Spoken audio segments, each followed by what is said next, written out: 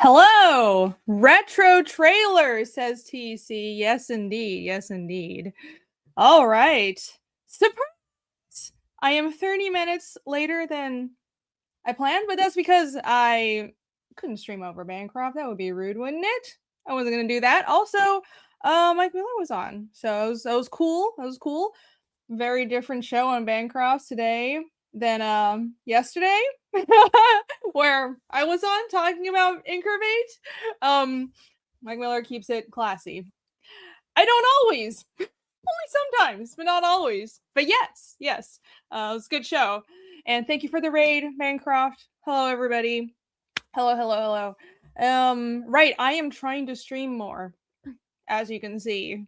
This is like the second Friday stream I've done this month. And shockingly, I'm actually putting effort into streaming, but it's because I have a book to promote. And also, I figured I should also, stream more since I'm nearing the tail end of the Fiendish campaign. I mean, we still have at least a couple months to go, but like, I should start talking about it, especially because the original art will be coming down soon and all that. So that's how campaigns go. At the beginning, there's like a big push and a ton of work, a ton of streaming, and then you're kind of like in the hole for a few months while you're just crunching out pages. At least that's how it is for me.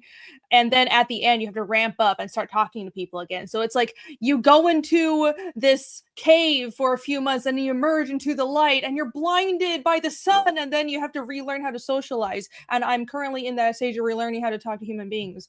But yes, hopefully I'm not doing too badly. I will say hi to chat. And then, so today, of course, we'll take a look at the Incurvate campaign. I have art to show. I have art to show that I revealed yesterday on Panel Breakers. And let's see, I've got a bunch of things I want to go over. Let's see if I get to all of them. Art to show, go over Incurvate campaign.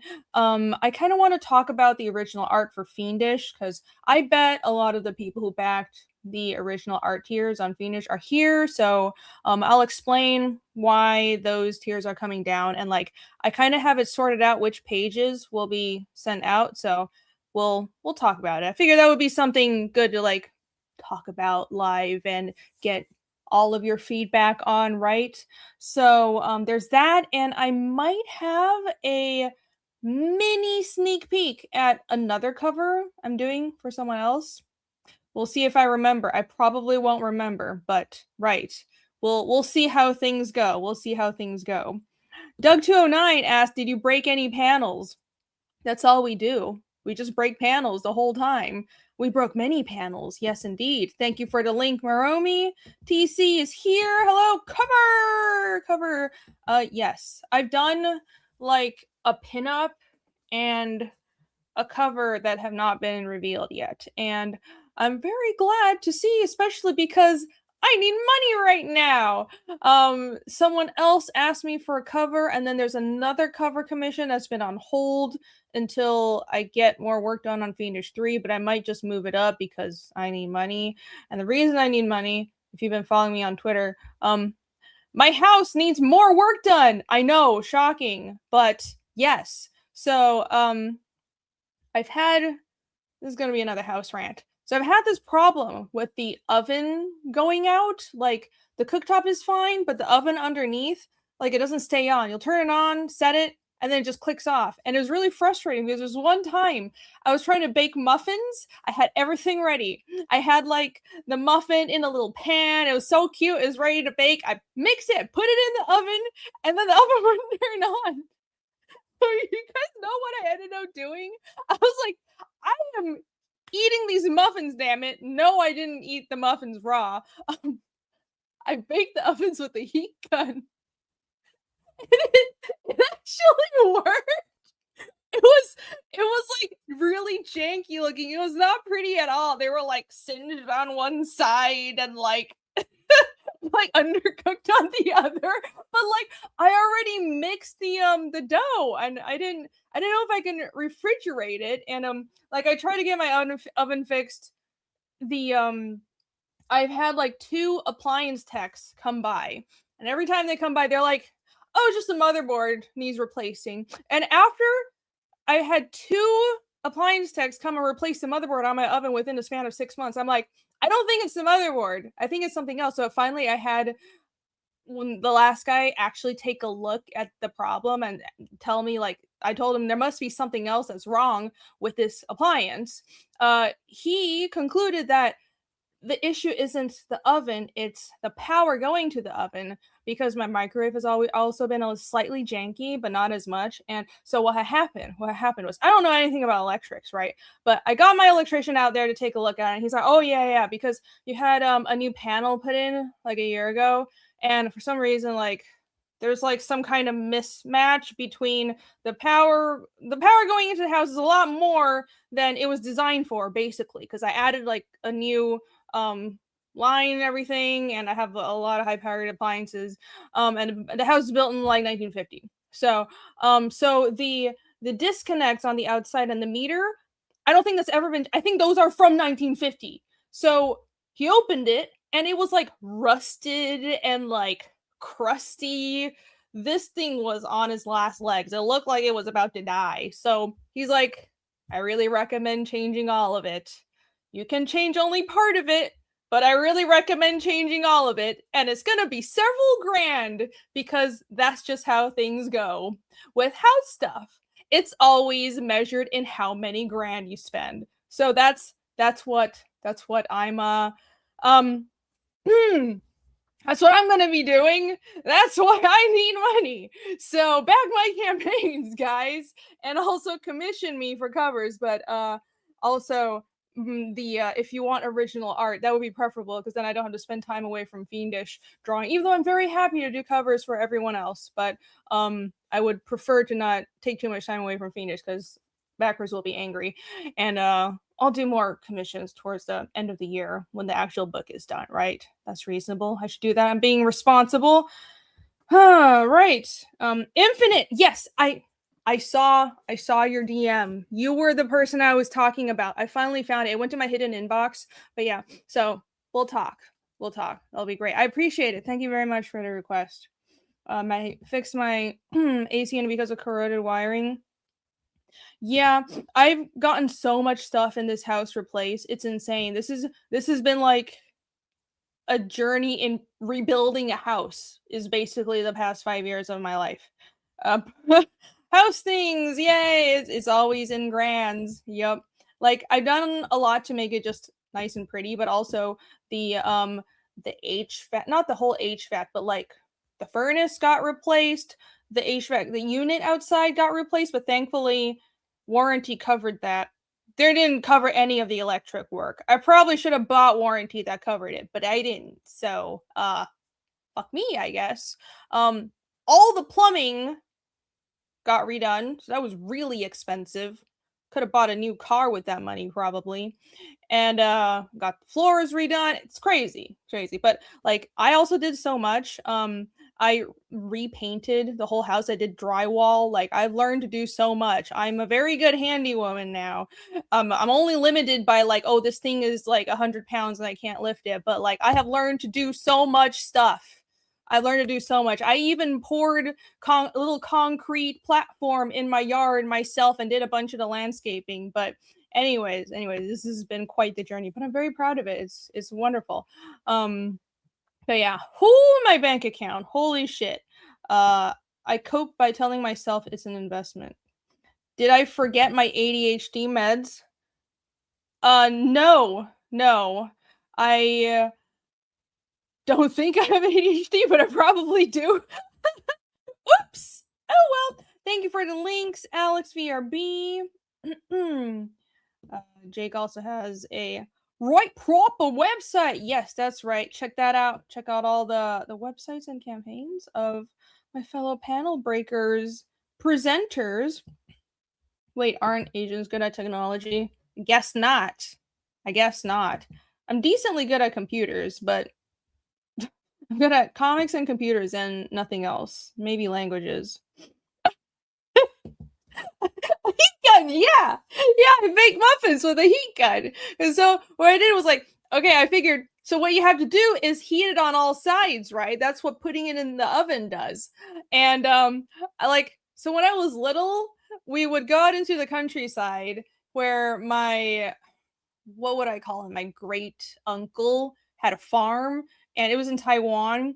So it was like the New Year's pastime where we would bake yams in the dirt. So you would make a fire, and then you pat it down until it's just like smoldering ashes, and you make a kiln. This has nothing to do with anything, but the point is, when you want to like bake things, all that matters is it's heated from all sides. So no, I didn't construct a dirt urn in my yard to bake muffins, but I turned the actual stovetop on, put the muffin pan on it, and then from the top I used the heat gun. So it was heated on both the bottom and the top. It worked! I had muffins. It was fine. It was fine. Yeah. The one and only time I will have to do that. Hopefully. Who knows? I probably am speaking too soon. 1950 is probably 100 amp service. Probably. I've added a lot to it, and I think my house just can't handle it. But anyways, none of this has anything to do with comics. I swear we'll get back to actually talking about comics and my campaigns. Mud-Up and Muffins. It was so good. Oh my gosh. Oh my gosh. It was so much fun. Yeah, just running in the fields. It's like they had a lot of land and like nothing else. They're basically very, very simple roots I have. Yeah, my grandma's side of the family, they're all farmers. But it was so epic as a kid, just going to the countryside, and you could run wild because my parents lived in the city, so there was no being a free range kid. There was no I'll take this out. I don't. Well, maybe I'll keep it in. So I realize I'm alone on stream, so I don't need my headphones in. Anyways, yeah, there was no real freedom. It was like you go to school and you come home, and I wasn't allowed to go anywhere else. But like in the countryside, it was pretty safe. So you just run around, go into the woods, and like throw dirt at each other, roll in the mud. It was so good. Oh my gosh, I have so many good memories of it. I love being in the countryside.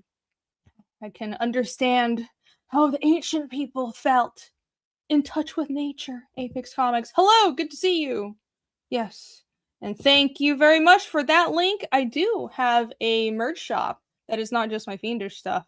And it is seldom spoken about, but it indeed exists. So thank you for posting that. And if you would like any of my other stuff, my other merch, that's like my prints and t-shirts and stuff that I draw outside of Fiendish.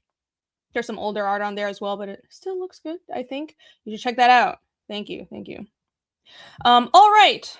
Right. But anyways, that was a giant tangent just because I wanted to talk about why you should definitely back my campaigns right now. But enough begging for money. Enough begging for money. Actual updates. Shall we talk about actual updates? Let me pull up the campaign. Pew. Oh no, there's two of me on the screen. Oh, what the horror, the disaster. Oh. Anyways, so 55 backers. Thank you guys so much. Thank you guys so much. I think we ended the launch stream on like 30 something, and then the day after, over the first weekend, a lot more people came in, and of course, it's past like the first week, so it slowed down a bit. But keep spreading the word, keep backing the campaign. I very much appreciate it. It is already funded. That is great. That is great. It's obviously it's going to happen. Like even if it didn't fund, I mean, I was pretty sure it was going to fund, but even if it didn't, I was going to just like print it out of pocket. Because I want to have it for Heroes Con. But now that the campaign is doing well, this pretty much covers the actual print run for both the soft cover and hardcover. And well, probably not and the hardcover, because if I want to do a couple hundred hardcovers are so expensive. Do you guys want to know how much the unit cost for the hardcover is going to be? With the regular glue bound hardcovers, I think the unit cost is like $14 a book. And it's like 15 or 16. And if it's I want to upgrade it to stitch bound, and then it's going to be like $20 a book. And that's not even including shipping costs. So if you want to know why the hardcover is priced so much on the campaign, that is why, because it's that on top of shipping. But that brings me to, we're really close to 6K on this campaign.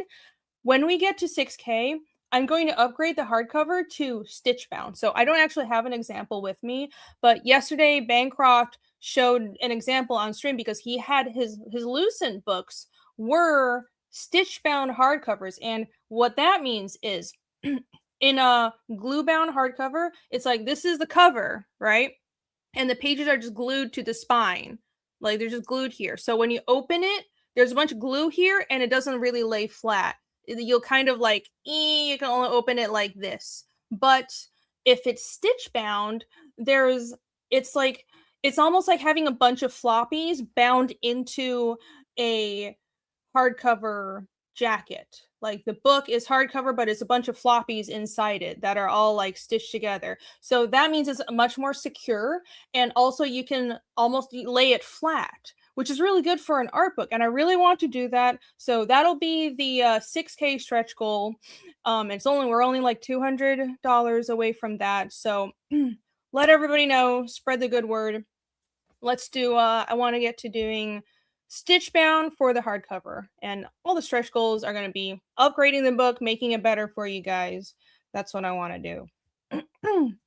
The fabric strip in the spine, that's another thing. Yeah, that's like a fancy thing that I can add. I think most of the stretch goals will go towards upgrading specifically to hardcover. So I can add a fabric strip in the spine. I can add a little ribbon on the book. That would be really nice. So, yeah, what else could you do for a hardcover? I guess I could go for the interior covers.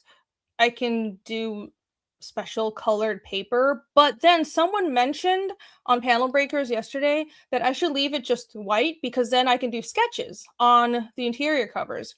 So that's what I actually think I'm going to do. I was going to get colored textured paper inside the hardcover covers, but then I realized that if someone wanted to bring the hardcovers to me at a con and not just have me sign it, but I could do a drawing, a commission on the inside cover, that would be perfect. So I'll just keep it white. I remember, yeah, Phil did that for his hardcover book.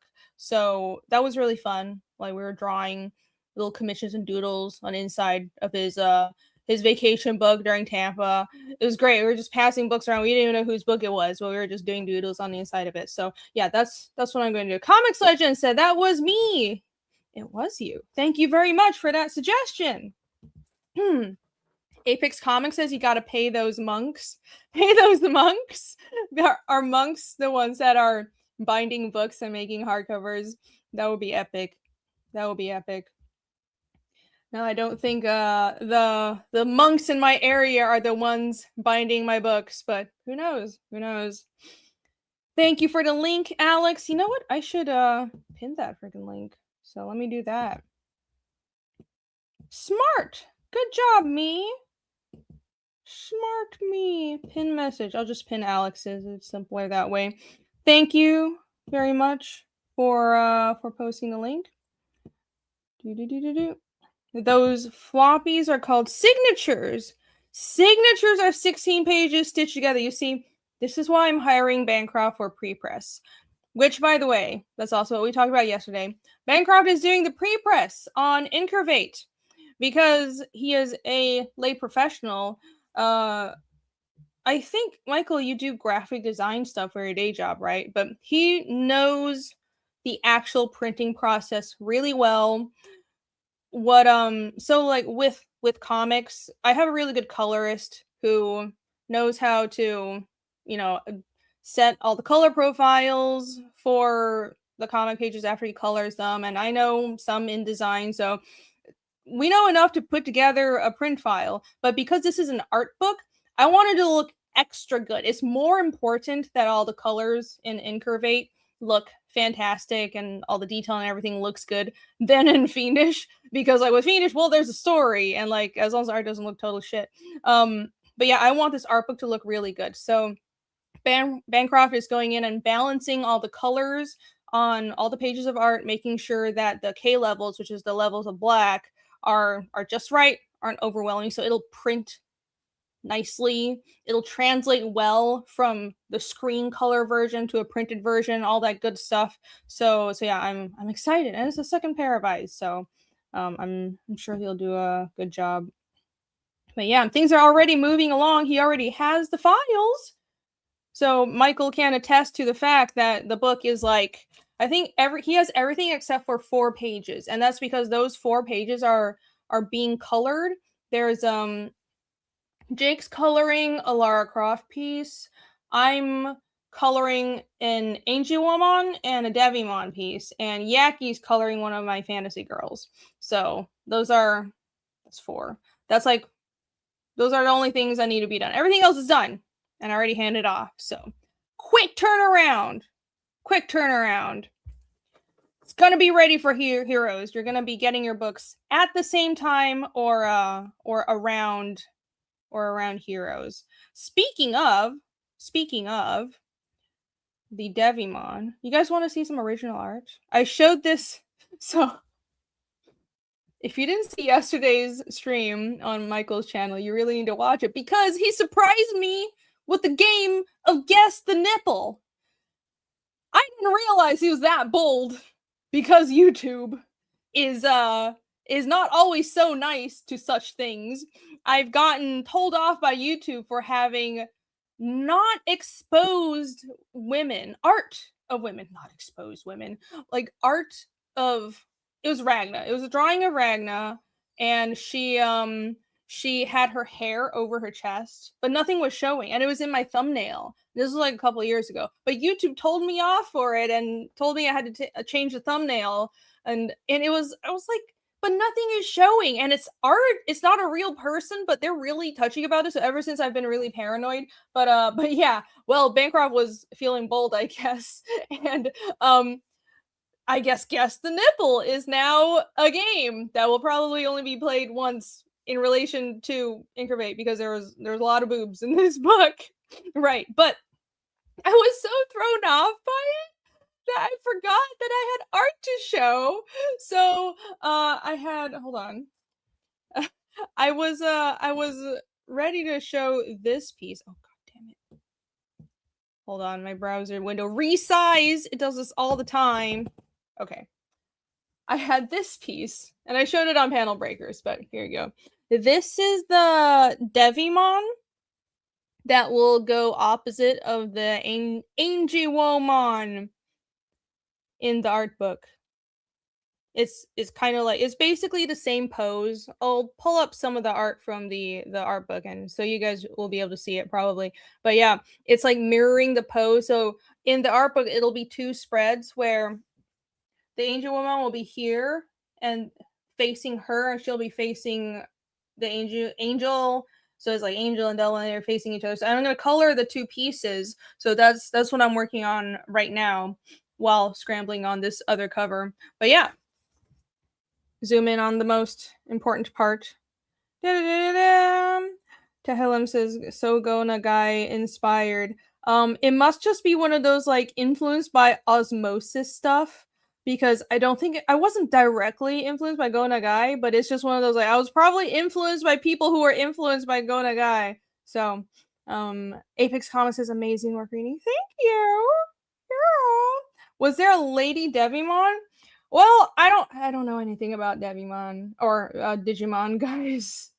The lore behind this is Griever asked for an Angiwomon commission at Heroes Con last year, and that's why I have the other piece. And I liked it so much, I scanned it, or actually I tried to scan it at the convention. It was a disaster, so I had to ask him for a high-res scan of it after he got home, and he graciously obliged. Thank you, Griever. And I got sent that, and I knew I wanted to put it in this art book because I was planning for this art book already. And so that's the only reason these 2 exist. I don't know anything about Digimon, but right, the actual Devimon is a guy, but there are figurines of this. There are figurines of Devimon, so it's probably one of those like gender swap things. There's like another version of her that's actually wearing more revealing stuff, but I figured that because Angiwomon had more closely matched the Angel version because she had one leg covered and one leg uncovered. So I wanted to prioritize her pose and clothes being opposites and matching, being like opposite cognates. Does that make sense to the Angel version? So that's why I chose this design. But yeah, I guess it's not the actual one in design in the show. It's the girl version of it, but it exists somewhere out there. I was able to find reference for it, and this will be in the art book, and that's what I am that is what I am coloring now. That's what I am coloring now. TC says Lady Devimon is real. I guess it is. I guess it is. Just enough cowbell? What does that mean? What does that mean? I don't think she's not wearing a cowbell, is she? Let's see. Digimon is about choosing celibacy. Okay. Well, thank you for that summary. Now I know. Now I know everything about Digimon. But right.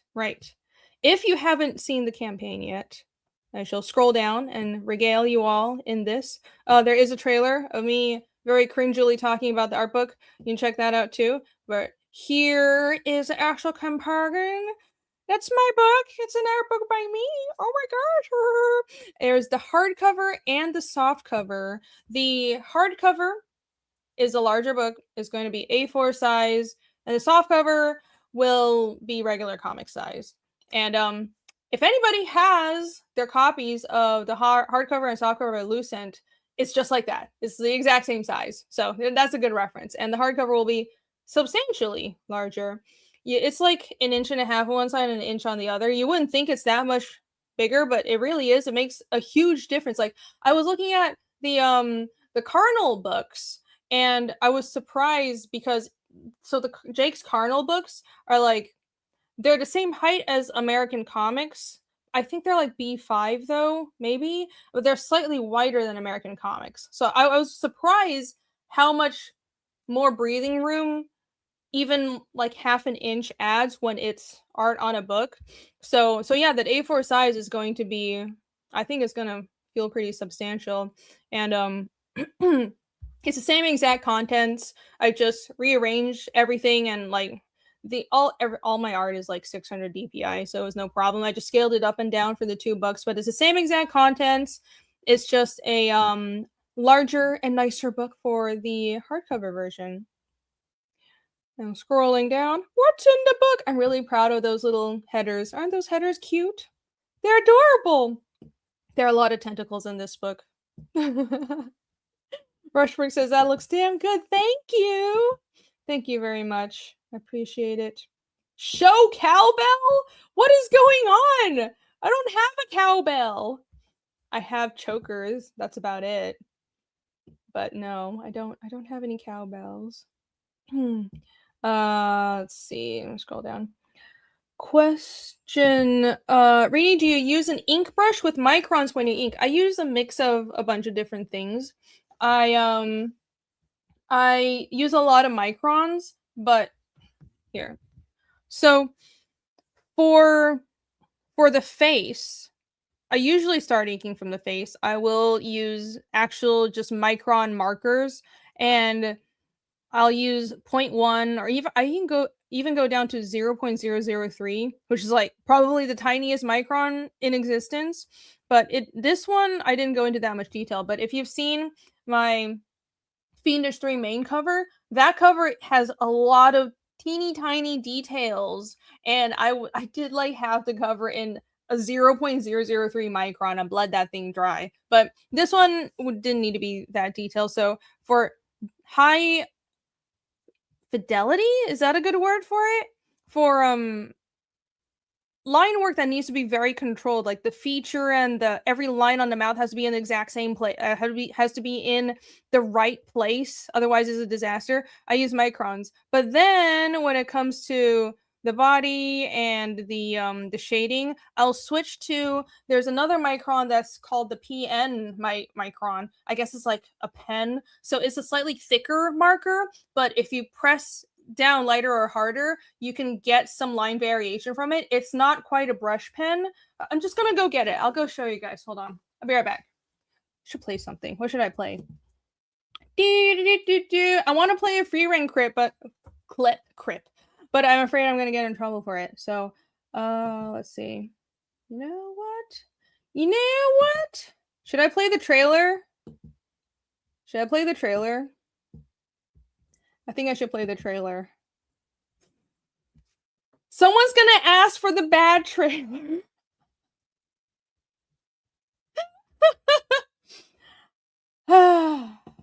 TC says yes. All right. Because you guys are so awesome and you're here watching me and supporting my books, I will play the trailer where I didn't know what a certain word meant and it was a slight disaster, but that's okay. We're here to laugh at me. All right, I'm gonna play that trailer. I'll be right back. There we go. Hi everyone, I'm Irene Strychalski, aka Irene Draws, and I am super excited to announce the launch of my new art book, INCURVATE. INCURVATE is a 72-page collection of commissions, auction art, fan art, and just doodles that I've made over the past 5 or so years. I've long been fascinated by otherworldly and dark things, and I merge my love for fantasy and sci-fi with some spunk from my anime influences and a little bit of Lovecraftian horror. Also, I love drawing beautiful and slightly dangerous women, so this art book will be full of that. Back the campaign now to get the standard comic-sized softcover edition, or the A4-sized hardcover edition with this color-shifted cover art. You can also add on several stickers of art from the books and a spicy double-sided mini print. Not to mention, there are also bundle exclusive items that you can only get on the crowdfunding campaign that come with the Tittleth bundle. It's a really good deal, you should definitely get it. You can also add on my 2019 Regrowth art book if you missed out on that crowdfunding campaign. All the art inside the book is basically complete, so the turnaround time will be very fast. I aim to have this art book ready for Heroes Con in June 2026, so you are guaranteed to get your books. Thank you in advance for your support. I can't wait to put INCURVATE into your hands, and I hope you enjoy this collection of my curvilicious, sometimes spicy, sometimes sweet, fanciful creations.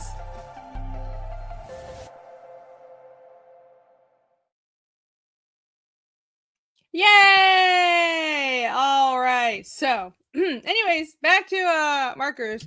I forgot what the question was. I'm sorry. I lost the chat, but right. So here are the full screen. Here are the pens that I use.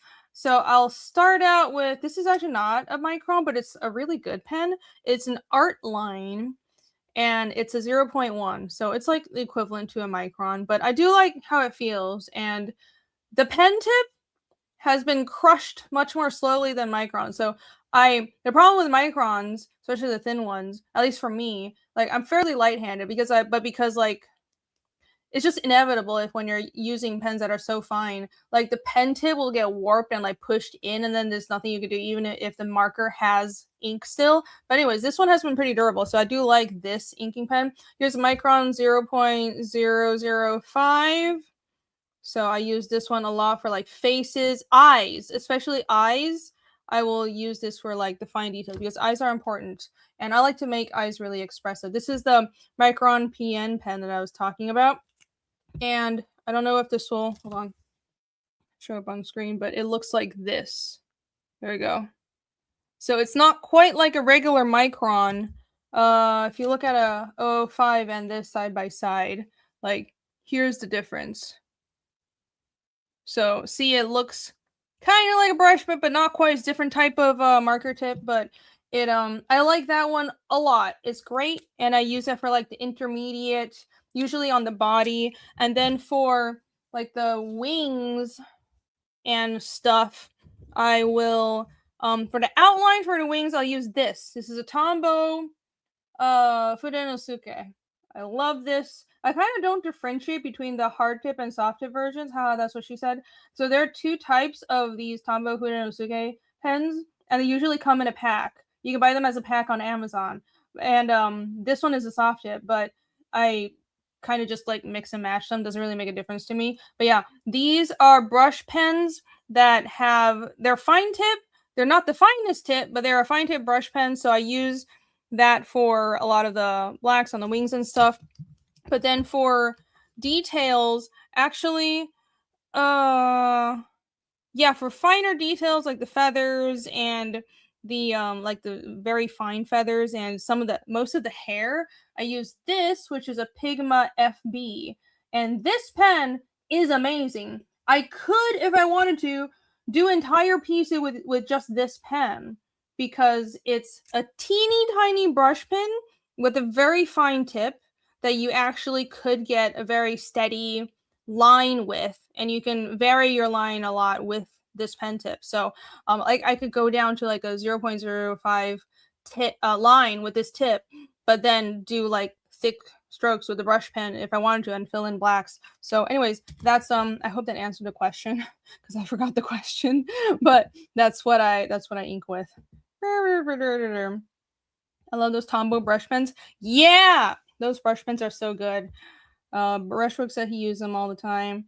TC says, Rainy inspired me to get the Tombows. Yes. Good. Tombow should be paying me for advertising. My gosh. Just to tip her. That's where she's at her. Pigma brush pen. Yes. Yes, indeed.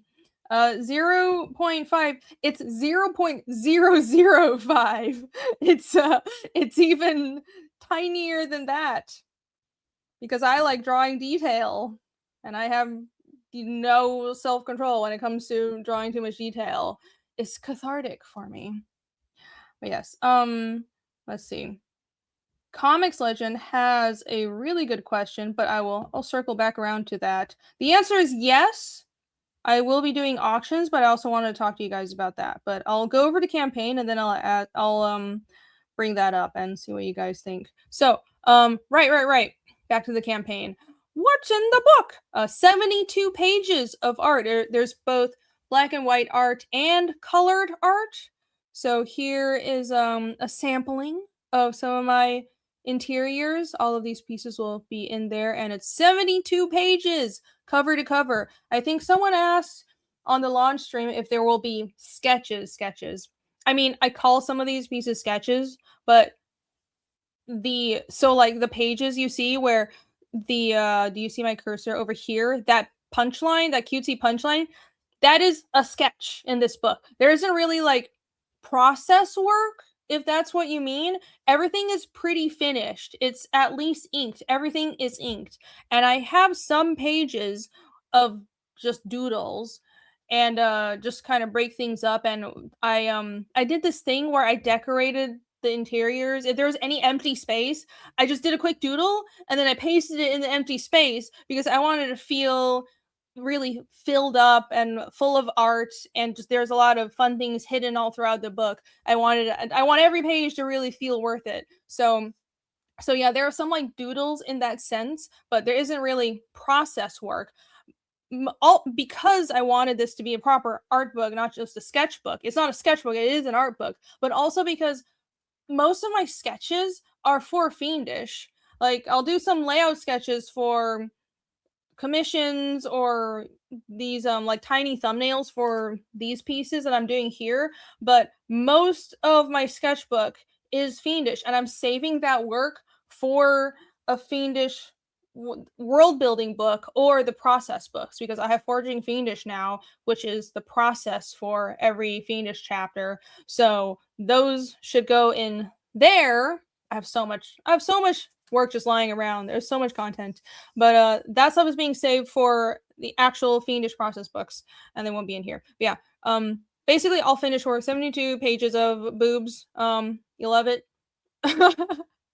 You know you want it. And the extras, you can get a bunch of oversized stickers. There's a Cyber Girl, there's a Space Girl, there's the it's I forgot her name. It's a character from Fortnite. Namia, I think. But she's cute. So Jake asked me to draw her. So that's why she's here. And I thought she looked cute. So she's a sticker. And I think that'll be a holographic sticker. And the Jumbo Cyber Girl sticker will also be a holographic sticker. These will all be very nice vinyl stickers. The Cyber Girl and the Gary Girl will be glitter or holographic, and they'll be like 5 by 7 inches. So they're big, and they're all art from the art book that I've taken out and made into stickers. You can also get this double-sided mini print that has the cover, and then this other Halo Demon Girl on the back. And you can add on my 2019 art book, Regrowth. And I don't have many copies of that left. So if you want a copy of it, it's very limited, and you should jump in and add that on now. TC says, stickers! Yes! I love stickers. I also studied what other people did on their art book campaigns on Kickstarter. This was originally supposed to be on Kickstarter, but never mind that. It'll eventually be on Kickstarter, but not right now. But what a lot of other artists did with their art books was they would take the art in the art book and cut it out and make it a jumbo sticker. And I thought that was a really cool add-on for an art book campaign. And I also want to avoid making anything that is complex to manufacture, especially right now where shipping prices are fluctuating a lot. I want everything that I'm producing to be made in the USA, just because then I know the factory, I know it'll be made right in the States, and it won't have to be shipped internationally. I won't have to worry about none of that. I have a factory in Taiwan that I work with for pins and standees, but prices are crazy right now, and I don't want to deal with any issues. But I will have more pins and standees in the future, just not right now, not right now. So all the extra items on this campaign are mini prints and stickers. Trying to play it safe and be smart with my business. I'm not always smart with my business, but sometimes I am. Right, the Tittleth bundle is the star of the show, and what you get in the Tittleth is the hardcover edition, the softcover edition, the double-sided booby print. You get an exclusive booby print. That's the piece that's being colored by Matt Yackey. You get all the stickers on the campaign, basically all the add-ons, and you also get an exclusive little sticker set. So if you let me see, I should open this in a new page. Enhance. Ha! Right. You can see here. Look at the little thing in the corner that looks like a dismembered face. Right. So that'll be like a little sticker sheet. Those are the little sticker things I told you guys I would draw in the corners of a page if there was like a blank space. So I just drew some of those, and I figured it would be cool to color it up and make them stickers. So that's just a random sticker sheet that I'll throw in, but it's an exclusive for the Tittleth bundle, and that means you can only get it in the Tittleth bundle. It's not even just you won't be able to get it at a convention. I'm not going to sell it to anyone else, so you can only get it on the campaign if you buy this bundle. I feel like that's a pretty good deal. There are also book plates, and that's what that little heart you see above the dismembered face is. And what I realize I probably need to explain what I mean by book plates, because I didn't even know that much about book plates, and apparently some of them come as just loose leaf papers that aren't attached to anything, and there's something that the creator signs, so you have the creator's signature, or they could also be like an ownership card, like I own this book, like a library, or like a library says this is a property of this library. But what these book plates will be is they will be that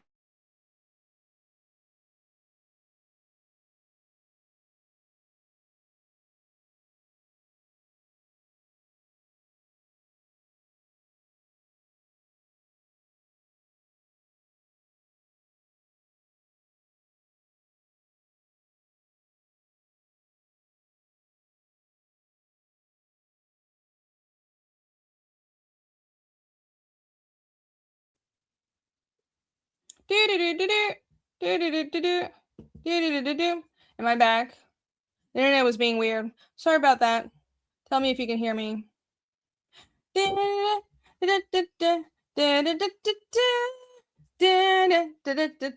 Tell me if you can hear me. Yeah, I'm back. Okay, surprise. Okay, fuck you, internet. Behave. Book plates. Anyways, so the book plate will be an actual label that you glue. You don't glue it. You stick it to the inside of the book, so it won't fall out, won't go anywhere. And there's a designated spot for it. And the Fiendish 3 book plates will be the same thing. It'll be a hexagon shape because that's the shape for Fiendish. And there will be a designated spot that you stick it in the book. So it's like you can't just paste it in any other book. Also, the Fiendish 3 one will say Fiendish 3 on the design. So you can't just stick it on any book and say, yeah, Irene signed this book, because that'll be for Fiendish 3. But that's what they are. I thought that was a cool idea to do because I don't live anywhere near RJ, and I don't think I can make it out to where he lives when he's doing fulfillment for these books. So yeah, I thought that was a nice in between. I'll have the labels, book plates made, sent to me. I'll sign all of them and just ship them all to RJ, and he'll just put them in your packages. So fun little thing. Thought that was worthy of being explained because I think some people were confused by that. Yes, back. Taking on a share. No! Well, I think people can't hear me. Nice try. Nice try.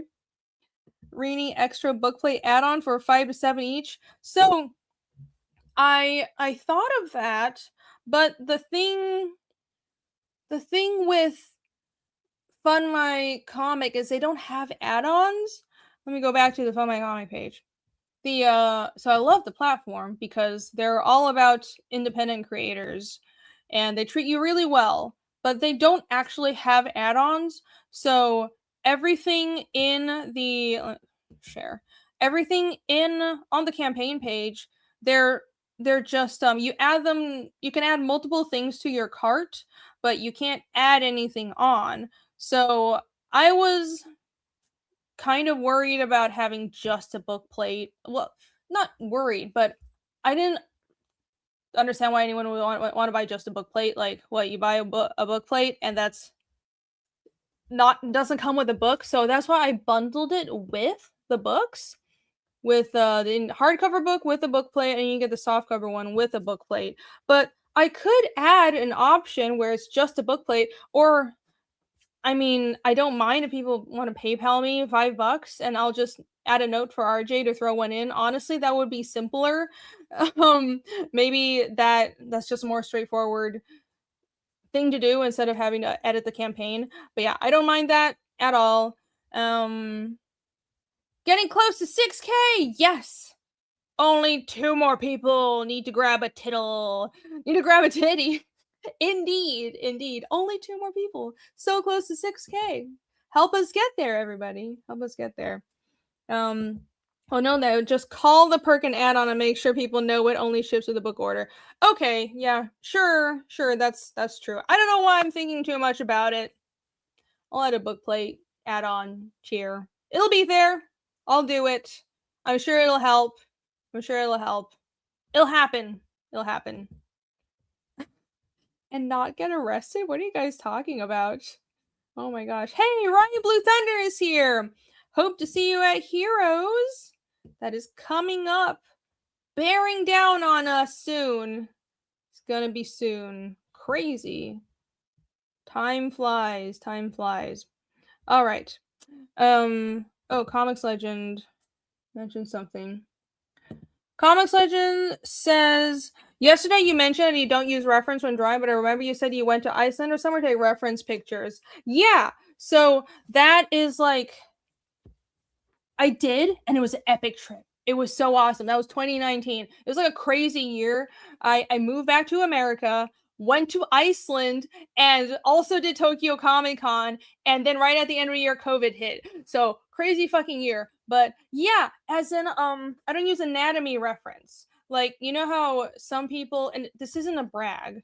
It's not it's not like a flex or anything. It's more that I find specifically using anatomy reference and trying to, I also hate life drawing because if it feels like, to me, I can't focus on the art. I'm just trying to focus on the real thing that I'm looking at, and that I don't know, maybe it's just how my brain works and I'm retarded, but it makes my drawing really stiff. But for designs, yeah, I reference designs. If I'm drawing Devimon, I don't know how to draw Devimon off the top of my head, so of course I'm looking at a design of Devimon. And when I went to Iceland, it was so cool. They had these museums of wax sculptures of Vikings, and I was looking for reference of their tools. So I wanted to see what the actual descendants of the Vikings said their ancestors used as like blacksmithing tools and how their clothing was worn. So for that stuff, I took a bunch of reference pictures because it's like Fiendish isn't historical, but also I wanted to have a mental library of that stuff. And what I do have for Fiendish is I have a huge mental library, not mental library, but like an actual image library folder of inspiration. And that's what the stuff from Iceland, and that's where I save art that I like and comic pages that I like that I think are inspiration for Fiendish, and I'll stare at that all the time. And I feel like that works better for my brain because I can store it in my head and then put it together in my own way. And when I'm making a design for Fiendish, it's already there. So I'm not kidding. I'll sit there and just stare at my inspiration folders from Fiendish and just go through all the environment shots and look at, oh, this rock is really cool. I'm going to memorize that in my brain now. And then when I'm drawing a shot in the woods in Fiendish, it'll be there. So I think that works better for me because it feels more organic. And I think the artwork feels less like I'm trying to copy something else. I want to really avoid that feeling, and hopefully that translates to the work. Hysterical. I pronounce things weird sometimes. It's a thing. I don't know why. Yeah, no problem. Hysterical. My mind palace. Yes, my mind palace. Stupid browser has a stupid zoom. Sorry, I'm using my tablet right now, so this is the Zoom keeps fucking up while I'm streaming. Anyways, right, back to the campaign. I think I covered everything. The titleist here. RJ is doing my fulfillment, just like RJ is Critical Blast. I'm sure most people who are watching this know that, but he fulfilled Fiendish 2.5, and he's going to fulfilled Fiendish 2 and 2.5, and he'll be shipping Fiendish 3. So he does a great job. He's like a spreadsheet wizard. That is one thing I am not good at. I am not good at packing books for hours on end, and I think I get too caught up on the details. I'll make like the tape perfect and everything, and like I'll be too distracted by the podcast I'm listening to and get something wrong. I fulfilled Fiendish 1 by myself. That was 1,500 orders, and it took so long. It took so long, and that was time I could have spent drawing. So I'm really glad I have RJ now, and he'll be fulfilling all my books for the foreseeable future, and definitely at least this campaign of Fiendish 3. So fulfilled by RJ, and it'll be very, very soon. Quick turnaround. It'll be printed in like a month. And yeah, we're very close to 6K. Help us get there.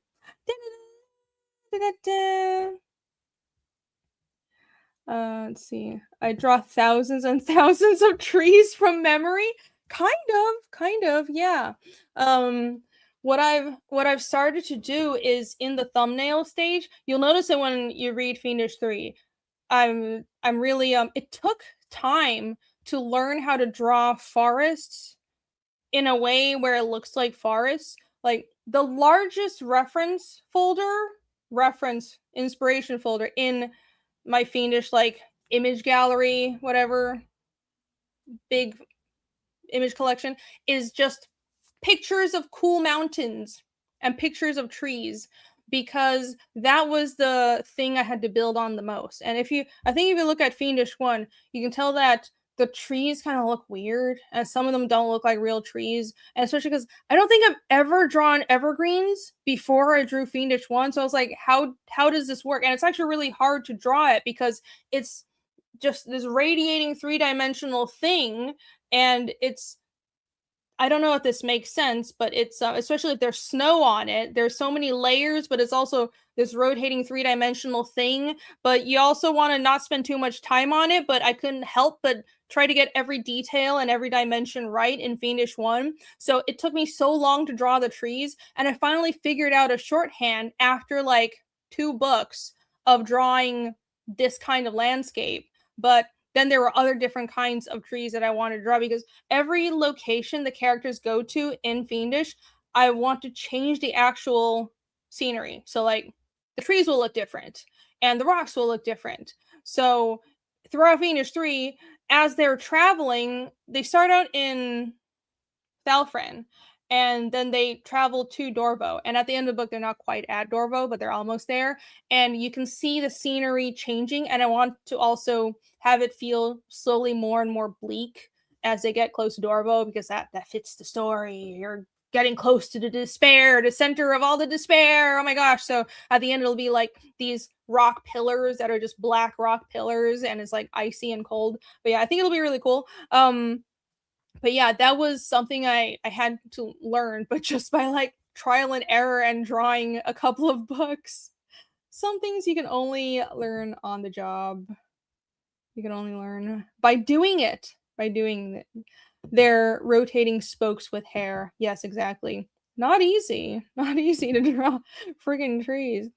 Trees are fun to draw as the bark wraps around and twists away. Yeah, that's a scene that I'm doing right now in Fiendish 3. It's this section where there's a lot of twisted trees, and I designed it that way because it reflects the character's mood and what's going on. I love doing that, and I'm trying to be really thorough and thoughtful with my storytelling and use the environments more. That's something I heard somewhere, and I realized I didn't do that enough, where it's like the characters are doing something, but the environment is reflecting the characters, and also the characters are interacting with the environment. So for example, if the characters are talking to each other, you don't want them to be just talking. They should be doing something active, especially a character like Cosmere. He's always doing something. He wouldn't just be sitting there talking about his feelings. So yeah, there's a lot of thought process that I'm trying to put into this book and just make it better and better.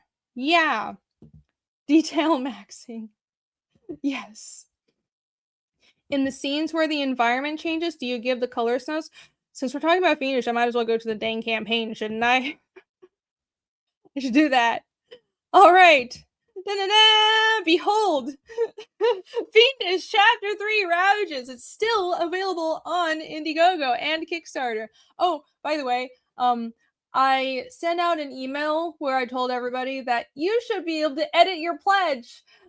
It turns out I was wrong, and I'm so sorry about that, because I thought on the back end of Indiegogo, you could turn on pledge editing, and for some reason, someone tried it and it didn't work. I'm not sure why. It might be like Kickstarter, where you can only edit your pledge until the live campaign closes, which I also didn't know until today. So I apologize for telling everybody you can just edit your pledge, because what I did was I added the softcover edition of INCURVATE to the campaigns as an add-on. I thought that would be convenient for people who wanted to just add the book onto their Fiendish 3 order, because it's being shipped by RJ anyways, and you can save on shipping, but you just have to wait longer because it'll be shipped with Fiendish 3. I really wanted to do that, but I don't think I can do that anymore, because you can't edit your pledges because the live campaigns are closed. So a little note to everybody. Sorry about that. But yeah, but other than that, both the Indiegogo and Kickstarter are still open. And I'm going to talk about the original art on the Indiegogo in a minute. But to your question, in the scenes where the environment changes, do you give the colorist notes? Yeah, I do. So how I work with Nick, my colorist, is at first it was an entire journey in frustration, not because of him, because of me, because I don't write a script.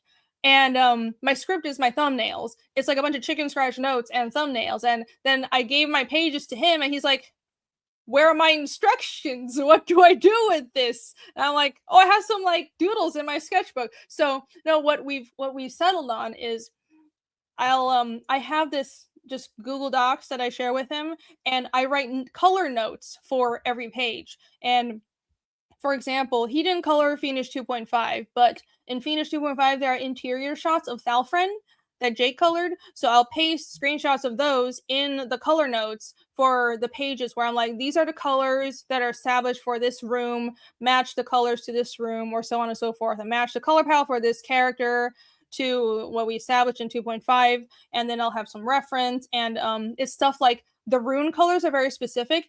Every domain of rune casting has a color to it. They're color coded. So he has to know what color the runes are. Like, it shouldn't be his job to decipher. Like, you can tell with the shape and design of the runes what element it is, but it's not his job to decipher that. I'll just tell him in the color notes. And also just stuff like on most pages I give him free reign because I feel like he knows what he's doing. But some pages I'll be more specific. For example, I have my pages right here. Let me show you guys. For example, I see the complaints of Indiegogo in chat. Don't worry. Rant incoming. My God.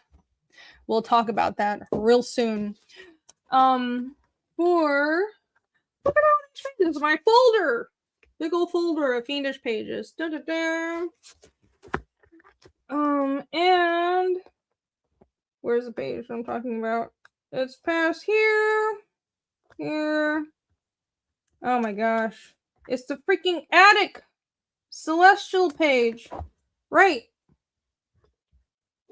I went past it.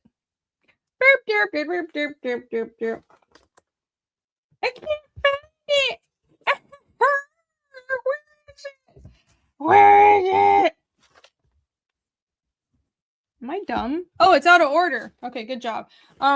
So like this page right here, it's I was very specific with the coloring because I could see it super clearly in my head, which doesn't happen for a lot of the pages, but for this one I was like, okay, I want it to feel, obviously it's a dark attic, but you want to be able to see everything. It's nighttime outside, but there's probably a dim lamp coming from the camera and pointing towards the scene. So from behind the camera of the scene, there's a light source, and I want all the metal accents to be bronze or gold. And I want kind of like a purplish base with all these celestial gold glints to the page because it's in this observatory with a lot of instruments, gold and bronze instruments that are Stargate, like this telescope and stargazing charts, and then all these like chemistry vials that are stored in the attic. I thought it was really cool. I just wanted to like, oh, this is really heavy. That was like a workout. There's so many pages. This thing is like, it's probably not that heavy, but I'm weak. But anyways, so I will give more detailed notes on pages like that where I want to be really specific with how it's colored. But yeah, so that's how I work with Nick and how he knows how to color everything for Fiendish. And yeah, like the I can go back to the campaign and show you guys. It's not updated on here, but this page, he actually did a new version of it, but this page is like the universe page at the beginning of Fiendish 3. I was also very specific with this because you see all the glowing orbs around it. Those are the elemental planes in the world, and those correspond to the domains of rune casting. And so it's like life and death, and then the 6 elemental planes. And that's also how the universe is built. That's this is the whole universe with a temporal plane in the middle, and then life energy being cycled between the life and death planes and through the temporal plane. But so I was super specific with how everything should be colored here. All that work, yes. But yeah, keep that away from your heat gun oven. I will try. I'll do my best to keep artwork away from any source of heat. Man, I am too rough with my art sometimes. I because I've lost artwork so many times, like I'm both precious but not precious about it. I had this experience where um formative experience. So I would take sculpture classes when I was little. And there was one time where I made this like Play-Doh sculpture. And in Taiwan, story time with Irene. Um, in Taiwan, everybody rides scooters, right? Can you guess what happens? The sculpture, this little Play-Doh sculpture that I did as like an 8-year-old, was in the basket of my mom's scooter. And I don't know why she thought it was a good idea to just put it there after my class, but it the roads were a bit rough and it just bounced and flew out. And like I was bawling my eyes out and she's like, "Oh, it's probably already under a car. You can't get it back. It'll be ruined anyways. Just make it again." So the lesson I learned was, oh, just make it again, it'll be better. Which is like a useful lesson because I also have, especially in the early 2000s, when I was starting to do digital art, you would lose files all the time. My God. One time I had one of those like clunker early external hard drives that are just done if they're like tipped over. If there's any impact on them, they're dead. Apparently that's not how hard drives are anymore, but I'm still like really careful with them. But yeah, I had a friend just like knocked it off the coffee table and it was done. So I lost almost all my files except for like 2 backup CDs. And like I've lost so much work on so many files over the years. I'm just like, yeah, I'll draw it again and it'll be better. But I really should be more careful, and especially because like these are pages that people are buying. So I am making an effort to be slightly more careful with my work. Story time with me. Childhood in Taiwan, full of trauma. Sure, strange adventures. I remember like it was yesterday. Definitely no drama. No, none at all. No, none at all. She was trying to convince me to be a doctor. I don't know what she wanted me to be. Just not an artist, which is very confusing because she's an artist, but like she would tell me, "Don't be like me," because like I couldn't make much money. So even though she's a really good artist too, but she would tell me, "Don't be like me. I wish you were better at math. If only you focus on math the same way you focus on art." And I was like, I don't know. It's not even that I don't like math. It was entirely the problem with the teachers. The problem was entirely with the teachers. Like, the teachers made everything so boring, especially school in Taiwan. It was all memorizing and memorizing. Like, if I had learned math and history the way I have been able to explore it since primary school, since grade school, like I would have loved it because it can be creative. It's discovering the universe. But that's not how it was taught. It was just memorize this shit. And if you don't memorize it, we're gonna like shame you. It was so boring. I wanted to be creative. I was a really bad student. I mean, is anyone shocked? But yeah, it was just because I was bored. I wanted to like, read novels and stuff. Mm.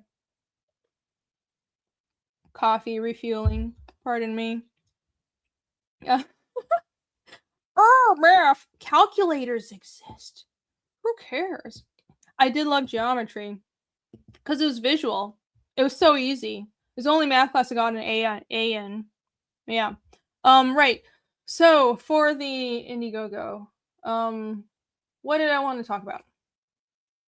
The original art is gonna come down, but yes, also the pledge manager, the late when you're in late pledges, I don't think you can edit your pledge. So, apologies about that. To get a copy of INCURVATE, you'll have to back the campaign. I guess if you if you want to save on shipping really badly, you could PayPal me and just send me an email and I'll add your INCURVATE order to the fulfillment notes for Fiendish 3. But still, you'd have to wait until Fiendish 3 fulfills, and then you'll get your INCURVATE book. But if you really do want to, you can let me know. Just send me an email, helliancomics@gmail.com, and I can sort it out for you. But the easiest way is to back the Fund My Comic campaign. And then you'll get your book in like a month or two. It'll be super fast, super fast. I saw Jake mentioning the absolute idiocy of, oh my gosh, I've been trying to be really nice to Indiegogo because like they featured the Fiendish 3 campaign that helped a lot, but I will be honest, I don't like the back end of Indiegogo now. It is so frustrating. It's so frustrating. Okay. I was considering adding a secret tier, and here it's a prime example of how everything feels. So first of all, the reason I liked Indiegogo was because I liked the interface. On the back end, everything was very easy to understand. I liked that they had in demand. I forgot what it used to be called because it's called late pledges now. But they had in demand, and back in the day, Kickstarter didn't have that. And also, Indiegogo has secret perks, and back in the day, Kickstarter didn't have that. And I liked all of those things from Indiegogo. So even though it was a smaller platform, I liked using it more. But now it feels like it's switched. And Kickstarter has all of those things, and the interface is super clear. It's very easy to understand and find whatever I want, even though I've only ran one campaign on Kickstarter. But on Indiegogo, the back end feels like it's programmers wrote it for programmers to use. And here's an example. I was trying to add a secret perk to my campaign, and it took me like 30 minutes to figure out how to do it. And the process is you have to create a customer group thing. Like find a tab to create a customer group. And then you upload a CSV file, which is like an Excel spreadsheet that has people's names and emails and addresses. It's like what you download when you're ready to fulfill a campaign. It has just a list of everybody's orders and email addresses and whatever. So you upload a CSV file to that customer group, save it, and then you create the perk, the secret perk, and then, but it's not a secret perk, it's a regular perk, but you set the perk to only be available to that customer group. It's this whole roundabout way. When on Kickstarter, it's one button. I make a perk and then I just click, it's a secret perk, and then you get a link. But on Indiegogo, it's not. And then I couldn't even do that because the CSV I was trying to upload to the customer group, I downloaded that CSV from Indiegogo. But when I tried to upload it back to create the customer group, it rejected it. It said it was a faulty CSV. But I downloaded it from their website. And that is the point I gave up. And that's why I'm not adding anything more to the Indiegogo campaign. I thought I was going to add a thing. Never mind, it's not happening. It's so frustrating. I appreciate that they featured Fiendish 3, but like the new backend is not my favorite. I'm probably going to use Kickstarter as a primary platform from now on. Maybe I'll still do Indiegogo as a secondary, but I'll have to see, just because like I hope they streamline things and make it better. Because if I literally can't figure out how to do the same things I've been doing since I launched Regrowth and Fiendish 1, then I'm just not going to use it. Because like I can't run the campaigns the way I want to. But pardon the complaining. It was really frustrating. It made no sense at all. It made no sense. Rainy rant. Yes. Ugh. It was so frustrating. Like, I know it was getting kind of technical, but hopefully it made sense. Basically, it's a roundabout way to do a very simple thing that used to be simple on their own platform, and I don't understand it. Don't understand it. There's super chat that I almost missed. Oh my gosh. Michael Dicha for $5. Thank you. Michael Dicha says art books are cool. Yes, they are. Art books are awesome. They're very cool. Yay. Thank you for the super chat.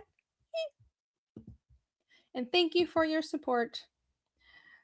John Snowden says I'll buy Incurvate in cash. Cool. Will you be at Heroes Con? That would be really great. I will have the books at Heroes. I look forward to seeing you there. It'll be cool. It'll be a good time. Moromi, member for 51 months with just a hello. Hello. Thank you for being a member for so long. I appreciate it. Dungo Solo is here. Travis says basically nerds are ruining things again. I mean, we're nerds, but it's just like, it's more, you're missing a step. It's like the programmers need to work with a different kind of nerd, right? It's about what kind of nerd. There are the UI nerds that were not consulted in the design process, is how I would summarize how it feels. So, like, you need to incorporate more nerds of a different type, basically. It's, yeah, no bueno. Ugh. Oh my gosh. Doug says, "Hero." This is like the third time he says "hero" in chat. Hero. Hello. Thank you for that. How soon will backers get their goodies if they jump on the FMC campaign? You will, if we go back to the Fund My Comic. So we are going to print basically the day the campaign closes. Maybe before, honestly, because I kind of know my print numbers. I was going to wait until the campaign closes and like, oh, now I have my print numbers, but like I think I'm just going to massively overprint and print enough for the Kickstarter and like hope it's enough. But like honestly, if the Kickstarter does really well and I need to print it again, that's a good problem to have. But I'm just going to massively overprint the books with like whatever money I can afford and basically use everything here for a print run. And so we'll be going to print at the latest May 15th, which is when this campaign closes. And it closes on May 15th at like 2 a.m. So that means it closes May 14th because that's a Thursday. It'll be panel breakers and it closes that Thursday. So it's a very short campaign. As you can see, 21 days to go. There won't be any like, I guess, in demand or storefront. I don't think I will do a storefront. Maybe I will, but I'm not really considering it. I'm considering just putting it on the Fiendish shop afterwards. But yeah, we'll be going to print within a month, and I want it to be shipping to people by Heroes Con, which is June 12th. So that's how fast you'll get it. You'll get it in like about, what's that, 2 months? Is that right? April, May, June. Yeah, that's like 2 months. Math is hard, but it'll be very, very soon. So that's another reason to back the Fund My Comic. Or come to Heroes Con. Even better option. This is a good show. My favorite show in America. That's a quick turnaround. Yeah, it's because the book is done. Man, I'm telling you guys, it feels good to launch a campaign with the work done. I need to do that more. Like, I wanted to do that with Fiendish 3, but then life got in the way. And by life, I mean a day job. I went and did an office job for like a year in office. So if anyone's wondering, like, oh, why did this book take so long? Like, first of all, the Fiendish books generally take me about a year to draw because they're 70-page books. They're not floppies.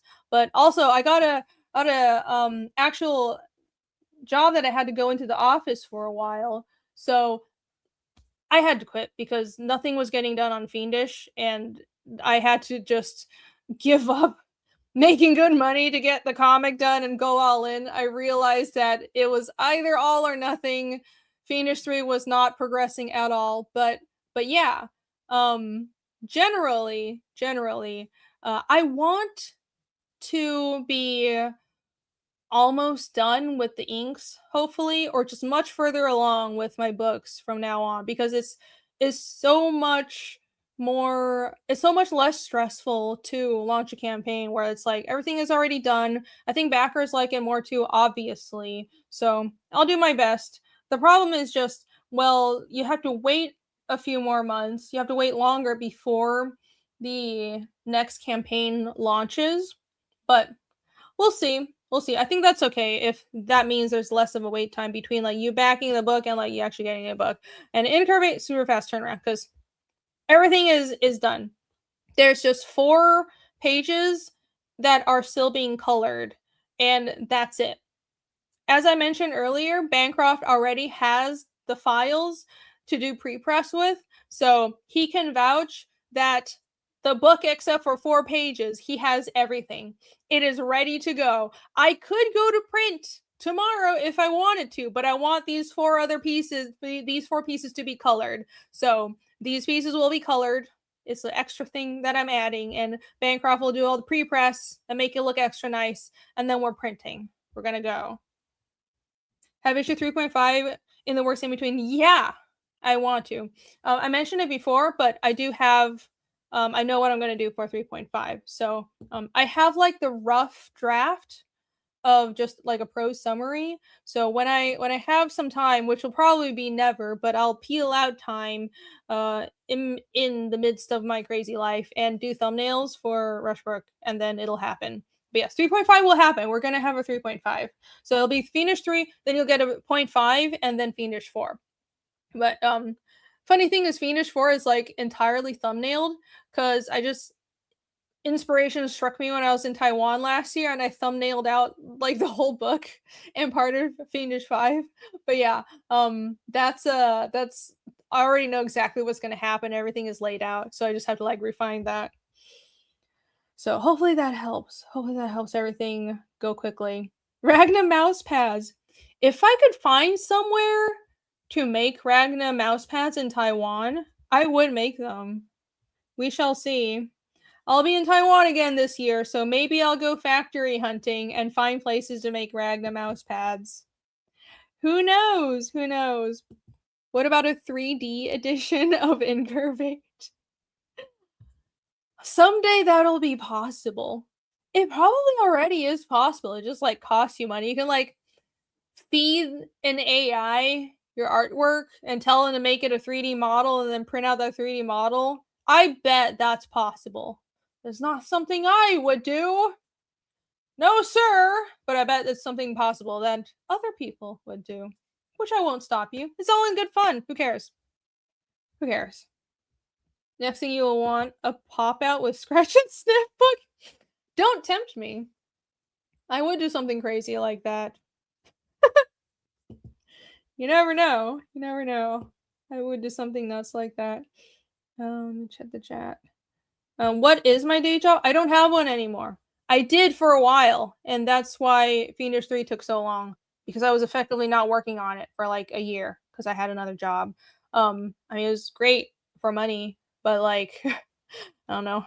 I've given up making good money so many times for comics over the years.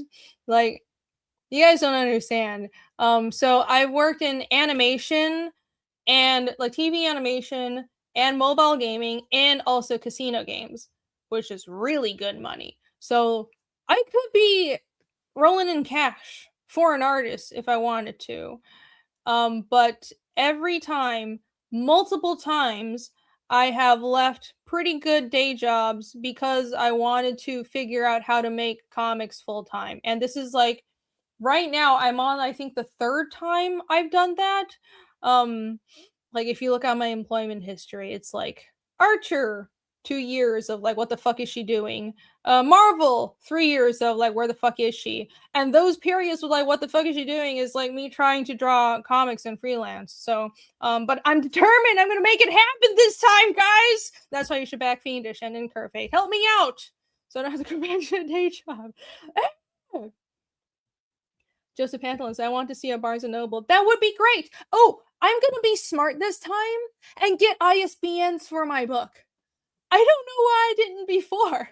But like, I've realized that I've been both very enthusiastic but kind of defeatist about my process and the feasibility or the popularity of my projects. And I mentioned before that when Fiendish 1 launched, I wasn't expecting hardly anybody to back it. Lo and behold, I'm very grateful for the support, but I was very surprised. But like, it's also because I've been making comics for so many years to like crickets. I've gotten used to it. So I didn't get an ISBN for Fiendish when I launched it, nor did I for the other Fiendish books. But now I'm going to. You can retroactively apply them. It's only going to be for the mass market perma covers. Those will have barcodes and ISBNs now. So I don't know how to get books in stores. It's just I think they make it intentionally confusing so people who aren't dedicated can't just like bullshit and get any random book into bookstores. I'm pretty sure I can at least get it on Amazon, but I don't know how that's fulfilled. Anyways, having an ISBN I think is the first step. So I'll do that. Don't even get me started on how to actually get in comic shops because essentially from what I've gathered, the way to get your book in comic shops is not even like, oh, you get an ISBN. You don't go through the same book brokers as normal books. It's like you have to be Lunar or Diamond. So I'm like, well, I guess I have to talk to Lunar or Diamond, but like they also only talk to people that are like publishers with multiple book series, and I'm just me. So I don't really know what to do, but I'm gonna make an effort. I'm gonna make an effort because I want to have books in stores because now I have the perma covers. I have three books, 4 books of Fiendish, including point 5, and I have the Forging Fiendish book. So that's quite a lot, and I have an actual body of work I can show people and say, hey, do you want to carry this series? It's pretty good, and people seem to like it, and probably people will buy it. So we'll see. We'll see how that goes. Wish me luck, guys. Wish me luck. I'm just on my own, doing my best. I'm bumbling through the world, just trying to make it. That's my life. Oh no. Oh no, I don't want that. No, I want to still do I want to keep fulfillment the way that it already is. Um I want to for as long as is possible, I would like for RJ to keep fulfilling Fiendish. So I have a system that's working. It's like I've people have suggested to me, well, you could have a publisher carry Fiendish. It's like, well, I am a publisher. And I know I'm like a publisher in name. I'm really just an individual, but at the same time, it's a question of that's an I don't know. Maybe if there was a publisher that I already had like a really good working relationship with and I really trusted, but I'm just worried about like other people's business and the viability of someone else's business affecting my project. And I won't completely write it off because, well, I could chop up Fiendish into 20 or 25 page segments. The books are kind of made to be that way, both Fiendish 2 and all the Fiendish books, except for 2.5, have midpoints, so I can cut them up into issues. But it's just more, I wanted to get a body of work out first. And before I even considered working with another publisher. And right now, I'm not. I'd like to just print the books in these large chapters, which is the way I think they should be read. And I like them to be in stores. And honestly, being in Barnes and Nobles is like probably a bigger audience than being in comic shops, even though that would be awesome. So we'll see. We'll see what happens. It'll either fall into place or it won't. Finish going to an elementary school book fair near you. That would be great. Right. Anyway, back the book, guys. Back the book. Incurvate on Fund My Comic. I will scroll down the campaign and show you guys. Should I play the trailer? Chat's gonna say yes. Why do I even ask? It's also a product line. The book map was yes, I have a whole product line now. Yeah, and the also Incurvate and Regrowth and Fiendish. That's like 3 product lines that I have under Hellion Arts, which is my company. I know I'm a small publisher and it's just me, but that is 3 products that I have, and I do have a website HellionComics.com is just like a landing page. But now that there's an actual multiple lines of work, then that looks better if I'm going to try and not just pitch to another publisher and collaborate, but if I wanted to get in bookstores and try to convince them to carry my books or even talk to Amazon, right? That looks more viable. But right, anyways, what would facilitate that right now, everybody, is backing my art book campaign, and I will play my infamous trailer for all of your enjoyment. Here we go. Enjoy. Hi everyone, I'm Irene Strychalski, aka Rini Draws, and I am super excited to announce the launch of my new art book, INCURVATE. INCURVATE is a 72-page collection of commissions, auction art, fan art, and just doodles that I've made over the past 5 or so years. I've long been fascinated by otherworldly and dark things, and I merge my love for fantasy and sci-fi with some spunk from my anime influences and a little bit of Lovecraftian horror. Also, I love drawing beautiful and slightly dangerous women, so this art book will be full of that. Back the campaign now to get the standard comic-sized softcover edition, or the A4-sized hardcover edition with this color-shifted cover art. You can also add on several stickers of art from the books and a spicy double-sided mini print. Not to mention, there are also bundle exclusive items that you can only get on the crowdfunding campaign that come with the Tittleth bundle. It's a really good deal, you should definitely get it. You can also add on my 2019 Regrowth art book if you missed out on that crowdfunding campaign. All the art inside the book is basically complete, so the turnaround time will be very fast. I aim to have this art book ready for Heroes Con in June 2026, so you are guaranteed to get your books. Thank you in advance for your support. I can't wait to put INCURVATE into your hands, and I hope you enjoy this collection of my curvilicious, sometimes spicy, sometimes sweet, fanciful creations.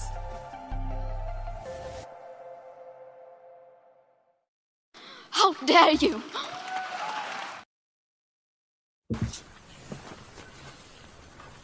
デンジ、お前も好きだったろ。何のつもりだ Travis asks, was that Baba Yaga? Yes, that was Baba Yaga. It is the only old decrepit woman in the art book. Don't worry, there's only one of them, but it is a lady. It is a fantasy lady, so she is in there. If Rini, for what it's worth, you spun correctly, you just have a decent audience. I guess so. I guess so. I used the word by the definition that I thought that's what it meant. Clearly it meant something else. Clearly it meant something else. But now I know. I have learned. I have learned. Why the how dare you? For no reason. That wasn't directed at chat. I just wanted to play something silly. How dare me? How dare me misuse the word? But yeah. Let's try. If we can get to 6K today, that would be really great. So I don't know how much longer I will stream. This is not going to be like a giant 5-hour stream.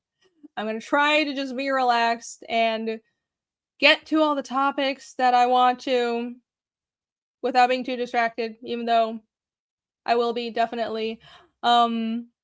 But yeah, and not do a 7-hour stream. But if we can get to 6K today, that would be really great. So the link to the campaign is in the chat. You should check it out. This is INCURVATE, my spicy fantasy ladies art book campaign. I have the first ever hardcover that I'm doing, and also a soft cover. The hardcover is oversized. It's going to be A4 size, so much larger than the regular soft cover. The soft cover is going to be the size of regular American comic, and the hardcover will be A4. So there's the big one and the little one, and the covers will be, as you can see here, just color shifted versions of each other. I thought that was cool. And here's a little snippet at the interiors. The art inside is a mix of commissions and some fan art. I don't do a lot of fan art, but there's some. As you can see, I love drawing magic, so there's some magic in there, and just some doodles, everything is ink, but to me it's doodles, and just a lot of the fantasy ladies that I've drawn for the Red Valkyrie auctions, and I've colored many of the pieces that I've only showed you guys in black and white before, because I thought just for an art book I would color them up. So you'll be seeing them colored for the first time in this book, and there's some new content as well that was only made for this book. Like the Devimon was only made for the art book, and that's what I'm coloring right now. So there's new content, a lot of commissions, and stuff that you might have seen on Red Valkyrie auction, and just a big 72-page collection of beautiful, sexy ladies. And a lot of boobs. There are a lot of boobs. Fret not. Tons and tons of that. That's kind of the point. That's kind of the point. Thank you for the link, Alex. I appreciate that. 7-hour stram. That's not going to happen. No. Especially because I'm getting hungry. I need to go get food at some point. Down Go Solo says, will there be any variations between campaigns or the con books? I don't think so. That's a good question. Thank you, Travis. I don't, yeah, that's not my plan right now. Like, the Kickstarter is built, and it's just, like, sitting there. It's waiting for Fiendish 3 to be fulfilled. I can't launch the INCURVATE Kickstarter until Fiendish 3 fulfills, so that'll, so whenever that fulfills, it'll be later this year. I'll run the Kickstarter, but, like, kind of my plan is it'll be the same, and I don't think I'll be offering anything that's like a Kickstarter exclusive, because I don't think it's fair to people who back the Fund My Comic if I offer something on the Kickstarter that they weren't able to get. So that's something that I think is very important.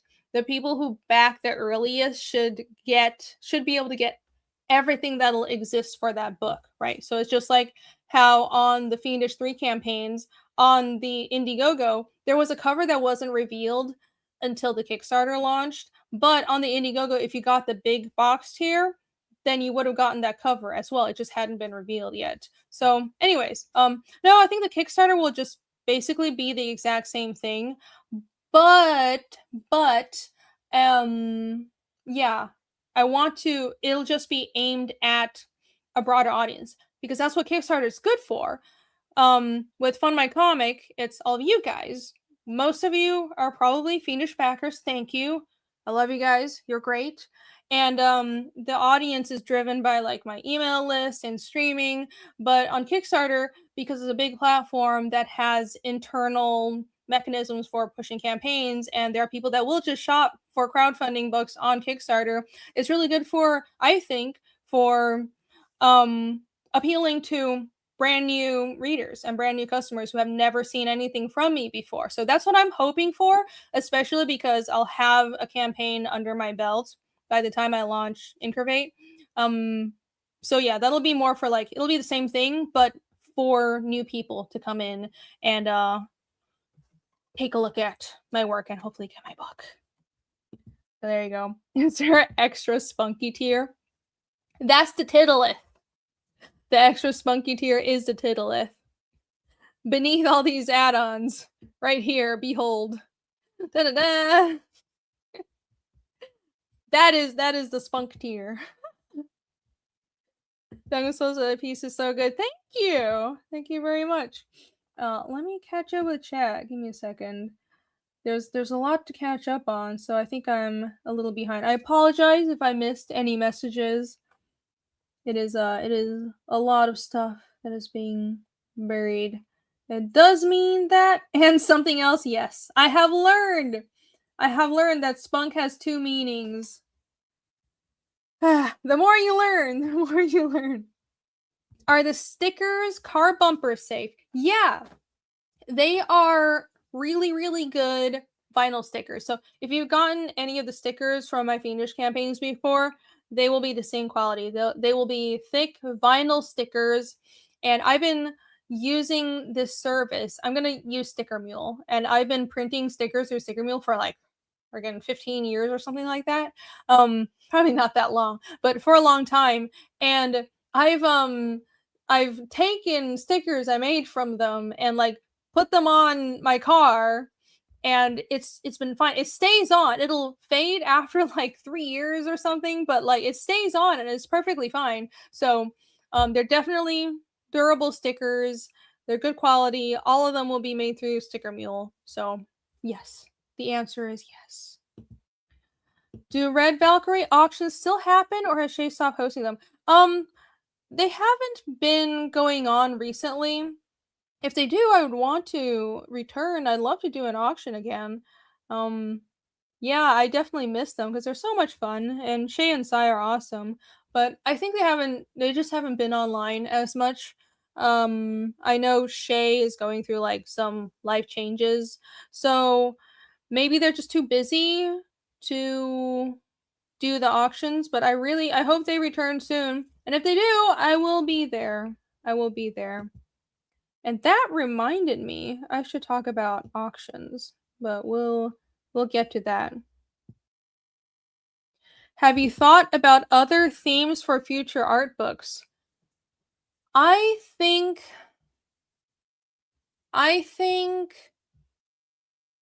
don't hold me to this, but I've been talking about wanting to do more sci-fi stuff. And maybe my next art book, which will be in forever, because like I do these clearly once every 5 or 6 years, right? But the next one, maybe it'll be a sci-fi thing, just because I'm feeling it. I want to start drawing more of my old sci-fi style. For example, here, the Cyber Girl piece, this one. Oh, let me unshare the campaign for a second and share my other screen. Let me pull this up. Be gone! Where's my screen share? There it is. So you guys can see the actual artwork.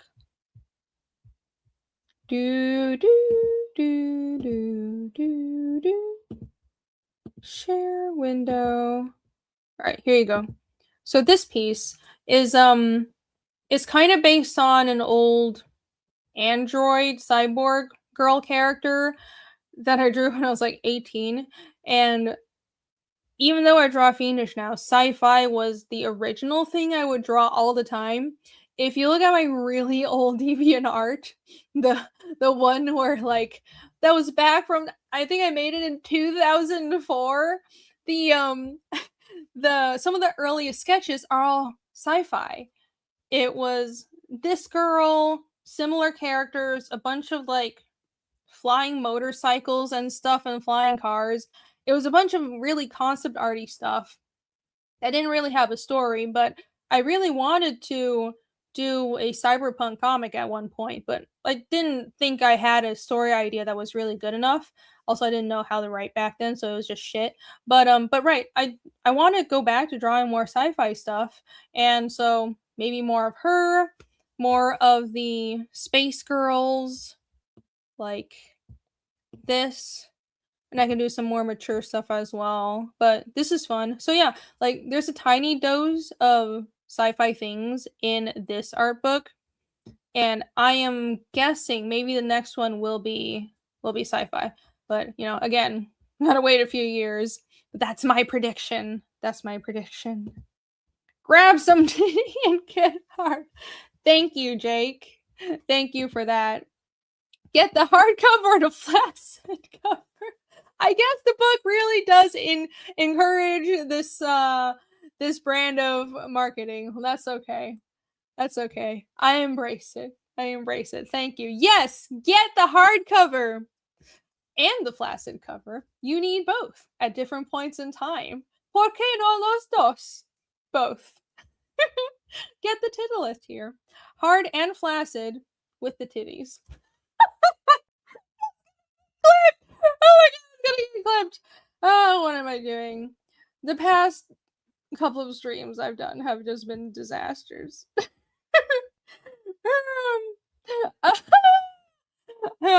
Definitely not from the woman that cut me off in my intro video. You guys see that captured in eternity in my intro video? I think that was from like 2016. That video is so old, but I will play it forever just because I think it's funny. But yeah, that lady cut me off. It was very lucky that we didn't get into trouble. Fulfilling stereotypes. Ah. All right, let's see. I like that works. It's kind of, I assume you're talking about the old sci-fi stuff. I like it too. In retrospect, it felt like it could have gone somewhere, but like at the time, I was drawing to crickets. It was like, again, one of those things where it's like, man, it really felt like nobody was paying attention. And like when I was 18, it's not like, I've also just, I'm not one of those people that just like has a lot of luck professionally, which is okay. I like having to earn it. But what I mean by that is like, well, if I had gotten to know a really good writer who could have written a script for those concepts back then I think it could have been the start of an actual cyberpunk series, and I would have loved that. But they're I don't know, I'm just not good at networking. I'm terrible at networking. So it just never happened, and I couldn't really come up with a story that I felt was good enough. But if I do want to do another series, if there's anything I want to do outside of Fiendish, and when Fiendish is done, which will be like 20 years, but anyways, when I'm done with Fiendish, and if I, my hands aren't just decrepit and I can still draw, like I'd love to do a sci-fi thing, or if I can collaborate with someone else and just like do the designs, because I do really like sci-fi. Ghost in the Shell made me decide to go to art school. Fun fact. So I always knew I was going to be an artist, but that made me decide to actually go to art school. I wonder if you can combine cyberpunk and dinosaurs. And how do I combine cyberpunk and dinosaurs and boobs? That's what I immediately went to. I'll manage. Don't worry, I'll figure it out. That'll be the next artbook: dinosaurs, cyberpunk, and boobs. It incurvages the chat. Yes. Very good pun. Incurvages. Let's see. Those Taiwan streets are dangerous. Yes, oh my god. Driving in Taiwan is just like, you feel like you're just living on the edge. You feel grateful to get home every day. It's absolutely insane. Oh, it's because there's so many mopeds and you're just dodging mopeds the whole way. It's crazy people don't get into more accidents. Yeah, anyhow. Let me scroll through. I have a bunch of the interiors from INCURVATE here. Don't forget that you can back the campaign at the link that's pinned in the chat. Let's try to get to 6K soon. 6K. And if we get to 6K on the campaign, then I will upgrade the hardcover edition to being stitch bound, which is an upgrade on the binding of the book, obviously, but that's a step up from just being glue bound. So instead of the pages being glued to the hardcover, they will be stitched in. And I don't know the terminology. Bancroft was just rattling off the terminology earlier in the stream, but yeah, they're basically, the thread go around the paper and then paper glue into cover, and that makes it sturdy and look better. So that's how I understand it. And it makes books sturdy and better and look nice, and it can lay flat, which is really good for an art book. So if you want to get the hardcovers upgraded to that, help us get to 6K. Let's go. Woo! If we get to 6K, and not before, I will play the Spunk trailer. But not before. Never again. Only when we get to milestones. I hereby decree you guys will not get that trailer until we get to a milestone that I dictate. That I determine. So, back the book and tell everybody you know to back the book. Right now. Okay. Saddle stitch. It's like having a bunch of little saddle stitched floppies inside, but inside of a hardcover. That's what getting the book stitch bound means. That's what it looks like. If you, I mentioned before, if you have a copy of the hardcover Lucent, it's like that. It's like that. That's what Bancroft did. Yeah, shadow stitched. Teddy Conacher says they'll back again, but money is tight till the end of the month. Oh, if you backed again, then I appreciate it. Don't break the bank, of course.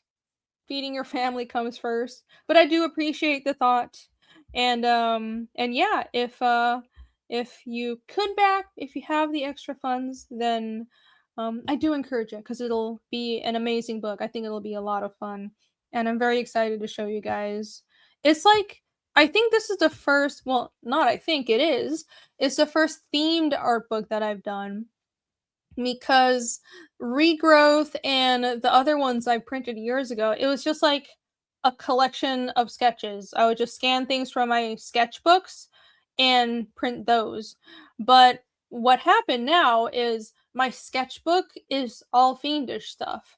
But then I have like my main work that I do is like, I have commissions and auction art, and that's like, it's like everything not Fiendish and then Fiendish, and that's my life, right?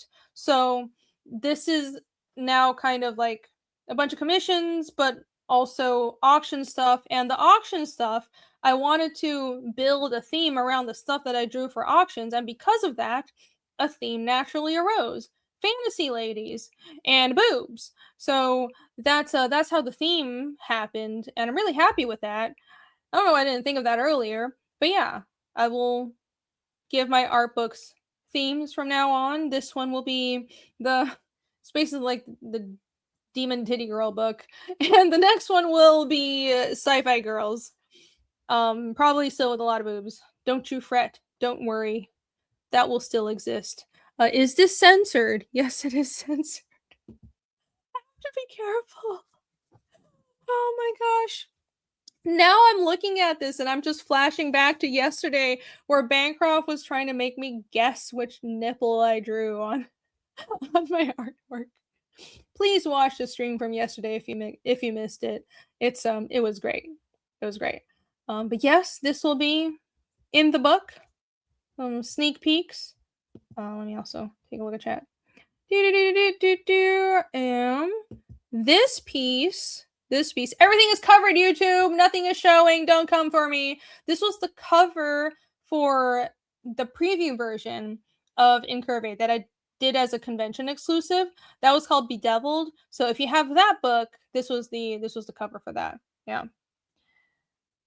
And it had the title for but that's a super limited book because I'm almost sold out and I will not have that anywhere else. So Bedeviled cover. Da da da. Here's the Angie Woman. And the where did I put the Devimon? Oh, almost lost it. Holy shit. And here is the Devimon. So you can see them kind of side by side. Sort of, kind of. Except they'll be facing each other. But yeah, you can see how their poses are mirrored and they're opposing each other. And I'm gonna work on coloring these right now. So these two pieces will be colored and in the art book. Da-da-da. Yeah, they bookend each other. Kind of, sort of. There's magic, a couple of magic pieces. I love drawing her. Dark Crystal. That's a pretty recent piece. That was a quick draw with no pencils. That was inks only. That was fun. And these are Red Valkyrie pieces from forever ago. Titty Hunter just a stamp of approval. Oh no, John Stonis reminds me of my ex-girlfriends. Well, my condolences. That's unfortunate. Hopefully you mean the angel and not the many demon girls. But who knows? There's a lot more demon girls here than us. So this piece, this is a piece that'll be on the mini print on the opposite side of the cover, on the opposing side from the cover art will be on one side, and then this piece will be on the other. So they're I kind of drew them around the same time. The cover art was actually a commission by Travis Down Go Solo, so everybody can thank him for that piece. Shout out to him, because what he did was just like, he just told me, hey, just draw whatever you want. I was like, are you sure? This is your commission. And he said, yeah. So I just drew whatever I wanted, and I really liked the piece, and I thought it fit being an art book cover really well. So and I was able to like mildly clean it up so she wasn't totally naked, because in the original line art she was like, everything was showing, but it was easy to just give her like these boob cups or whatever, so it's like, oh, she's wearing clothes, and now it's a cover for a book. But right, then I drew this piece for a Red Valkyrie auction soon after. So these two will be on the double-sided print that is an add-on-ish on the campaign. They're a great duo, says Jake. Yes. So they were all crazy. Oh no. Let's see. They weren't mean enough for him. No. Oh my gosh. Colors are freaking awesome. Oh yeah. This piece was colored by Jake. I have a few pieces that are colored by Jake. This one is also colored by Jake. But anything you see that's shiny and day glow colors, it's probably colored by Jake. But then like things that are stuff like this, like I intentionally kept the coloring really simple and just gradients, and what I wanted to do was just throw on colors really quickly to kind of enhance the piece and add color and make it look nice and polished. But I didn't want to spend too much time on it because I don't think it's necessary, especially with like line art that's pretty detailed. And the thing is, if you have detailed line art, either you go really simple with the coloring and just use gradients and textures, and otherwise it's like flat, but you just put a tiny bit of gradient and textures in it, or you had to go all the way and render just as much as the line art. I think that's how I color, and that's how my brain works. So I'm like, it's either simple or you're gonna make it really complicated. So I chose simple, and just throw some colors on it to make it look cool, and then we'll be done. So like this piece is also colored by me, but the demon girl, the cover is colored by me, but that's me doing more detail and actually, putting in a ton of time. There's also this. I'm glad I censored that. I didn't remember if I censored that. Thank heavens that I did. The cover is beautiful. There's always an extra quality when you color your own stuff. Oh, thank you. I try. I don't think I'm very good at colors, but I think I'm very determined. So I'm super slow, which is why I can't color interiors. But if I do try and spend like 5 days coloring something and banging my head against a wall, like my problem is I usually can't see the colors before I start. I don't have a picture in my head usually of what I want the final to look like. So that makes everything more difficult. I'm just experimenting as I go. Like I could train this skill more, but I spend most of my brain power on like other stuff and on like technical drawing and structure and ink work. So anyways, so yeah, I don't think I'm a very good colorist, but I make do, and hopefully the work in INCURVATE is satisfactory. Here's another page. This is what I meant with the pages where it's sketchy, but I would have some doodles and I throw them together and just kind of try to make something aesthetic. So there are a few pages like this that are thrown in there. This is also colored by Jake. I commissioned him to color 4 pieces, and these were all for Bedeviled.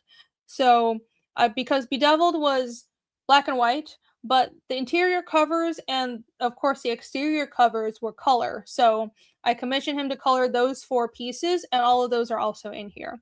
Nolan for $50. Thank you so much. Nolan just says, "Woo! Thank you." I feel like I should. play something as thanks for that. What should I play? Play something. I need more clips. I clipped all these things and they're all random and like useless. I don't know what I should actually. Well, what would be like a non sucky thing? Like just celebration. Just do play the cat. Why not?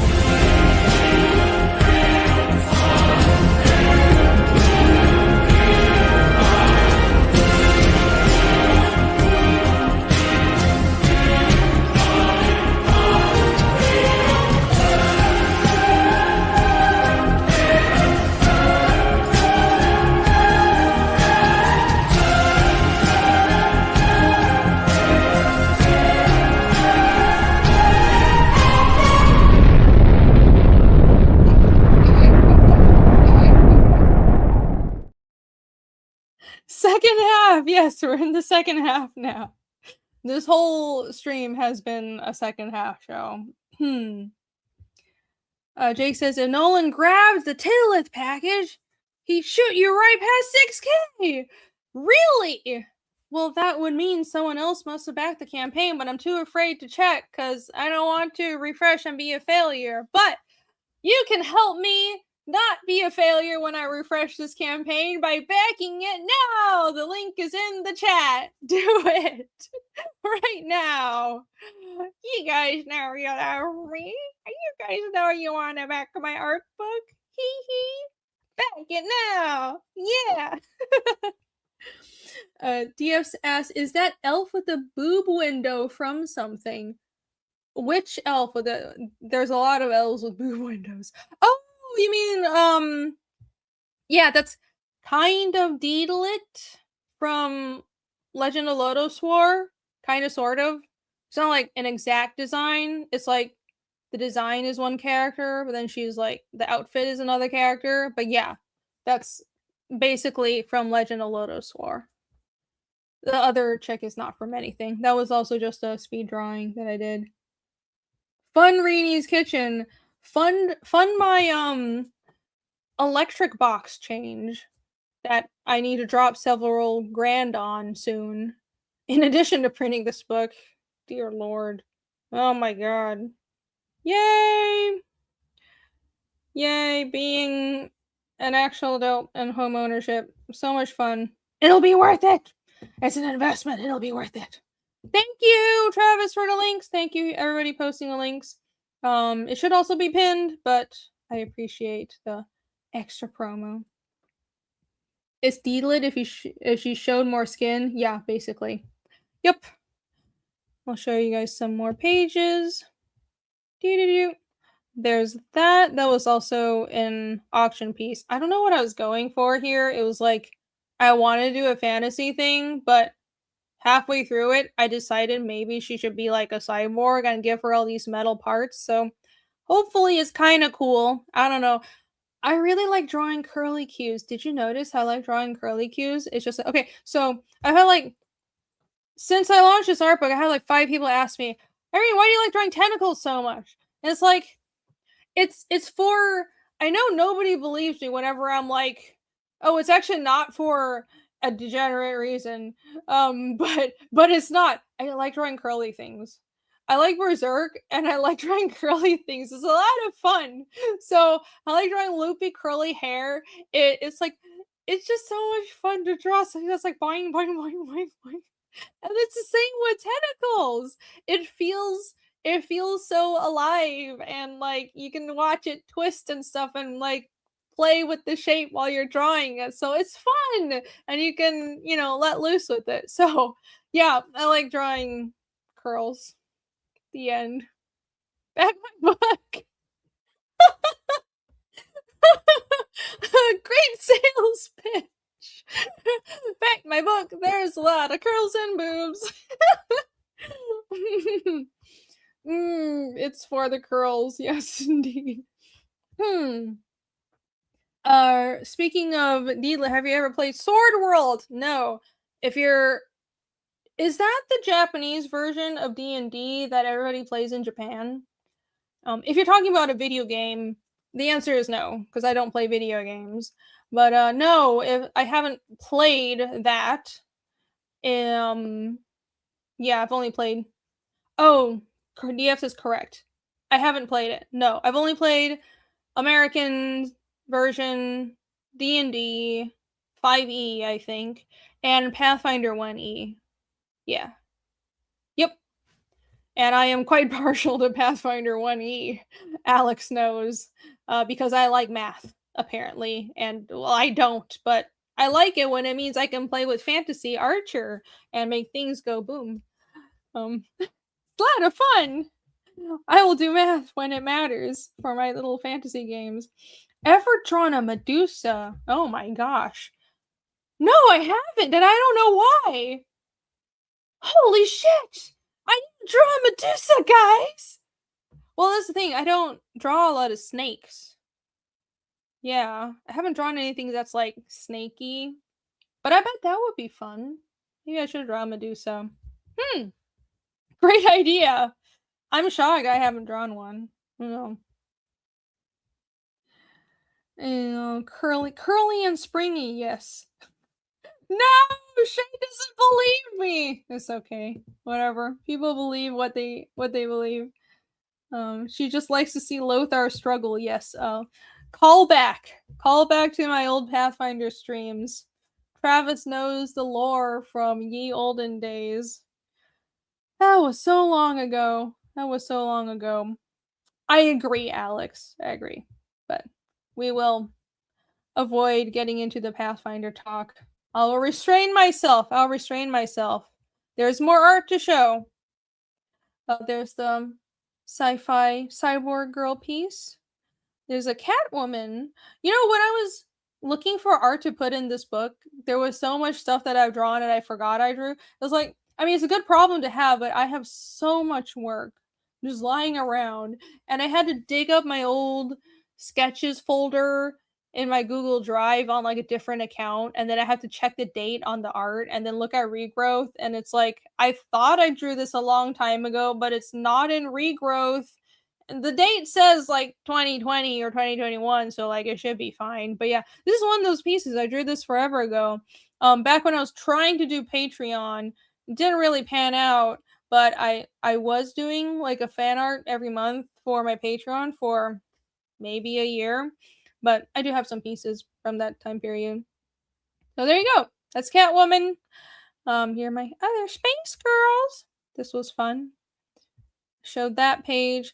This was a kind of a riff, is that the right word? Inspired by Luis Royo. I love Luis Royo. I used to love his work so much. For some reason, like, I don't even know how I found his work as like a teenager in Taiwan, but I found his work. Like in the early days of the internet, I came across his stuff, and plus a bunch of like DeviantArt people. I think, yeah, I was following Artgerm, Sean Gordon Murphy, and I really like Ghost in the Shell and Luis Royo, and somehow that became an art style. But I love his stuff. It's very gothy and dark, so I know, surprising that I like it. Was supposed to be Red Sonja, but I chickened out and didn't make it Red Sonja. I don't know why. I was like, it's clearly Red Sonja, but I wanted to like make her not Red Sonja because I didn't want to do the bikini male. I just wanted to do like regular cloth bikini at the time. I'm an idiot. I should have just gone. Let's just say it's Red Sonja in different clothes. Anyways, there's the Baba Yaga.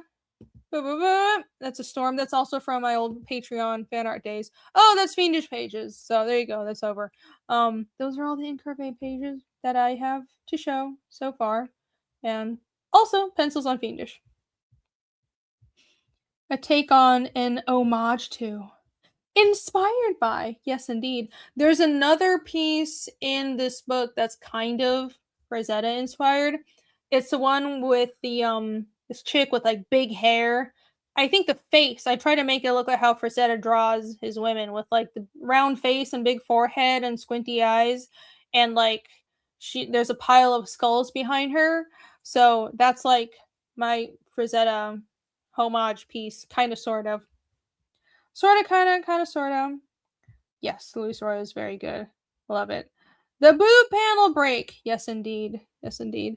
Yeah, let me see what else is there. It's a bunch of Fiendish pages. We will talk about those in a bit. Check out these mock-ups. Made these in Canva. I think these are pretty cool. You can get a preview of what the book will look like when you have it in your hands and when you buy 3 copies of them and lay them out on your coffee table and admire them lovingly.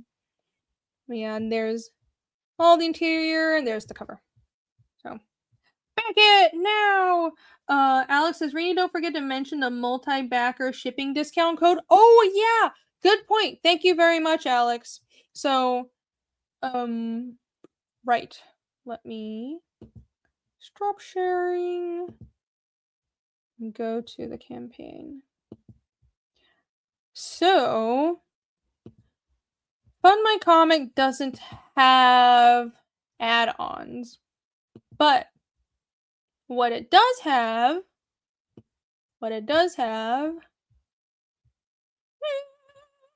at the stage are,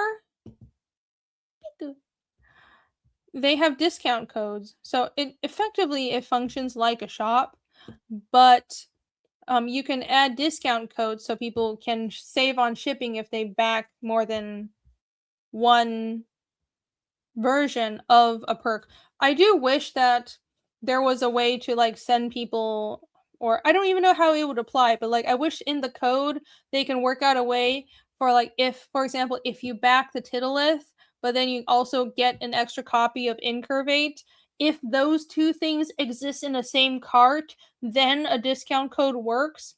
But that's not how discount codes work yet. But anyways, how they do work is if you back 2 copies of the books, the individual books, use that code right there. It's just buy 2 save, 2 like the number, and you save on shipping. So it'll cut like $4 off of your shipping, so you're not paying full shipping for both books, because there aren't add-ons where if I was on Indiegogo or Kickstarter, the add-on item would be the same price as the main perk, but I would make the shipping like $2 or something, because I would just be bundling it with something that's already being shipped, so it wouldn't be, a lot more money. Anyways, so if you're backing, for example, if you're trying to back multiples of any of the books, like if you're getting multiples of the softcover or the hardcover, with or without the bookplate, I have that coupon code applied to all of those. So, thank you for mentioning that. Panel destroyers? Oh my gosh! Hold on. Is there cause for celebration, my friends? Is there cause for celebration? Ooh, we shall see. Sir Address is nice. Thank you very much. Nolan, that's what I saw. Nolan says, okay, just got the bundle. It looks great. Thank you. Yay! The Titolith. He got the Titolith. Good choice, sir. Very good choice. You'll be very happy. It will be a glorious bundle, indeed. Should I refresh? Someone is saying I should refresh. Should I trust this messaging? Or am I going to be in tears by the end of this stream? Or will we? Will we have our 6K? Can we get to 6K? Pretty please? What say you, my friends? Titty Connoisseur, hooray to Titolith! Right, if I haven't mentioned it this stream yet, Titty Connoisseur christened that name, the Titolith tier. I don't know what I was gonna call it. It was just gonna be like the Buxom Bundle or something, like, which isn't bad, but like I'm really bad at coming with creative like perk titles and stuff. So, no, Tittleth is perfect. So, shout out to Titty Conisher. Thank you. Thank you. Great idea. I appreciate you. You have given me so much. Refresh. Chat says refresh. Okay, I'm refreshing now. I'm trusting you guys. I will refresh. I should play something first. Should I play something suspenseful? I'd be creative about this. Scroll past all my silly free ring clips. That's the launch clip.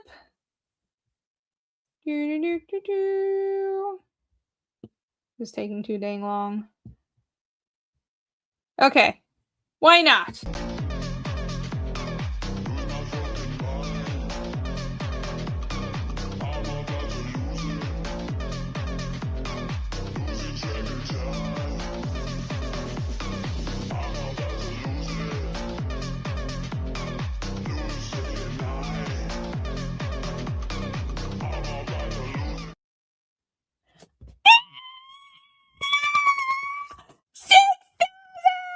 Thank you, yay! Thank you guys. I didn't know if we would actually hit that. I thought everybody watching probably back already. Oh, it's fine. I need to be more passive. This is what I mean. I'm so bad at promoting stuff. I feel like I'm being annoying when I do it. But anyways, it works. And I appreciate it. Thank you guys. All the hardcovers are going to be stitch bound now. So shout out to the two. Was it two? No, it was 3 people. 3 people watched it.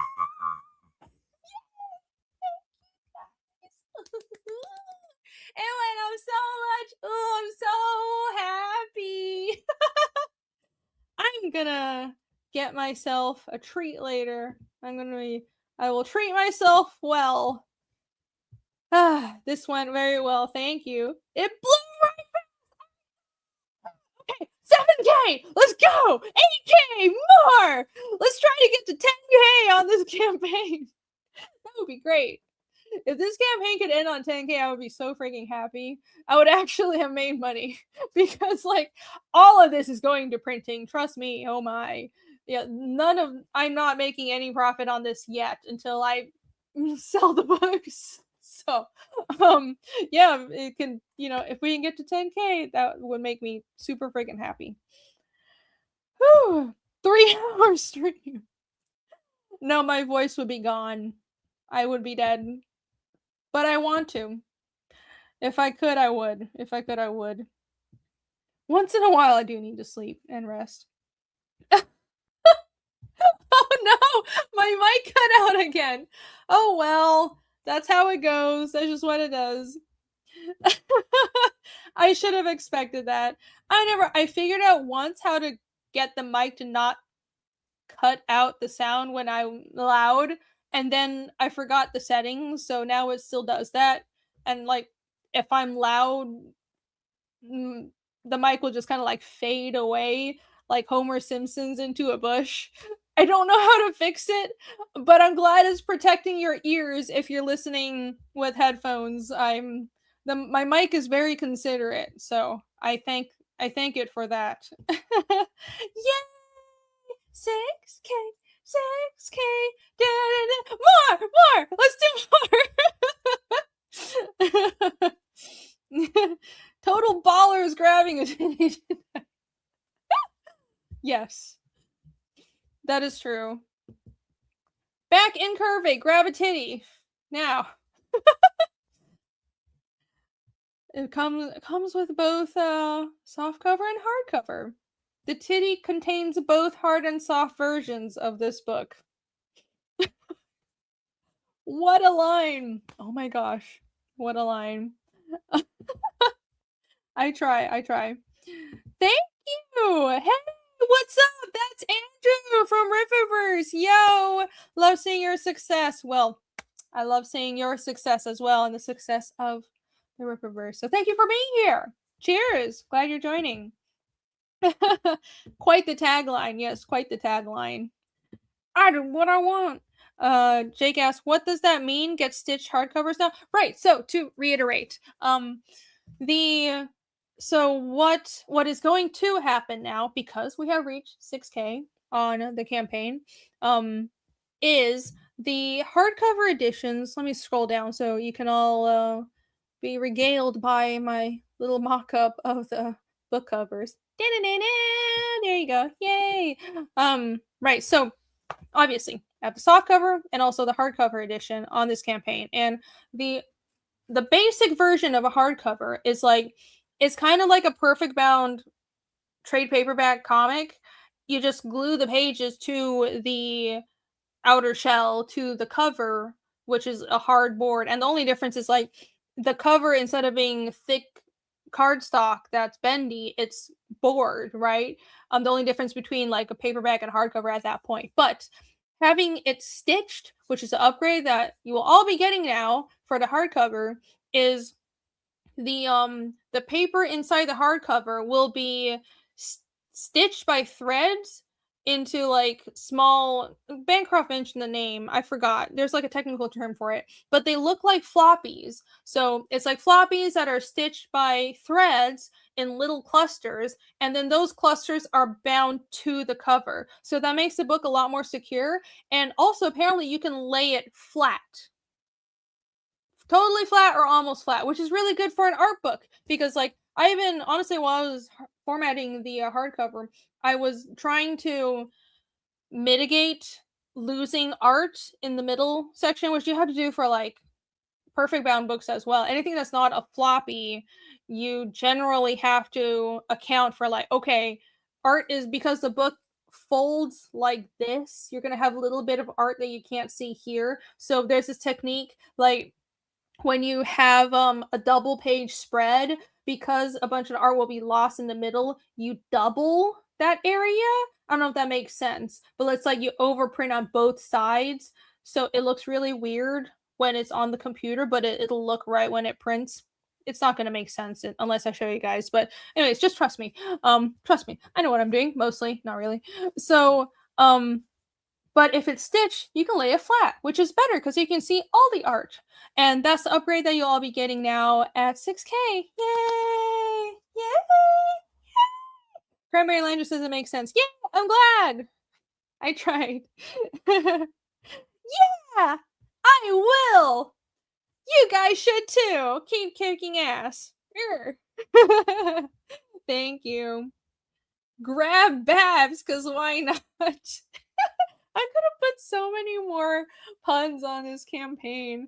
Could have given all the stickers like dirty names, but like, I don't know. I guess I'm not that dirty. I don't know. You gotta bully the chat more. Buy the Titilleth bundle or the hardcover you watch. Stitch over and unlock a hardcover. Yeah, that's right. Back the Titilleth and the hardcover, or the hardcover and the hardcover, back to Titilleth and add on a hardcover. That's what you want to do. And also, what you can do is get both of those things. But oh my gosh, I can't scroll. How do computers work? Friggity frick. There we go. Holy crap. I have two screens, so this monitor is being a little janky. All right. You can get the Regrowth art book, my Regrowth art book from 2019. Let's see if there are any copies left, because I might be speaking too soon. Let's scroll down.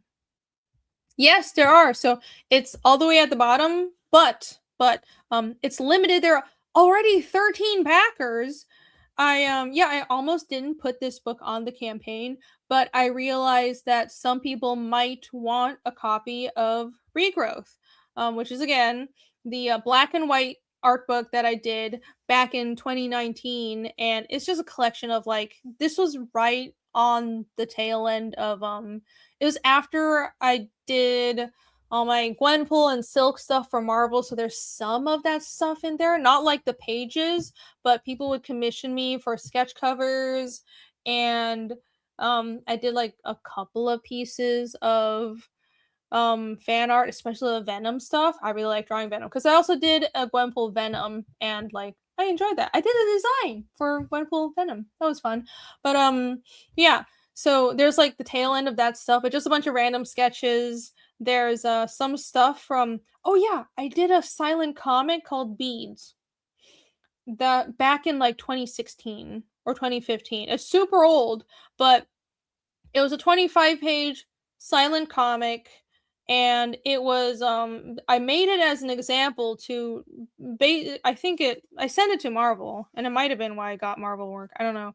But I wanted to show people I could tell a story visually with no words. And the idea was also like I was in Taiwan at the time, so I wanted to be able to sell it at conventions in Taiwan and not have to translate it. So I could sell this anywhere because it's silent. So, and it was a horizontal comic, and it flipped vertically.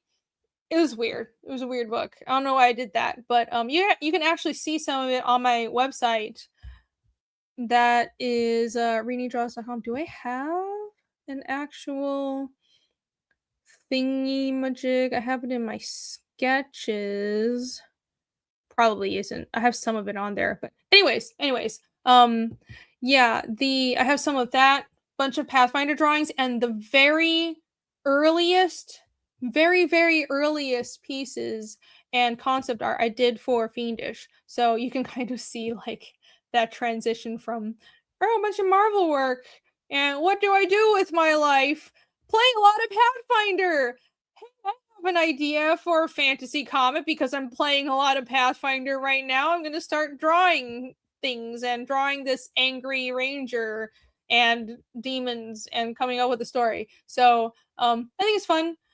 It's a bunch of my old work, so you can add that on. But there's only 30 copies total of Regrowth, and 13 of them are already sold. So yeah, back it while you can.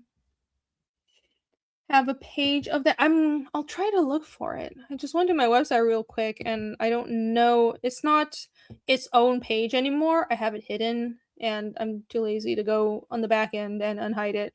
I mean, I could, but it would take work. I mean, I guess I can. Hold on. All right. Adventures in speed website editing. Let's see what I could do. Sir Adro says I played Expedition 33. No. Pathfinder. It's a tabletop game. It's like a version of D&D, but more pain. It's basically what it is.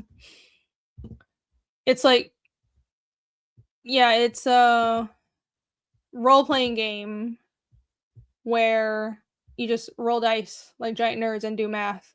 I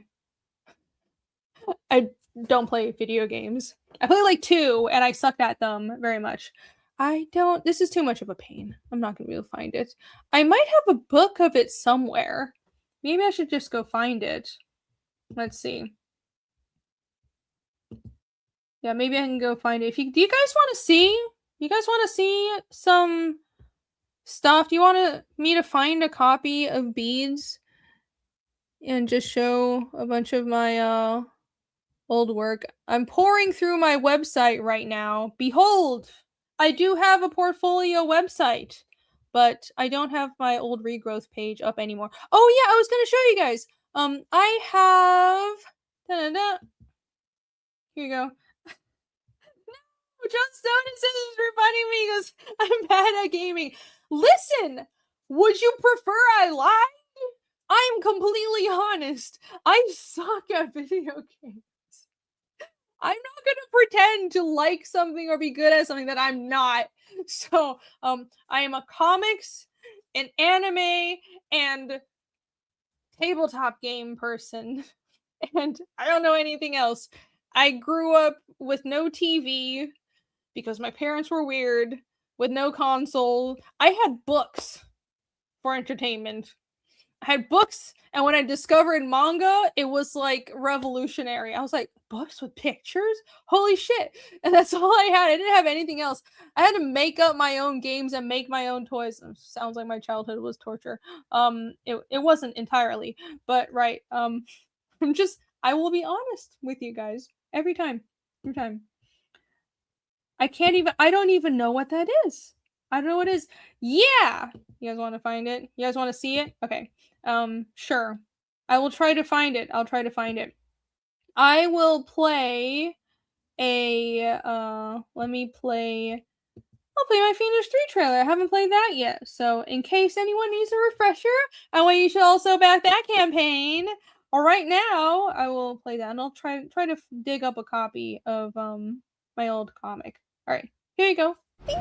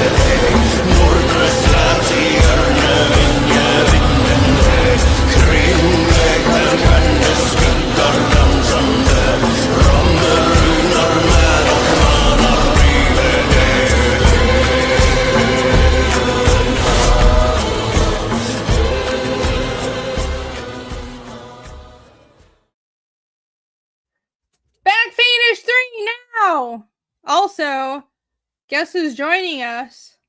Hold on. Behold. I must play the take a wild guess, guys. Take a wild guess. Where's the freaking... All right.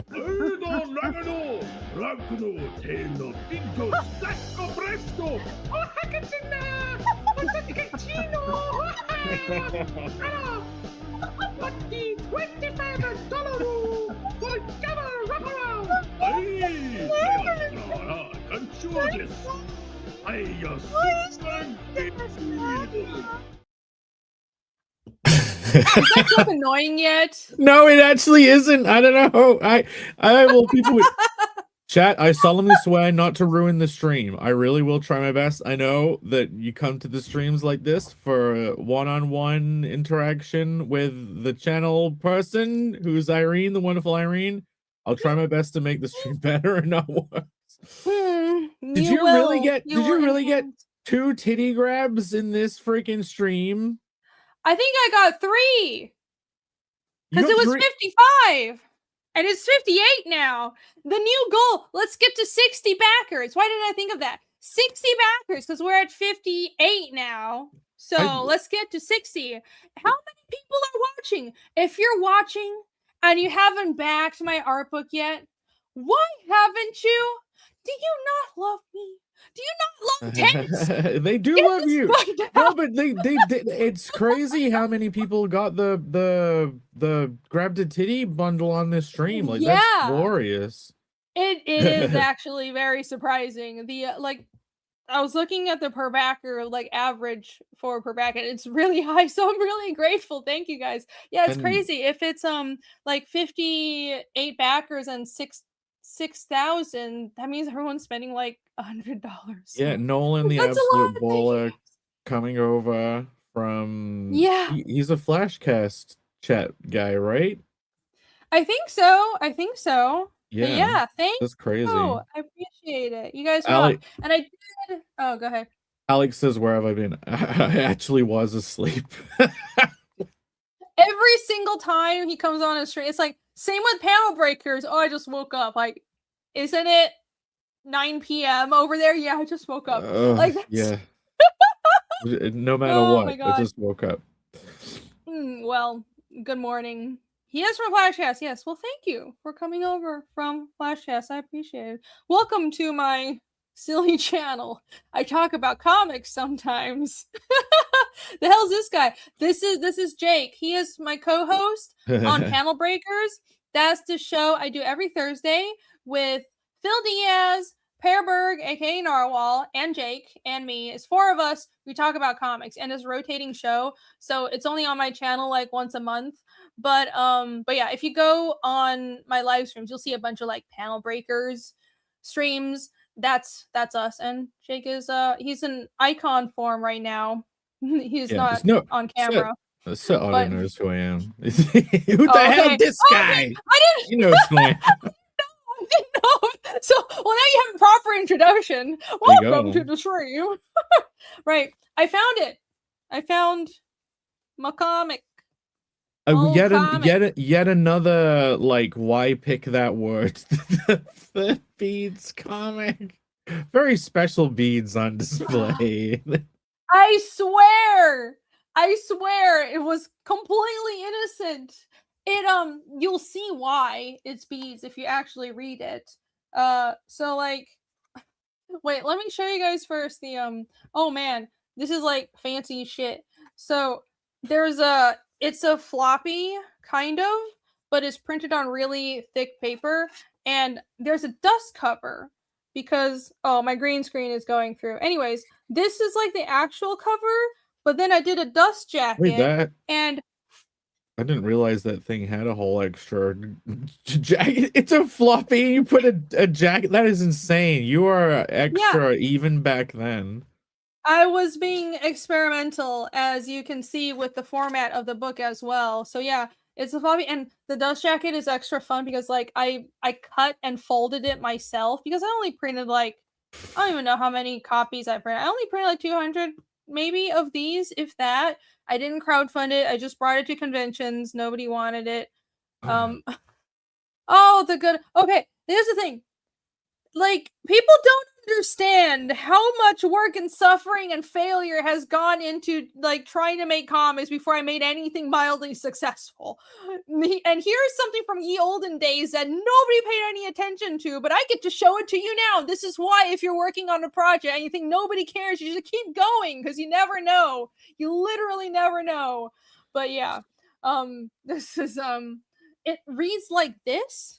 I don't know why I did that. I wanted to be experimental so when I was younger, at the same stage you were then doing that, I also did the horizontal comic thing, but I you know, my attention to detail, I insisted on Good night, Travis. I insisted on stapling it at the side so it opened lengthways too.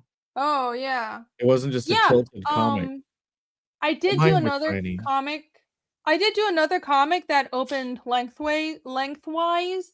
That was Shaman Child.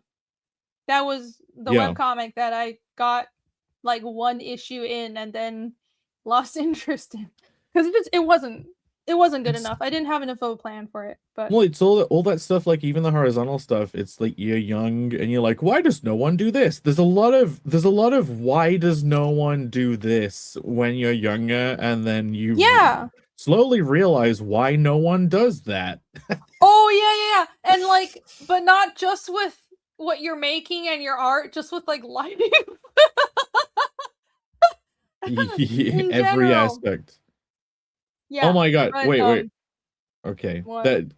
I think this probably needs pointing out because the person probably needs thanking straight away. Maybe we should go back to the campaign for a second. We can come back to beads, but I think maybe a little detour back to the campaign. Let's go from beads to the titillith, shall we? Beads and titties. Grab a titty and hashtag get hard. That's what we're doing today. Woo!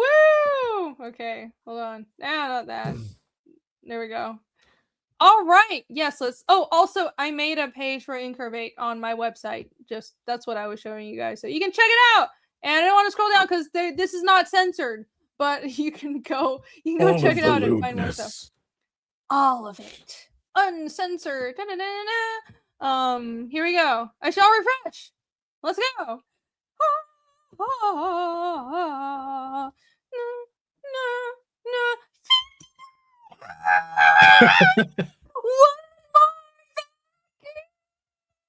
Guess what? It wasn't just any old backer. Darth Vengant.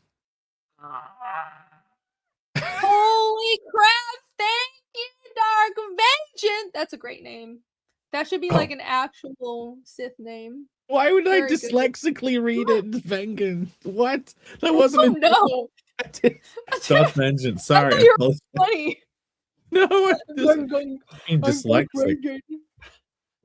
Well, now you've discovered that you're dyslexic. I'm glad to be present for that. Yes, thank you so much, Dark Vengeant. Back the Titillith bundle. I appreciate it. And that brings us to 59 backers. I'm trying to get 60 backers. This stream will not until I get 60 backers. I think I owe everybody a Spunk trailer play as well, but that will happen at 60 backers. Yeah. Amazing. So amazing. That's insane. That's insane. You've gone up, say, 5 backers so far during the stream. Like, yes. Oh, were they Holy all? Shit. Were they all titty backers, or It was could the have been? No, the first one I not think with the was numbers. Yeah, That's a crazy. couple were just books, but like someone probably got a hardcover because it was like a big book backing, or they probably got stickers. Yeah, I'm not looking at the back end, but yeah, there were a couple of Titillith tier backers. So whether you back the Titillith or just the books, thank you very much. You are appreciated. And if you don't know what we're talking about, what's the SeaWorld dance? I don't know. What's the SeaWorld dance? I don't know. I guess maybe. There you go. It's the SeaWorld dance. Is that it? I don't know. I have no idea. That's crazy. Well done. Thank you. Thank you to the chat. Thank you to the backers. That's glorious. Yeah, one more and you'll actually hit 60. If you get one more, you would have gone up by like 6 during the stream, and almost all of those would be bundle backers. That's crazy. Well done. Great job, It chat. is crazy. Holy shit. I think I should stream more. Oh my god. I should do my stream. Turns out it works. Yeah, Turns out it works. Why don't I stream more? Holy shit. I should do this more. My god. Oh, holy crap. This is a lazy bitch. But yeah, if you're just joining us, and you don't know what we're talking about when we talk about the Titillith bundle, it is this. It is the big bundle on this campaign. Behold, I have it in high focus over here. It's you can get everything on the campaign. So obviously it's my art book campaign. Incurvate, my fantasy girls art book, lots of boobs, lots of curvy, beautiful women, and some demons, some angels, cool stuff all around. You can get both the hardcover and a softcover edition. In this bundle is basically everything on the campaign that relates to Incurvate. And you also get an exclusive spicy print that you can see on the top right. That one is the piece that Mac Yackey is coloring. So the coloring will look better when he's done. And also you get this exclusive little like dismembered eye and mouth sticker set on the bottom. But yeah, those aren't available anywhere else. You won't be able to get it at a convention. That's only for the Titillith bundle. So highly recommended. This is the best choice you can make if you want to back this campaign, which you definitely do want to now. So check it out. Yeah, getting the Titillith's like the only way to get those stickers in that print. But guess what? Getting this bundle, it's the only way to make on your drinks bottle a female Carnal barbarian face with the eyes in the mouth with no nose. You can make your version of like demon girl Carnal with that. Oh yeah, with like the floating faces. Yeah, I'll add a nose in the future as like Nobody is gonna buy it. Who the fuck makes a nose Wait, sticker? Caffeinated Wolf says, Rainy, you're killing me. No. I want the hardcover, but I'm partial to the colors on the softcover. Why do you do this to me? Guess what? Oh. Guess what? There is one perfect solution staring you in the face right now. And it's becoming the glorious Bacchus 60 by grabbing a titty and getting both covers. And all the extras, and you know, getting it to 60 and unlocking the dark secret band trailer that she never wants to play. I don't, but I play it for you guys. Yeah. Only for you. Yes, you could get the Tittleth bundle. The version of the cover that's on the mini print is the soft cover coloring. So, but you should get the bundle too, or the mini print. Yes. Yeah, you have the chance to do the funniest thing right now. Throws money at the camera. Thank you for being my hype man, even though you just gotta do it. Everyone needs a hype guy. Yes, thank you.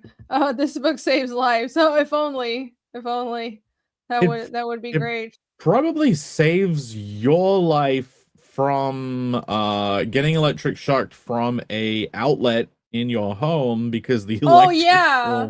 If you guys weren't here for the beginning, I very much appreciate anyone backing my if you've been thinking of getting back INCURVATE, if you're watching back the art book, it's awesome. You're gonna get it in 2 months. Like, Bancroft's already working on a pre-press, so super fast turnaround. Like, you're gonna get it. It's basically almost done.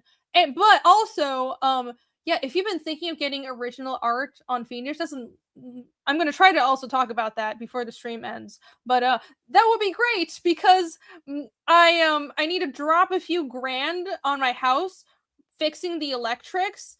I need a whole new meter box and a new disconnect. It's just ridiculous. It's going to be like $4,000. So holy shit, being a homeowner is an adventure in almost being broke every year. Being a homo is an adventure and being what? Yeah, being a homo. Moromi says more. Your bank account. Moromi says more like fire than shock. Yeah, basically everyone who backs this project is helping Irene's house not burn down. Like, for real, that is totally a possible issue though. If the power coming to the house is like so old that it could cause like random influxes that aren't supposed to be happening, like charge coming through. The electrician says it's safe, but the reason the power keeps, because that's what the breakers are there for. I'm not an electrician, I don't fucking know, but like the electrician says it's safe, but the reason things keep cutting out, my appliances have this issue with cutting out, and it's because if the power is not right, they shut off as a protection measure, which is what it's supposed to do, but it's also a constant pain in the ass. So I gotta get it fixed. It's just, I can't keep. Jake is making. I need a fucking oven. It's just because I know some of the detail. Like, it's just weird that electric charge would be coming through like the grounded wires. You know what I mean? Yeah. Well, it's the electrician explained it to me. So the neutral that's supposed to obviously be a neutral, it had voltage coming through it, but it's because apparently the disconnect is so old that it's all like welded together with the other lines, and the electricity was jumping to the other lines. Yeah, it's because that disconnect is so old, and like he opened the box with all this stuff. It's literally like rusted over, and like you can see it melted together. It looked like that's exactly what was happening. It was a horror show, and like, oh my gosh, the shit I've been through with this house. It's not just that it's old. The previous homeowners also fancied themselves electricians, plumbers, creative DIYers, creative electricians. Yeah, there were creative electricians and creative plumbers. I've told the story before, I'm sure, of like having a laundry room pipe rammed through the small tangent. When I first moved into the house, the laundry room was an add-on in my house, right? When I first moved in, so clearly it was added on, and the previous owners built the add-on and did the plumbing themselves. But instead of doing the plumbing the right way, they rammed a pipe through the living room floor, turned it 90 degrees, and then rammed it through the wall to the laundry room. So like when I bought the house, I had to get it like actually built right, because there's all these things with washing machine plumbing where it has to be like 18 inches above the ground level, whatever. I spent so much money fixing that. Now I have to fix this. So please back my books. You're gonna have like the perfect, completely safe, like old done up house though. Like it's gonna be so nice. And then the boomer house collapse is gonna happen where they're like, what? You're telling me all of my life savings I put into this $10 billion house, I can't make any money because everyone's too poor to buy it? Like, apparently that's a thing that'll happen. So, and it's pipes. A big pain. Ramming pipes, yeah, it's a big pain, but you know what?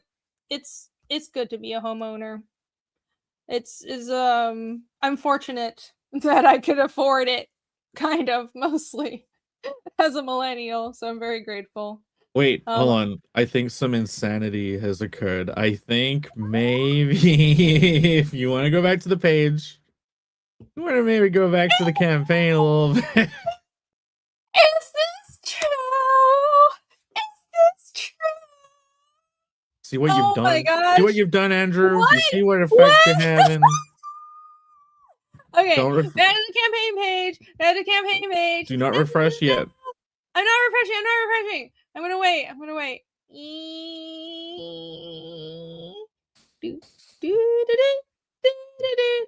We're at 59. Okay, well, how many titties are out there? How many people have grabbed titties so far? I don't know. Let's see. You scroll down. Yeah. I am scrolling. So that's 22 titties grabbed. Yes. Arm twisted. that twisted in the direction of a titty, I assume. Let's see what happens if you refresh. Yeah. All right, let's refresh. Let's go.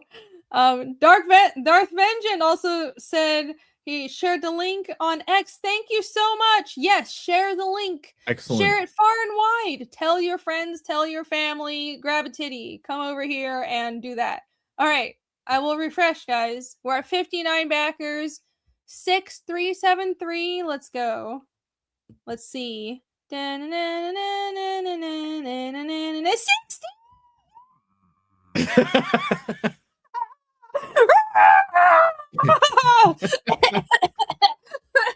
I'm gonna kill my voice. Holy shit.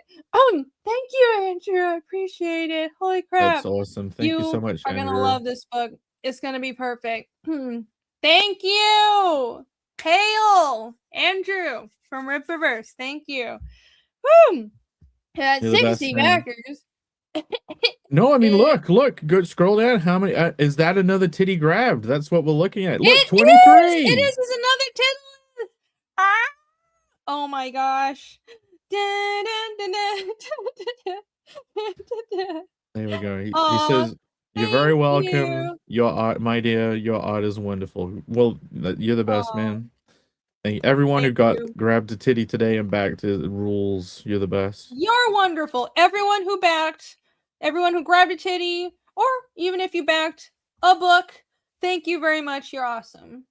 Thank you. And yes, I owe everyone a trailer now. Let's go. Oh yeah, the dark evil trailer. She never wants to play. You've twisted her. Your arm may have been twisted, Andrew, but her arm has been twisted too. Now she has to play it. She has to play this punk trailer. I suffer for you guys. I mean, sooner or later, chat will be tired of this dang trailer and seeing my face. I'm sure, but I guess today is not that day. Have you noticed that the resolution is also really terrible? So, like, what happened was I was up super early cutting the trailer the day of the launch. So I was up at like 5 a.m. like doing the recording and trying to, cut everything together. And like I just rendered it super quick and threw it up on YouTube, and I didn't even notice the aspect ratio was wrong, which is why you can see the slivers on the side. It was like 700p. It was so wrong. I didn't even notice till I played it. Well, hey, it was so bad. Toffler has a good sign-up page. Says he just got here. What are you backing? You're about to find out. You're about to find out. It's all on the screen, but a trailer. You came in at the perfect time to figure it out. The master plan. Yes, the master plan here at the perfect time. I'm about to play the forbidden trailer for this art book. This art book of mine. So here we go. Okay, let's go. Hi everyone, I'm Irene Strychalski, aka Rini Draws, and I am super excited to announce the launch of my new art book, INCURVATE. INCURVATE is a 72-page collection of commissions, auction art, fan art, and just doodles that I've made over the past 5 or so years. I've long been fascinated by otherworldly and dark things, and I merge my love for fantasy and sci-fi with some spunk from my anime influences and a little bit of Lovecraftian horror. Also, I love drawing beautiful and slightly dangerous women, so this art book will be full of that. Back the campaign now to get the standard comic-sized softcover edition, or the A4-sized hardcover edition with this color-shifted cover art. You can also add on several stickers of art from the books and a spicy double-sided mini print. Not to mention, there are also bundle exclusive items that you can only get on the crowdfunding campaign that come with the Tittleth bundle. It's a really good deal, you should definitely get it. You can also add on my 2019 Regrowth art book if you missed out on that crowdfunding campaign. All the art inside the book is basically complete, so the turnaround time will be very fast. I aim to have this art book ready for Heroes Con in June 2026, so you are guaranteed to get your books. Thank you in advance for your support. I can't wait to put INCURVATE into your hands, and I hope you enjoy this collection of my curvilicious, sometimes spicy, sometimes sweet, fanciful creations.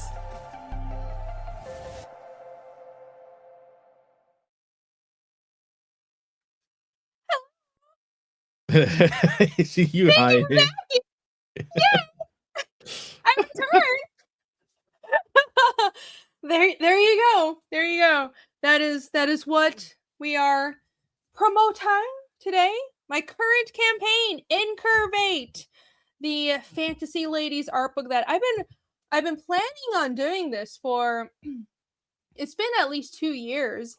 It's a collection of art from like the past 5 years, but the plan to have this art book is a long time coming, but I just hadn't done it yet because I kept wanting to have more work. So it's like I did Bedeviled, which is kind of a preview version a couple years ago, and that's around the time where I decided, oh, I'm going to eventually do like a larger collected edition because I had a lot of art of like fantasy titty girls and like demon girls with their tits out. So I was like, I need to put it in an art book. This will probably sell. So like that was the idea back then, but I keep having more art come in. So even now, I'm still coloring a couple of pieces, and now I wish I had a Medusa in it, but oh yeah, you know. yeah, like tentacle hair. You know those Twi'leks from Star Wars where they have like the 2 giant tentacle things that look like sexy? hair? Is that like does it trigger something for guys, or like what the fuck is going on there? I don't know what the fuck it is, but I know for me it actually is sexy. But like I don't understand why. I don't know why. I don't know why. I don't understand either, but people sure do like Twi'leks. Yeah, so. Like I think tentacle hair race would be a cool fantasy race I've never seen. That's the closest I've ever seen to it is like those I don't know what it is. You know what I mean? Is there extra brain in those things? Maybe. I mean, do they move? I don't think they move. They're just like flops of skin. They just flop around. Look, even Moromi enjoys it. Okay. The Leku? Is that what the hair is? Leku. I think that's what it's called. Oh yeah, Twi'leks like yeah, I don't know what it is. Oh, the tentacles are called Leku. That's what their hair is. Yeah. I don't know what it is about it. I really don't, but it is. It's great. All right. I'm gonna have to draw a tentacle hair girl You know, at some point. it's gonna so a couple of things about this book. This isn't just art shoved in a book that you see so often with an art book. Like my favorite art books come from that artist Reek, where his Yeah, books he's great. themselves, they become like they're like a whole art project within it. It's not just shoving the art in a book. The book itself is an art project. I've seen pages for this.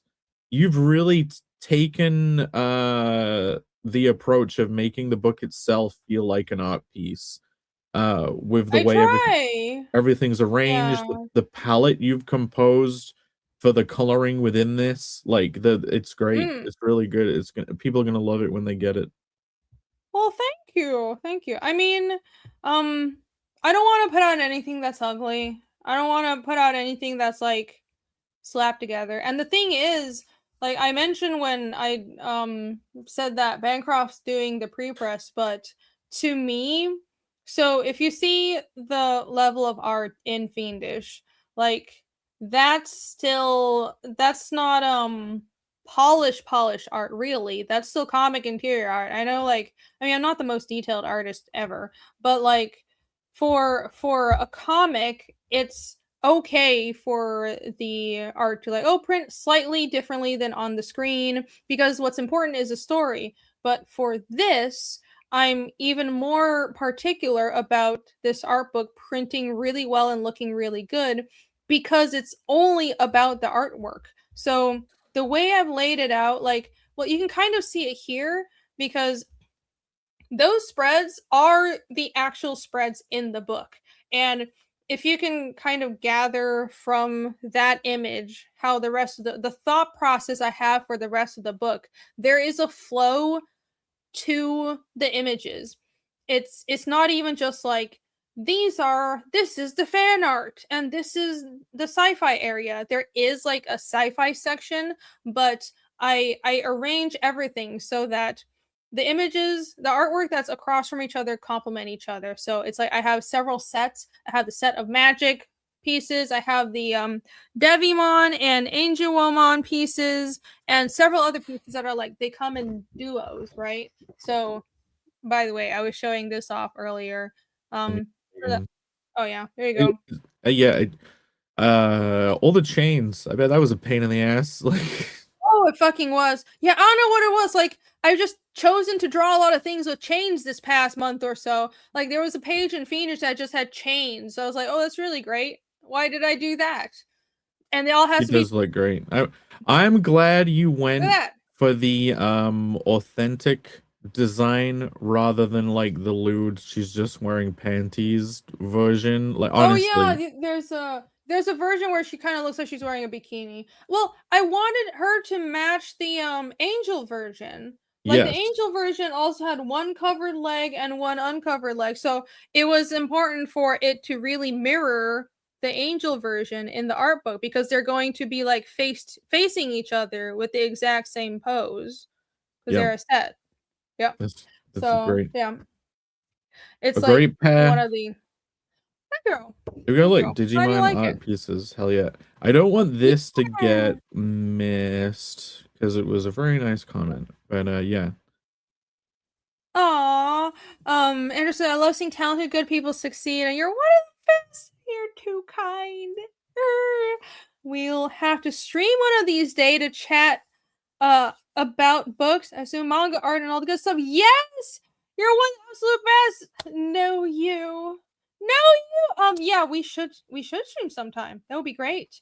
I need to get back into streaming. That's why I'm streaming more on my channel, but I I've been hopping on Comic Aficionados once in a while. I think I'm going on Comic Nights. Yes, I'm going on Comic Nights, but I don't know when. It might be after the art book closes. But anyways, yeah. If you we can talk. I'd love to stream with you guys. And thank you very much for backing the art book. Yay! Yeah, if you haven't backed it, this is a pretty short campaign. I know people usually like to wait around. The book's already done. It's not even a 60-day thing. It's being printed No. for Heroes Con. So like this is a very kind of like a different beast. This is get it while you Mhm. can, because I think if this closes down, the next time it's available is when it hits Kickstarter, and that's after Fiendish Yeah. 3 is fulfilled. So Yeah, yeah. And like you can't so the bundles and everything, the Tittleth bundle, it'll only be available on the campaign. So yeah. that's not even something you can get at the convention. So if you want everything in here and you want the exclusive items, you should back the campaign. Great. You know Not what? in the People mentioning you meant talking about the sci-fi art, and then I am interested to see what you do for the next one. And I wonder if you could, can you imagine the cover of the next book being like a sci-fi mecha thing, and it's like, but it still matches like the layout of this one, like it's a sci-fi girl with Oh, like like wire. something to go with that composition? Yeah, like it's a sci-fi babe with like robot tentacles behind her, and like a little robot dinosaurs at the bottom, all like grabbing up out of or something. You know what I mean? Like I mean, I imagine, can maybe. I don't Sure, know. it can be just like that's how my art book covers are, or a series. It's a duo. It's a duo of my hot fantasy girls and sci-fi girls art books. I can do that. But yeah, I don't want to Maybe. force that. It would just be kind of neat, but it would be How cool to dare you? It would be a cool it would be a cool idea. Yeah, I want to get back into drawing cyberpunk and sci-fi stuff. So it'll be a few years till I have enough for another art book, but it'll probably happen because I'm already excited. I'm already geared up to do more of that kind of stuff, cyberpunk stuff. Snowden for $10. Thank you very much. Thank you very much. I can't even talk correctly. Oh my gosh. Thank you very much. Totally anonymous super chatta. Yes, totally anonymous. I Thank you very much. my I don't know dyslexia what that read that. reference. No, but I read that as ominous because of my stupid brain, and I'm like, I went that, haha, that's funny, but no, Oh it's my just anonymous. god. I didn't. I I thought have you were disease. joking about the dyslexia, but you No, probably do have it. I got a diseased brain. Well, we all knew that. That's all right. That's all right. Hey, Sir Adro, that's very kind. Don't want anyone's anything. Well, I want to once in a while. Yeah, I like talking to other people about comics, but I do have to just stream more on my own dang channel, right? That's the most important thing. But it's also just in the past like 6 months, I've just been in a hole. Like since launching Fiendish 3, I want to get work done, but I've been like working on the house, a bunch of other stuff, drawing the comic, and I got good progress. But yeah, I will be streaming more on my channel. J Scoutfoot. Oh my Oh, gosh. I It's actually, spreading. I'm not gonna get into it, but it really this today was like the 10th time I had a flare up in 6 months, and it is insane, and I'm so Oh angry my about it. god. We don't That's need not really need. bad. I know it's really bad. I'm gonna go on the medication. We don't need to talk about it, but like just so the chat Okay. knows, the 10th. It's insane. I'm so angry. That's a lot. My condolences.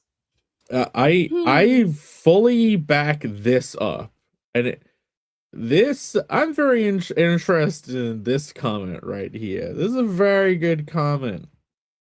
Darth Talon? Do I you don't not know know who who that Darth looks Talent? like. Yeah, I I'm request you googling it draw right Darth now. Talent. Very good suggestion. Surprisingly, there isn't Oh, of like a course, Twi'lek woman. Yeah. no, but it's like a female Darth Maul. She's so hot. Okay. Yeah, maybe I can next time I want to do fan art. She seems Some fun. some people draw her really jank too. I think like you would draw a hot version of it. If you Google search Darth Talon, I'll be honest with you, most of the art does not look good. No, I just googled her and I'm looking at the art and I'm like, oh my. Yeah, she has an awesome kind of crop top stitched together bikini thing that really pushes the boobs up. The body tattoos are awesome. Obviously, she has the laku, whatever people said. Like she can look really good if you can draw her well. And phallic lightsaber, can't go wrong. True, this is true. Yeah, it's a cool design. There's a lot of janky toys and art of her. I can do her sometime. That would be fun. Well, I know she isn't actually the female Darth Maul. It's just she's a bad guy who's red with tattoos. So she looks She looks like it, she but she's not. evokes. Yeah, she don't Yeah. got damn horns. Yeah, she's a different species, but she's red too. It's a similar look. Do you think Cool. the different colors of those are like not a fan of each other? The blue Twi'leks and the red and the yellow. Do you think they're like So that would be funny. Screw the red ones, am I right? That would be funny. I bet. I mean, if you want to be really realistic, but no, it's interspecies racism. But realistically, they probably would be. Her red skin color is actually natural. It's a rat. Oh, she's a shiny Pokemon version of a Twi'lek because she's red. I think she's born red and she's like, well, looks like I'm gonna be evil one day. Yeah, let me just gonna share. Look at this. That's the design. Yeah, she does not look hot in any of those art pieces, but it's like No, but that like she I actually can can look hot. see. Yeah, I can see how she can look. Like that looks okay, but that image is like 500 pixel. I can't see shit. Yeah. But it is a cool design. I'd like to draw her sometime. That'd be cool. I searched Darth Talon not safe for work on my Google, and the images are somewhat an improvement. Yeah, I bet. Even though they cannot be shared on stream, definitely the preferred search is Darth Talon NSFW. All right, thank you for that tip. I'll remember it when I want to draw a fan art of. Oh look, yeah, that one's not too bad. Yeah, They'll make her look like you gotta make them shapely. That's the key to drawing women. Like the weight distribution and like the hips gotta be there. That one's okay. That's not too bad. Hippie. Yeah, damn hippies. All right. Thank you for the suggestion. I will keep that in mind. I'll keep that in mind. Maybe that will go in the sci-fi girl art book because that's a perfect fit, isn't it? Oh yeah, that's glorious. So I don't know what the chat thinks. I don't know what you think. As a kid, I loved the Zoid style robotized dinosaur thing. When Horizon Zero Dawn was coming out, I was so excited because of the robot dinosaur stuff. And like you love dinosaurs. The game was disappointing though. You love dinosaurs, you love sci-fi.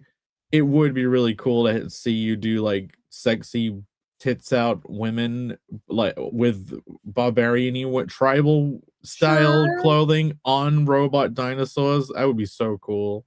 Sure, yeah, maybe I can do that. I have never really been inspired to mix dinosaurs and sci-fi, but like it is a fun aesthetic.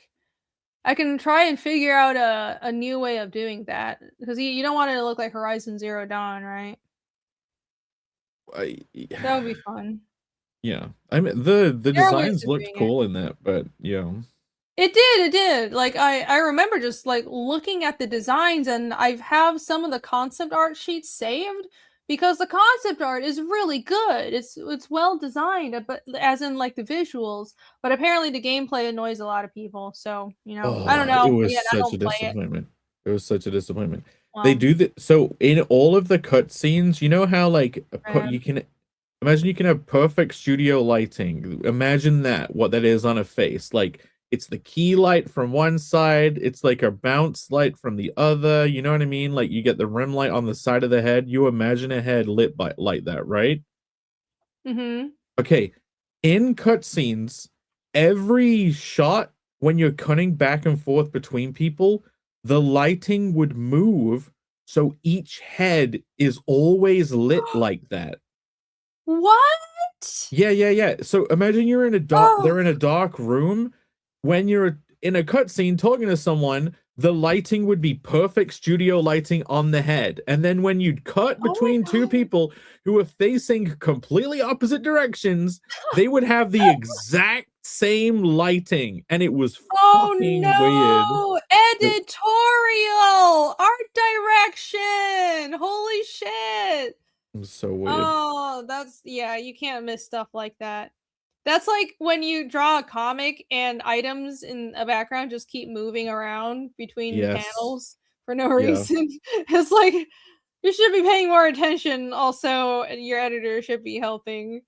Uh, well, that's unfortunate. You know, the designs look really cool, and I've like looked at to just like save the art to stare at it, but guess the game itself wasn't that good. No, I can. So like the thing that made me really love dinosaurs was Dinotopia. I love James Gurney's work. It's like and it wasn't even he's a really good painter. I don't really paint, but like it was the inventiveness. Just it was so captivating that to just not just the concept of a father and son get shipwrecked on an island where humans and dinosaurs coexist, but it was like so well thought out how a society of humans and dinosaurs could coexist, how they had this writing system that looked like dinosaur paws so dinosaurs and humans could both write it, and how these buildings had seats for dinosaurs, and these different species of dinosaurs with different intelligence levels and different abilities were integrated into society. It was so cool. And it's like, oh my god, infinite possibilities. I loved that shit as a kid. And I would like draw nothing but dinosaurs for like 3 years. So I I love that kind bought of stuff. I bought someone that book as a gift after you suggested it. That big Dinotopia art book. Yeah, there's a few. But I only had one as a kid. I need to buy the other ones, but oh my There's god, more? I spent so many hours. There's a couple. There's like two or three. Yeah, and it's crazy. It looks. I mean, obviously, it looks amazing because so James Gurney, he's a National Geographic paleo painter. So his day job is painting dinosaurs for archaeology stuff. Mm. But like then he one day he's like, I want to do an oil painted children's book about humans and dinosaurs living together, and he's like, let me commit to it. Like you can have a crazy idea. The way to make it good is just commit. Like, I don't care if it sounds Oh, silly, I'm going definitely. to commit to it. And then it's like that is the key. That is the key to anything being good. No matter how retarded it sounds, who cares what anyone thinks? I will commit and it will be good, damn it. And that's exactly what he did. And Dinotopia is so fucking awesome. So to I would commit stare at that book for to hours. to commit to something crazy and out, a lot of people just spend their lives making stuff that's safe. To commit to something Mhm. crazy and to pull it off, like okay, there was a time before when like Team America didn't exist, right?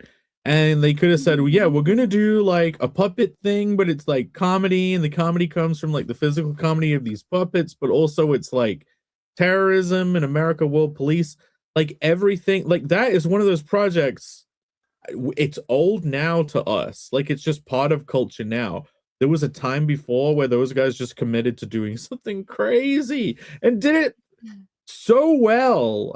I wish people did more of that now. Everyone is chasing algorithms, trying to think of just what's Mhm. marketable. They're not looking in their kind of heart and thinking, what epic fucking project is within me and how do I make it happen? You don't always succeed. I've failed in the past with pretty big projects, but I Yeah, wish more people did that. it's the sweet spot between like so we were just talking about in your 20s you would kind of experiment with the medium, do all these things and kind of figure out why people don't do things a certain way. But it's like it's that happy medium. You understand just like the basics of how things work and it's like why don't people make comics that flip like a calendar? Well, duh. But you had to actually make a comic that flipped in a retarded way to learn that hands on.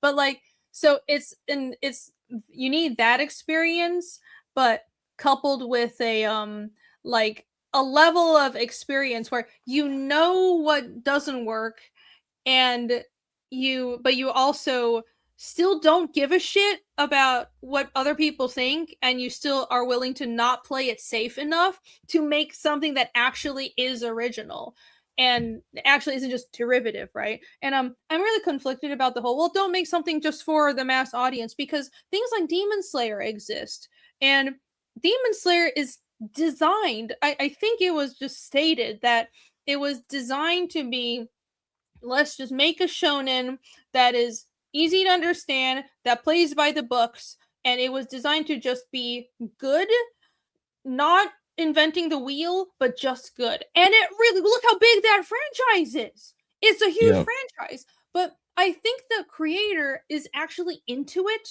Like if you're making something that is for the mass audience, as long as you're actually into it and it's not cynical, you're not making this just for money and just because it's a job, you actually are still committing to that, it can work. But you just have to figure out what you want to do and commit. That makes sense. Do what you love, commit to the bit, even if you love something boring. I was doing this a lot, so yeah. We're both we're both committing to our own crazy. You're committing to like a 15-20 year huge long form storytelling, like just making it happen. I'm insane. Yeah, like, and with Fiendish one, I kind of feel like I didn't commit enough because I was worried about like being too nerdy, if that made sense. Yeah, okay. All these reservations you have about Fiendish, like I don't want to be embarrassed, or like I don't know. No, I shouldn't have had any of that. I should have just thrown it all away right from the start. But not necessarily. Like, here's the thing. Also, with you going like, it's not crazy enough. I want to get bigger with it. It's like, you do not understand how actually important both of those things are going to be to like the driving force of you doing the entire series. You do not get, things are not perfect from the moment one. It's like, where it started and where you want it to be. When as soon as you do a chapter, every single time you'll look back and every time you'll be like, I want to make this bigger. I don't know if I did enough, right? And the reader loves it every time. Like me as a reader, loved it, loved especially Fiendish 2. Like that driving force is gonna make you're gonna do like 10 of these books. Do you know what I mean? There's gonna be close to 10. That's a very kind way to put it. Yeah, so the story is meant to get more complex as it goes. So like it's hard to explain, but I built Fiendish knowing that I would be a better creator when I'm 40 than when I started it at 27. Like I was trying really hard. I was still an idiot 27-year-old, but I had one spark of intelligence and I was like, oh, I might improve. So I did want to start out simple with a easily explainable story in chapter 1 without too much of the magic and without too much world building. Looking back, I would have done it differently, but like I bet that's a lot of people with their first chapters though. Yep. Like that definitely is like the first chapter of Berserk.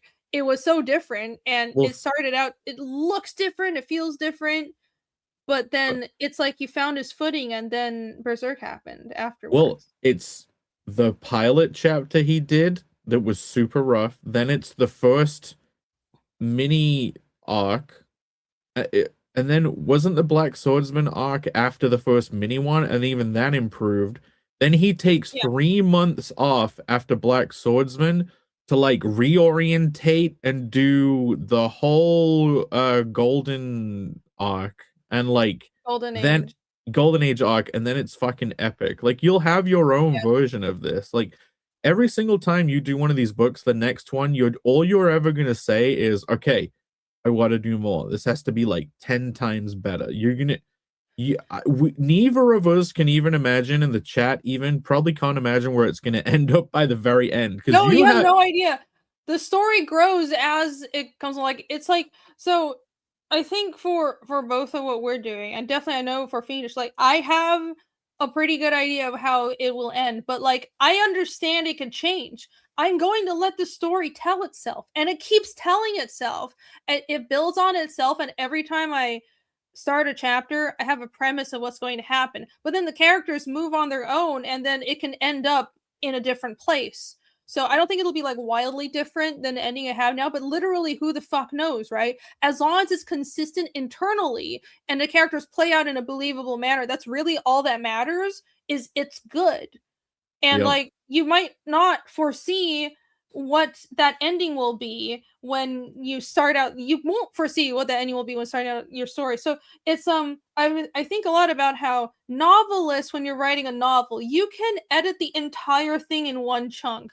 But with comic artists, you're bound to releasing the work in installments. So you have to kind of plan for things to change, unless I You don't have know, to unless build, maybe like more you experienced have, writers don't. But you have to build in gaps for future you to fill, because if yeah, you didn't leave those, nothing would be as good as it's gonna be. Like, chat, you should see the times when she's had these little epiphanies of like, of yeah, but of stuff that she hadn't figured out yet, or she had like a baby version, and she's, creating these books aiming to in the direction of the baby version.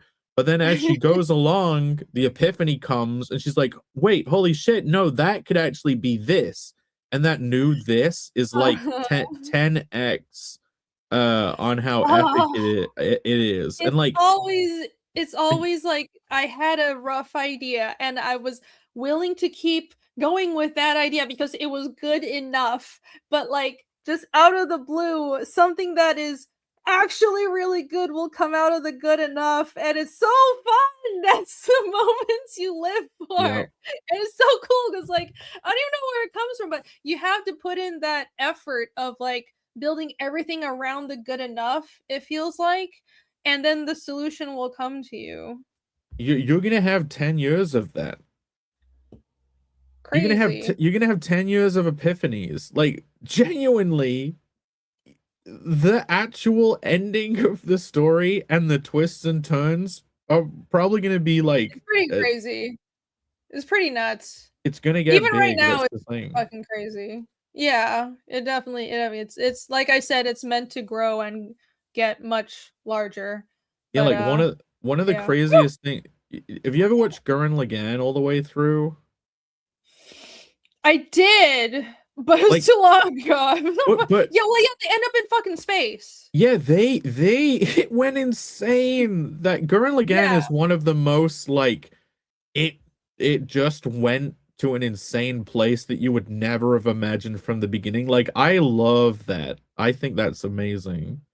yeah. No, I do like how manga is just a lot of manga is like we're going to a lot of manga does start out with that very simple I'm just a schoolboy going to school, and then like the ending is you're on Mars, and I Yeah. really like that, and I think that's what influenced what I want to do is like, oh, we'll start out as just a normal fantasy, and like who knows where the ending is gonna be. It's not what you damn expect. Yeah, And that's great. it starts And off then as a slice of life thing, and at the end, like, the main character has traveled to the center of the universe and realizes they're God. Like that's yeah. how it goes. No, it's always like that. No, there's this one manga I read halfway through, but I think it's called Death. That one with a couple of like it has a couple of cute schoolgirls, and it's like schoolgirl drama,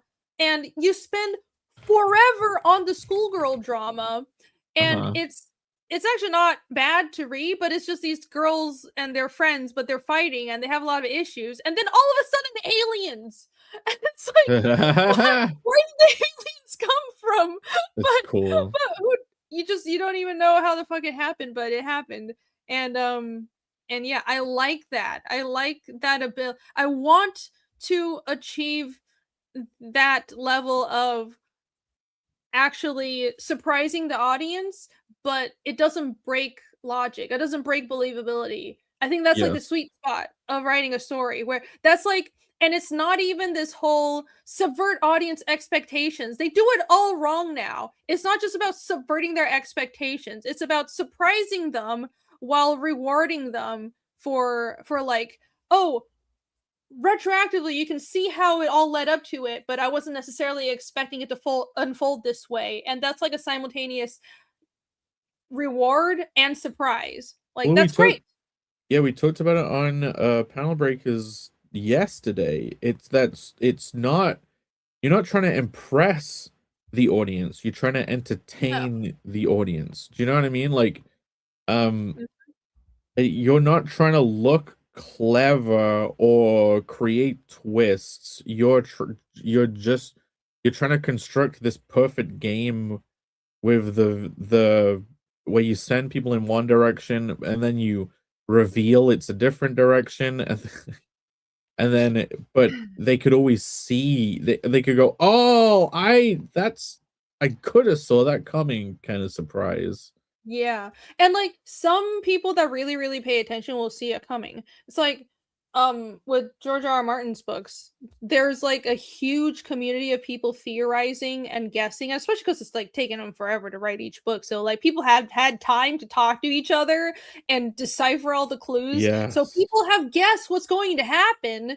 And if it was just like if the books were coming out bam, bam, bam, you probably wouldn't have figured it out. But because it had so much damn time, like, but it's also important for a creator to commit to still doing the thing even if people have guessed it, because that the groundwork has been laid.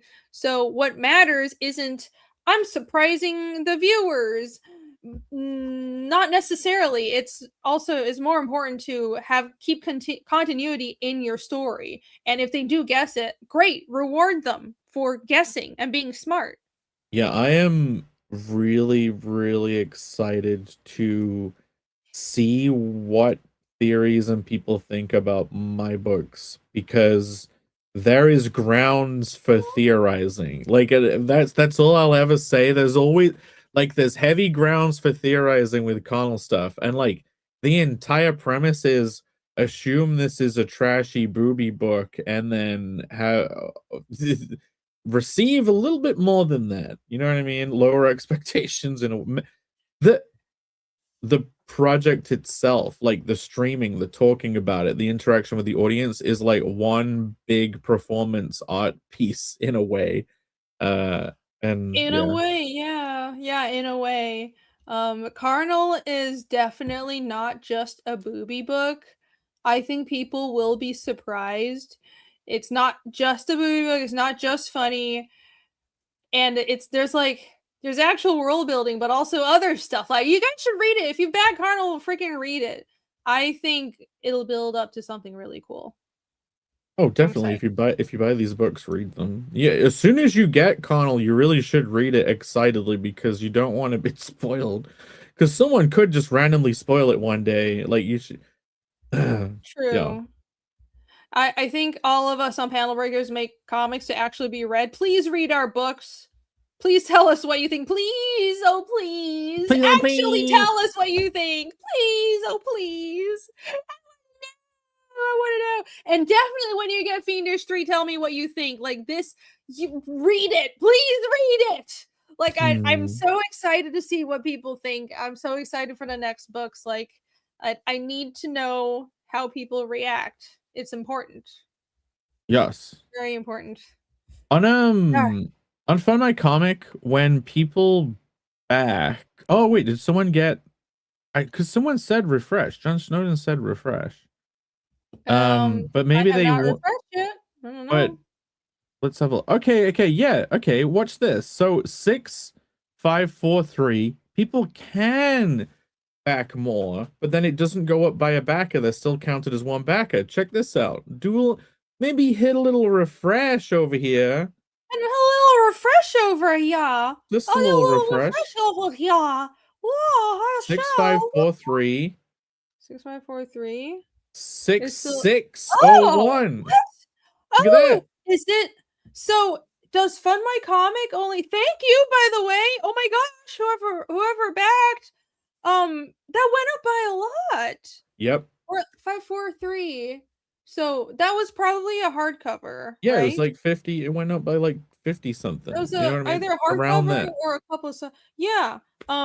So I think Jake keeps on my back. I have comic not. probably I backed once on launch day, and that's all I do. I gotta say, I am not. There's no fudging behind the scenes. You know I can verify. those I can desperate verify. moments where it's like, oh, we're doing a bit on stream where we want to push it over, and we don't want to not do that because that would be embarrassing. I never, ever, ever do we just No. extra back. It never happens. For real. I'm not I even want these joking. fucking numbers to be real because it's like Yep.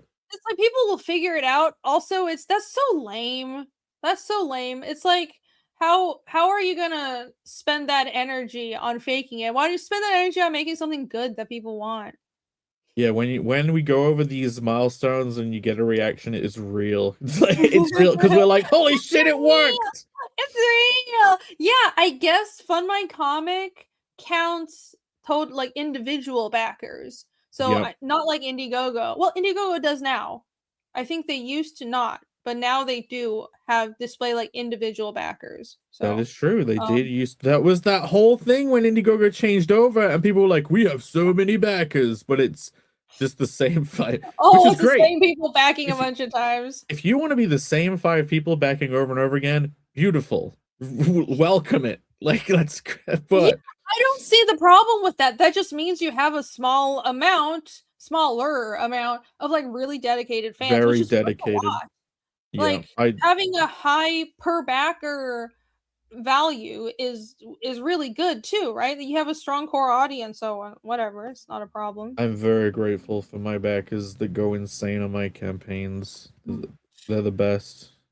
Maroni, what did Maroni said? Maroni said he's going through his stack. Connell will be read before Bizarro. That's great. I'm glad you're gonna read it.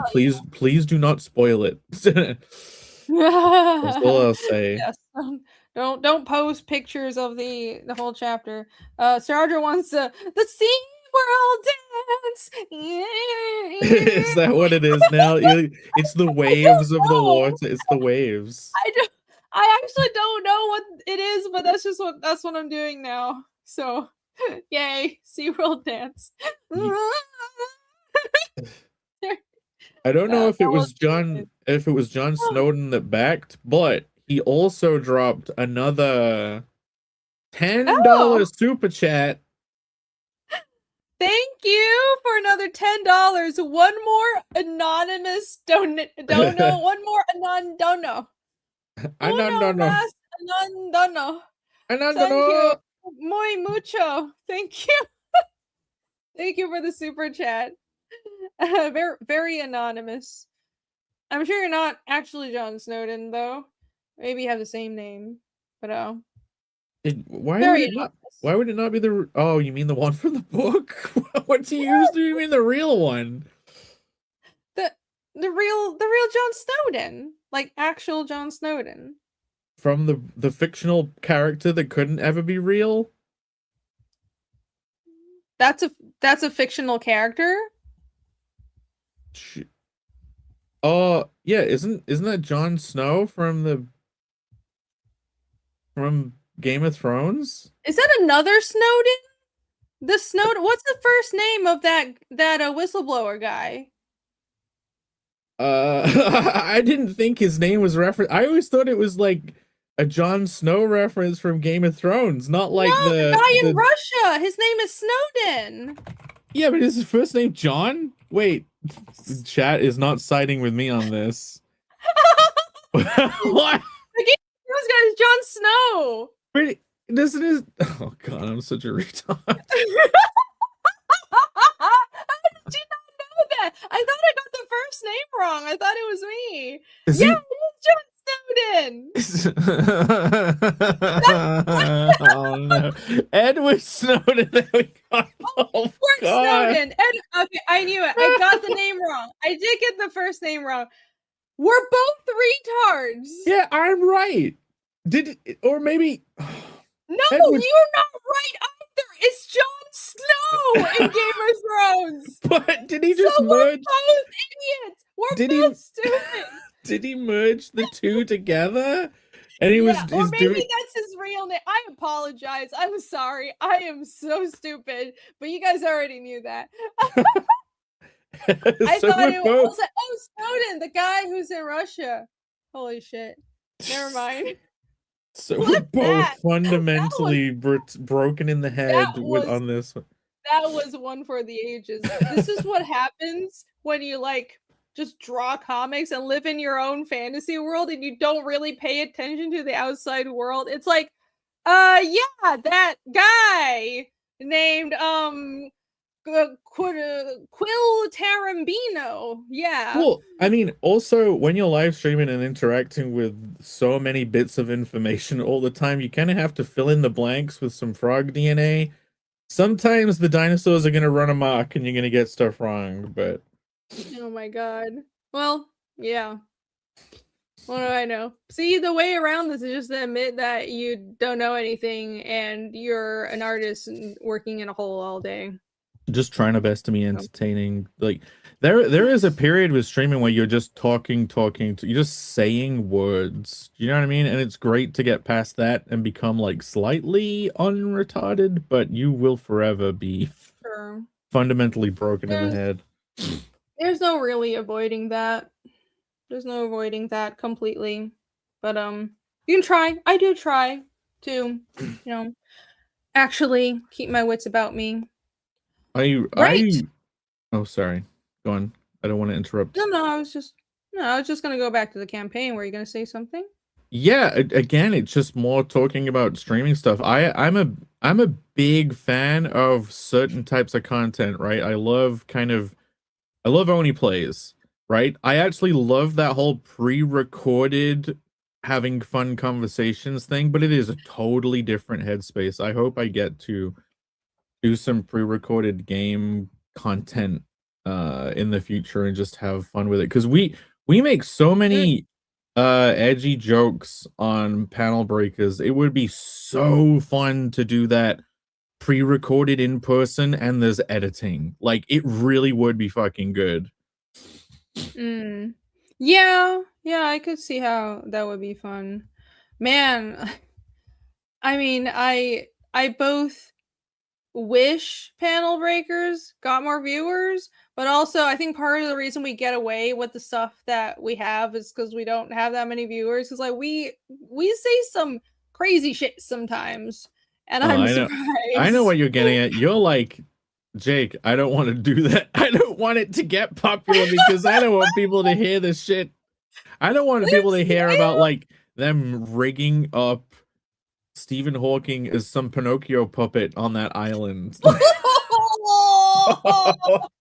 Oh, Stephen Hawking being rigged up on FCM. Oh my god.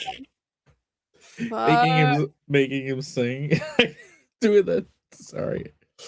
Holy shit. This is not this is not the stream for that going that edgy, I guess, but no. I mean, nah. Whatever. Yeah, podcast.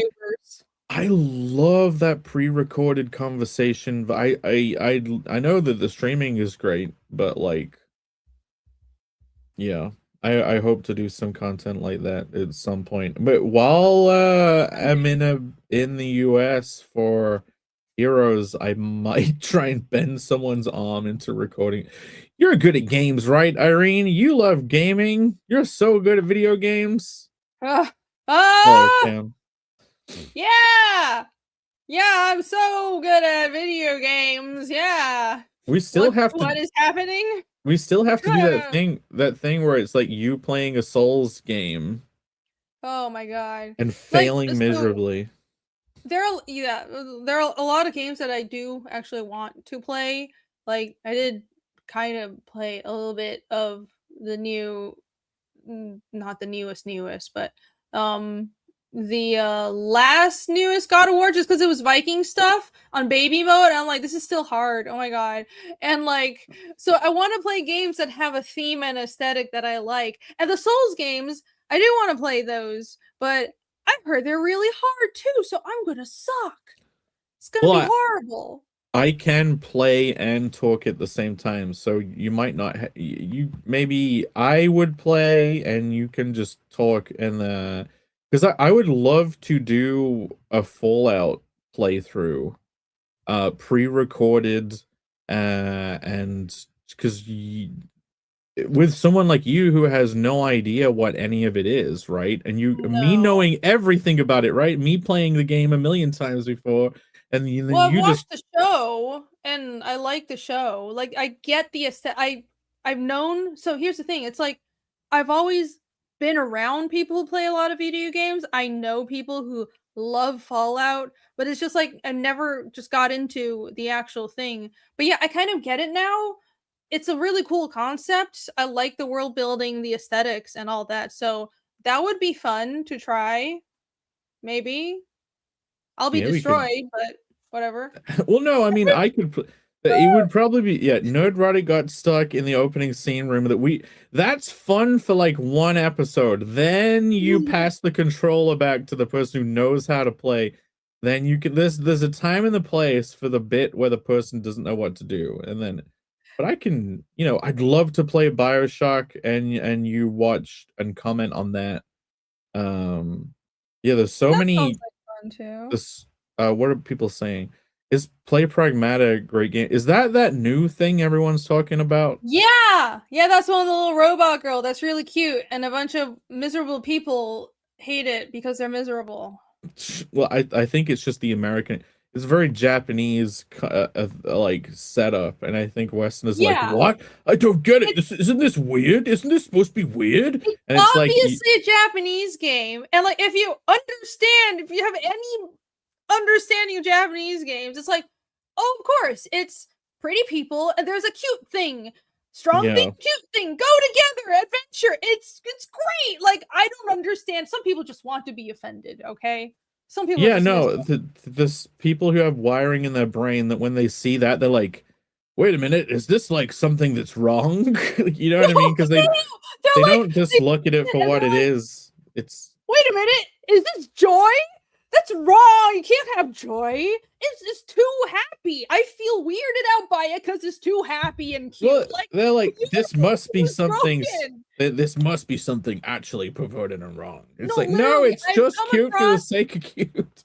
I've seen like 10 paragraph long tweets from people who are like, I can't explain it, but something about the design of this girl is just weird, and I don't know why. And it's like, because there is no fucking reason other than your brain is broken. There's no why. Well, It's just cute and it's okay, fun. Holy when shit. those people that think that, obviously there is the weird juxtaposition of they don't understand what the Japanese angle where it's like it is just cute, but Yeah. it combines with that uncanny valley level. So the Japanese seem to love a particular art style. It's like Death Stranding, that Pragmata game, where it's this weird level of realism that isn't bad uncanny valley, but they do not look like humans. They definitely look like this particular like the Resident Evil character faces. Do you know what I mean? It's that particular level of realism that still feels perfectly video gamey and stylized, but it just touches upon the uncanny valley. And I think that triggers something in people's heads. I don't understand why after Final Fantasy has existed for decades, anyone is like, oh no, this throws me off. Like, have you seen Final Fantasy? That's it. When I see the faces in Pragmata and like even The Metal FF Gear remake. Solid is kind of like that, right? It's Yep, that yep. pretty. This is just how Japanese companies they make pretty cute characters, and I when they love the make look. pretty cute characters that are Western, that's just what it looks like. Yeah, So like, I don't. There's no problem here. there's a commonality between all those games that I love the visual style of the. I could not do it, like I couldn't make that level of art because I would not care enough. But they really do care about hitting that particular look, and it's yeah, we're lucky to No, have it. I like it. Yeah, I do. I think it's I don't know. I can feel the dedication to artistry through it, so I appreciate it. But with the girl from that Pragmata game, it's just a perfect juxtaposition of like concept that creates an impact. Like it's a game set on like an abandoned moon base, so you're playing with like weird horror adjacent themes. So you have a cute character to contrast that. It's almost the exact same reason that the Little Sisters existed in BioShock. Like it's totally a BioShock analog-ish thing, but she's not like a glowing eye uh weird little girl. Yeah, I don't know anything So, about BioShock, but like I've just seen the concept art. I can see what you mean. yeah, BioShock was Makes sense. awesome. There was, Mhm. there was an era in Western video games where they had moral choices that were like, what do you choose, to do the bad thing or the good thing?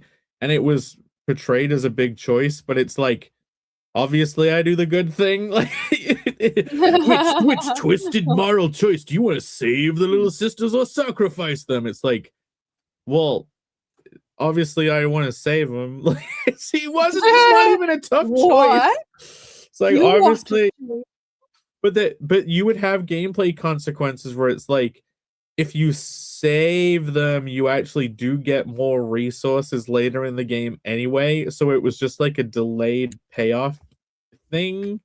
And so it really was a no-brainer. Well, yeah.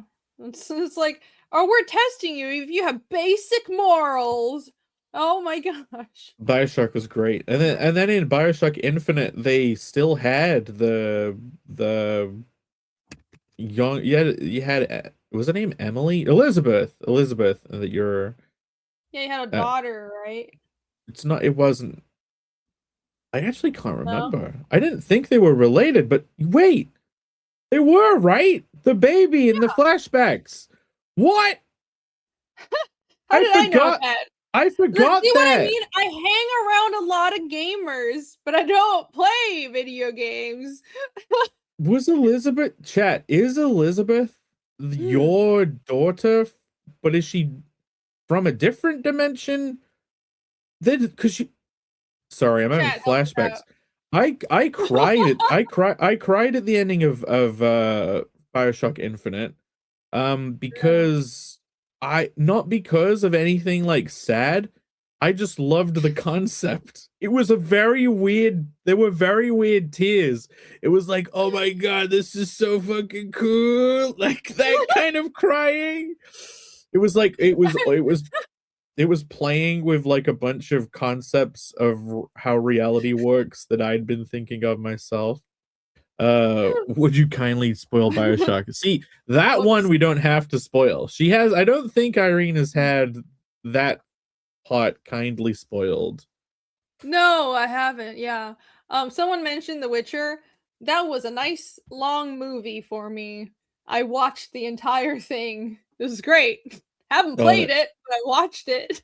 my most fun experience was recording about a Witcher playthrough with my friend Tom in the past, and like that was an adventure. And there was this one time we lost like an hour's worth of gameplay, and so I just told the story of what we did, and then it got animated. Oh, it was so good. That sounds like fun. I hope Ah, I really want to do more game pre-recorded gameplay stuff. It's so fun. I think the best time of my life was recording those series. But aw. Ah, just two friends hanging out, yeah, playing video games. Very wholesome. Very wholesome. I like how chaotic Jon Snowden has been in chat.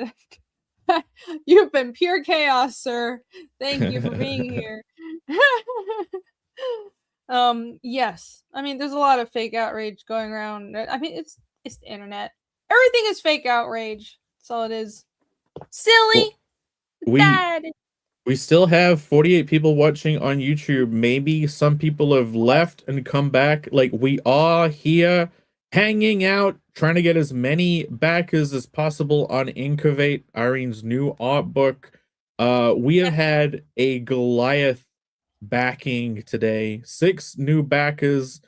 5 of them No, 7, It's including 5 someone. new backers, but someone upped their added some. So when people No, that was back the twice, the 7th. backer number doesn't go up. Yeah, you No, we were at. started at 55. We started No, no, at no, 50. no, no. No, you started at 54 before the stream. You got Did I? one right. You got one right at the start. So you've gone up by Oh. six, and then one more person back. So that kind of makes it 7 backings worth happen today. Like, Okay, I don't even remember. and if anyone who backed is still listening, you rule. You're the best. If anyone has been hanging out, has considered backing this project, jump on it. I know logging into Fund My Comic or making an account can be a pain in the ass, but No, it's this actually very easy. It's oh, super really? easy. You can no, you just you just you can add something to your cart without even logging in, and as you check out, you can make an account.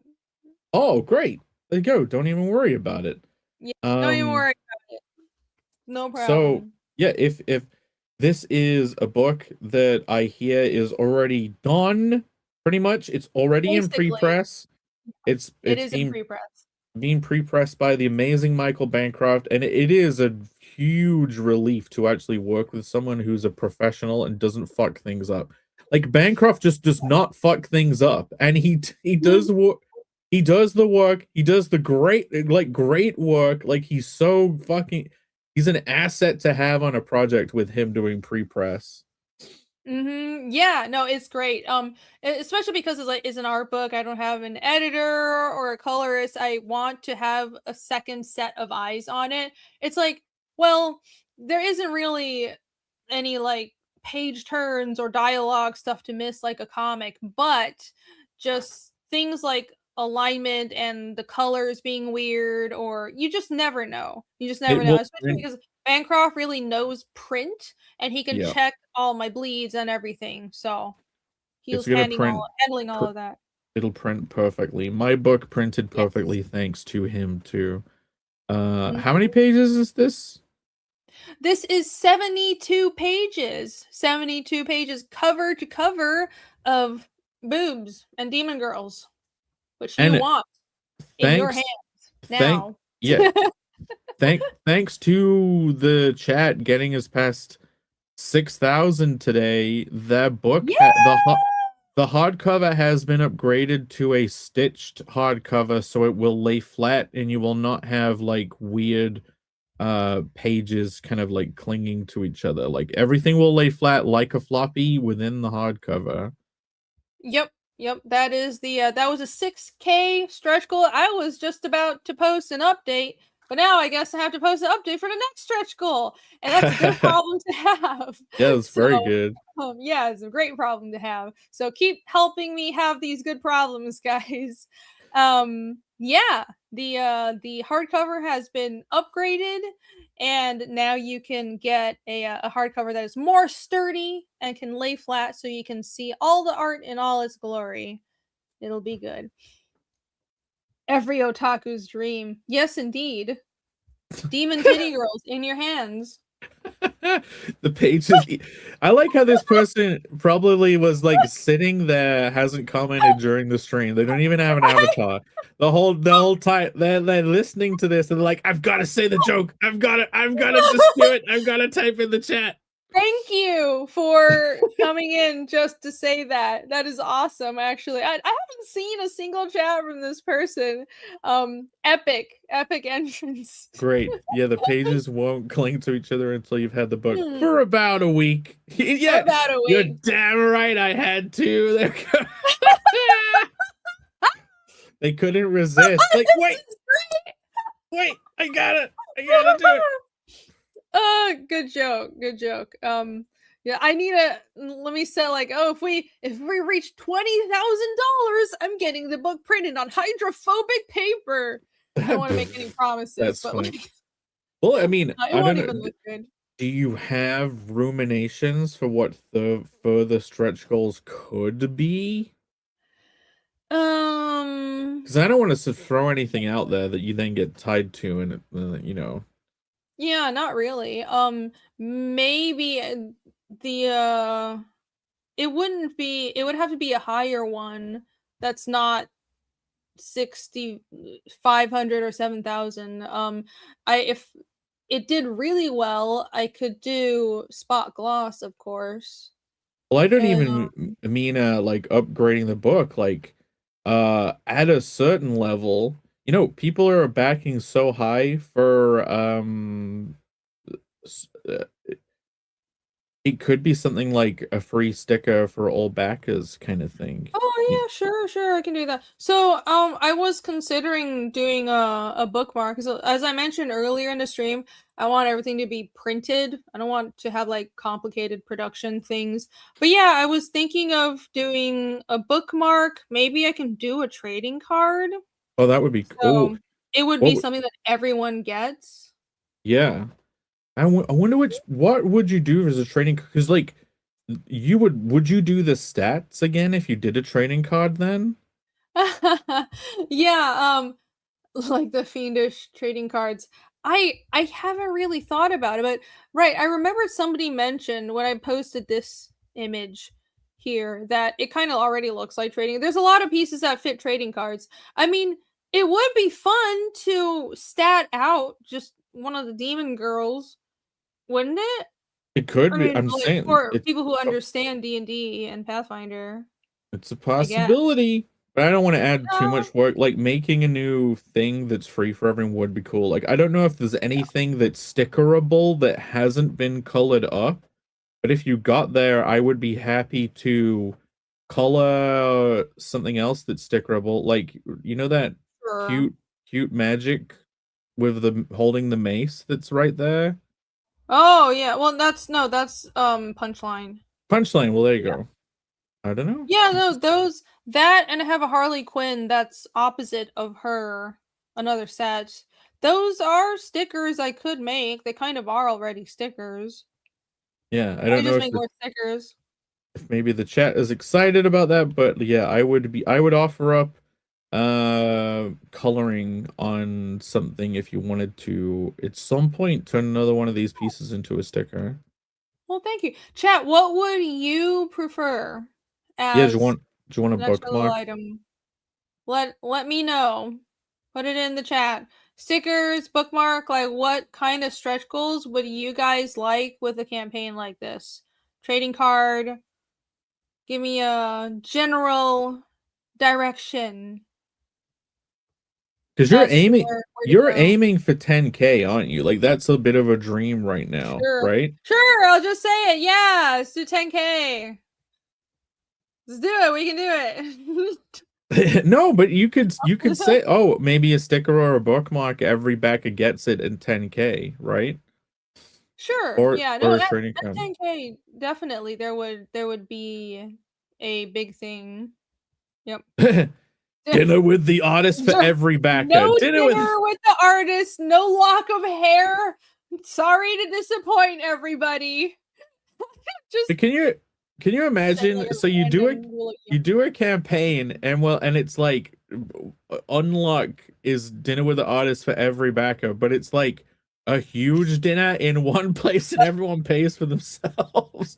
You're like, yeah, you can come to the same Oh, place, I guess. I know, like that's such a dick move, but it's like that's just Heroes Con. Like, you just show up at Yeah. Heroes Con.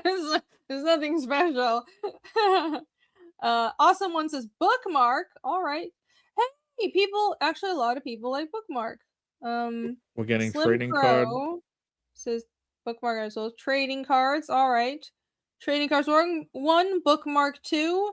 Moroni says ribbon placeholder for hardcover at 10K. Sure. Yeah, like upgrades to the hardcover, like the ribbons and the cloth bands. I think those are good things to have.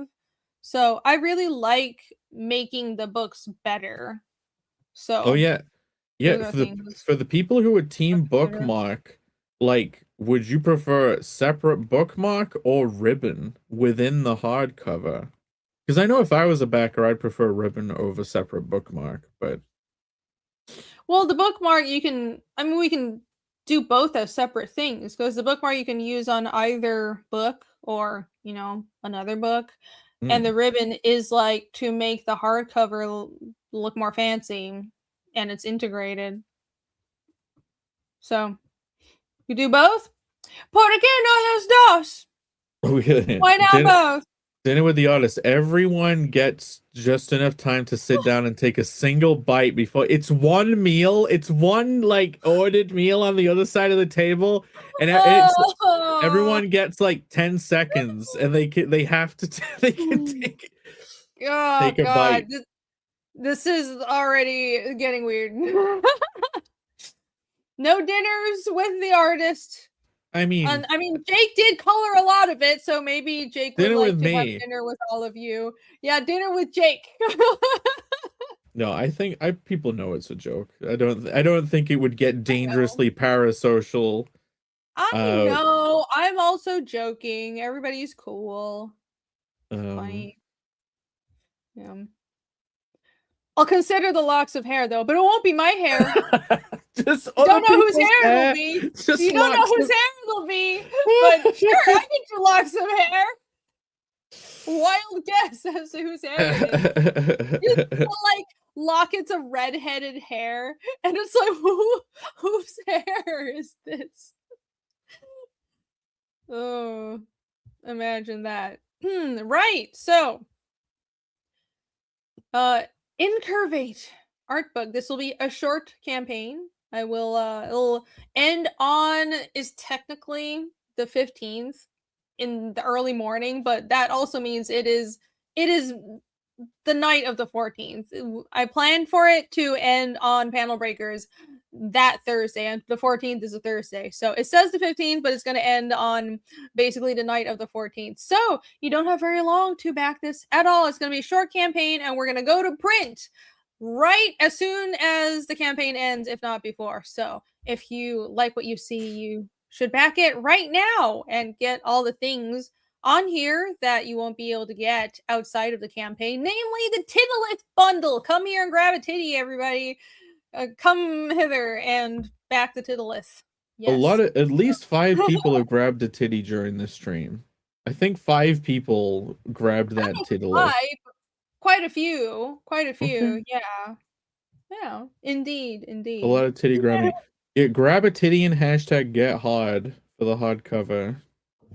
And this is a surprisingly marketable campaign. I'm very proud of myself. I am impressed that I've inadvertently made this so memeable.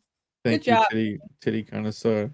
Darth Veganend Darth Vengeance says they'd like a digital copy. If you've considered a digital for this, like, I know you can't just add stuff now, but like, I mean, including it somehow, because I do not like giving out PDFs to the story books, but yeah, I don't know. I wouldn't want to touch art books.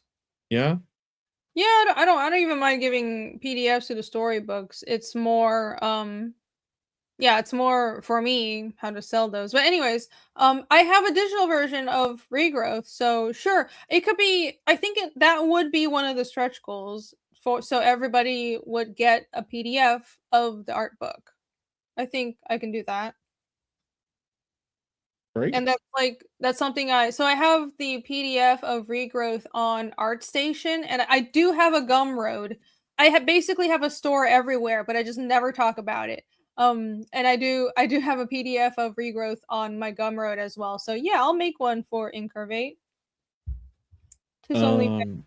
Look, we've hooked them. We've hooked Fletch Bundy. Now they're commenting up a storm. They say truly be hilarious if you made a tip and strip pen. Do you even know what they are yet? Can you guess what it is? Where a female is on the pen, and when you flip it, the clothes disappear. So it's a pen that has liquid in it, and like it has the naked version of the woman like under the liquid. So when you tip the pen, it like pours away, so it reveals the image underneath, and she's usually naked. Like the bikini is the liquid area, so it's printed on top, on the outside, and in the inside. Oh, I have never seen one, but yeah, I can see that it's like layered plastic with the liquid in certain areas. That's kind of cool.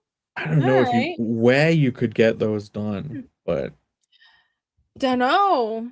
I don't know, but that would be cool.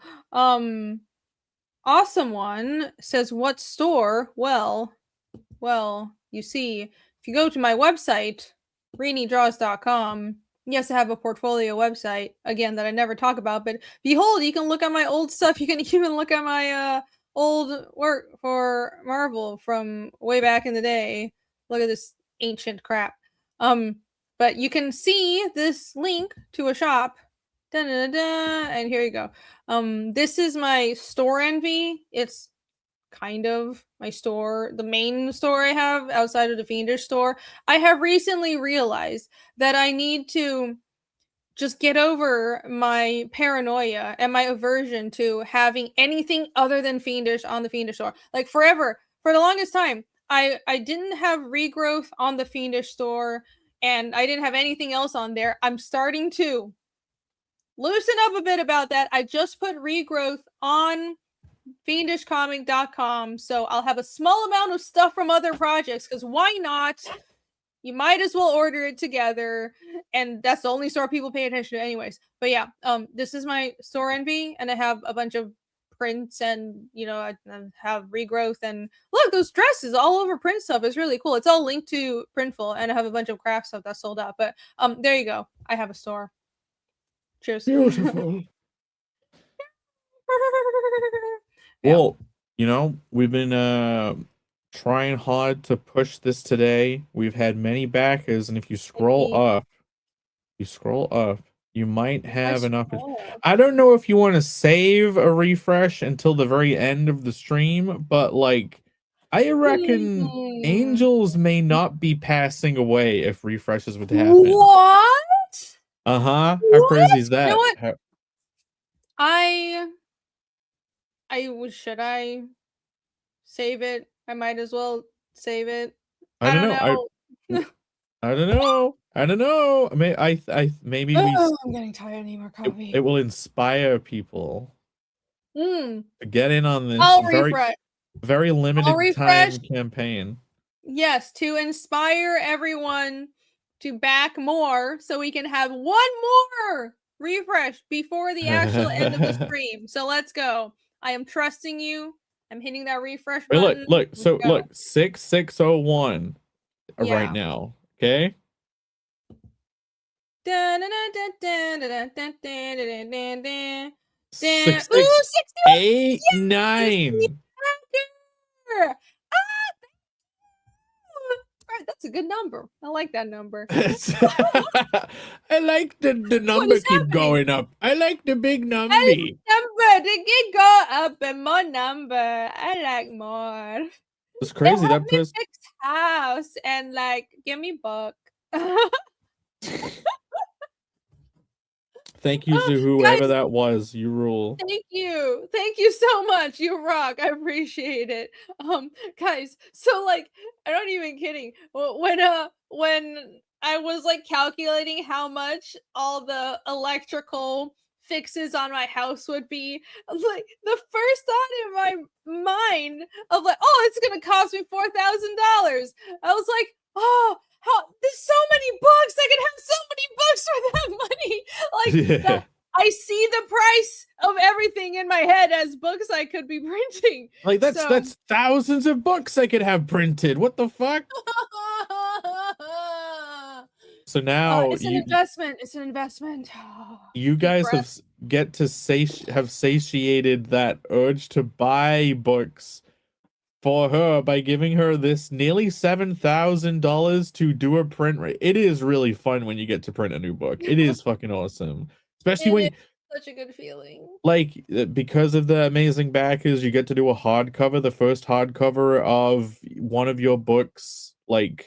This is the dream. This is making things happen.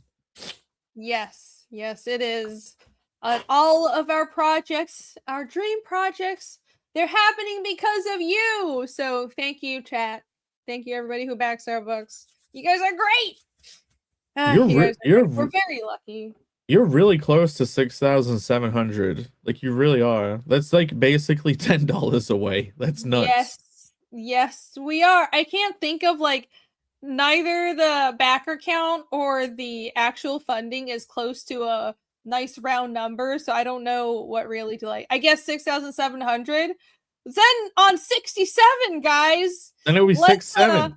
We do a let's 6-7 embrace meme. the Yeah. Zoomer meme of 6-7 or the Gen Alpha meme or what the fuck ever. I don't know. I'm old. Yeah, Oh, look. 6-7, guys. Darth Vengeance says, "Seeing you smile is worth it." Oh, thank you. It is fun. so You much. you always react so big whenever it goes up. It is very nice to see. I'm an expressive person. I'm expressive.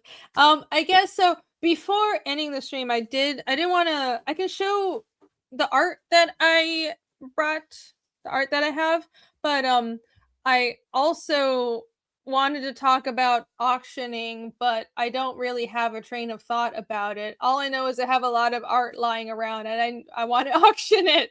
So yeah, yeah. I guess I'll full screen. Where's my cursor? Holy shit. Here we go. Do you want me to do it? No, I got it. So here, if you missed it earlier, this is the Devimon that is going in the art book. And so this piece and hold on. These other pieces. So much stuff in my drawer. So I have this one as well. And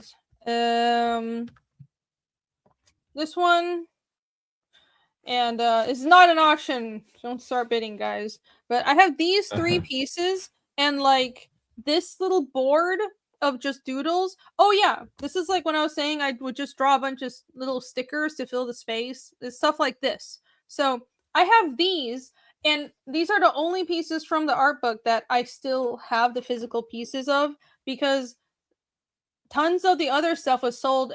Everything else was sold at conventions or at auction already. And Red Valkyrie has been doing their auction, so I don't really know what to do. But I think for the closeout, I'll do maybe an eBay auction that's timed at the same time for all of this stuff.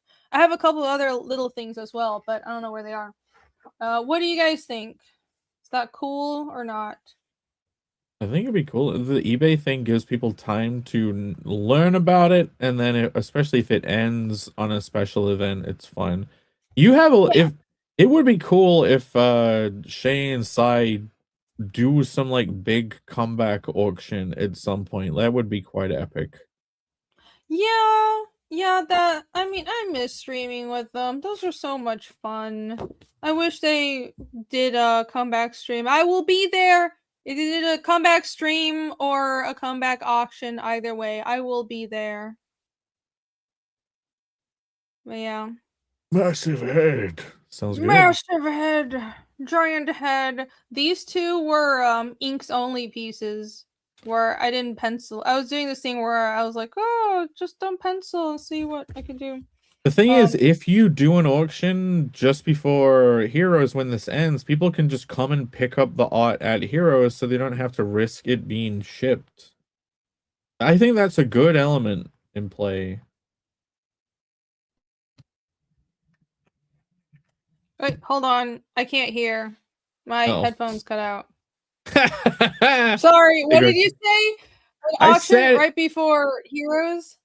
Yeah, because then people can just pick up the art and they don't have to risk having it shipped. Oh yeah. Yeah, that's true. Yeah. Sure. If you are going to be at Heroes and you want to, pick up the if you want to pick up your book order, or well, no, it's better for RJ to ship you those. But yeah, I could do that. I could do the auction. That will have to be after the art book closes. But I don't know how many people would be going to Heroes. I mean, it kind of makes me nervous shipping original art every time. So like, I will be perfectly happy to do that and just hand the art to whoever wins it instead of shipping it. I hate shipping original art. I am not looking forward to shipping the Fiendish pages just because I'll be so nervous. Which speaking of, I was thinking of showing those, but yeah, chat. Let me know what you think about all that. I can do either. Maybe it would probably be a better idea to do the auction on the closeout for Incurvate. But if Yeah. you are gonna be at Heroes, I can just like refund you the shipping and bring the art to you at Heroes, right? That would be totally fine. That would be totally fine. I'll be very But sad to see that go. I mean, you could buy it. Well, okay, maybe I'll have to battle out for the boot because I really love the Angel Woman, and so yeah, Yeah. having the Maybe Jake will accompanying buy piece this that would be good. before the auction even goes live. But there you go. Right. So I was thinking of showing the pages for the Fiendish 3 original art, but I don't know if I should. But basically, hold on, let me not embiggen me. Stay big on screen forever. Yeah, just stare at my giant noggin. So I mentioned this in the email updates, but the original art for the Fiendish 3 campaign,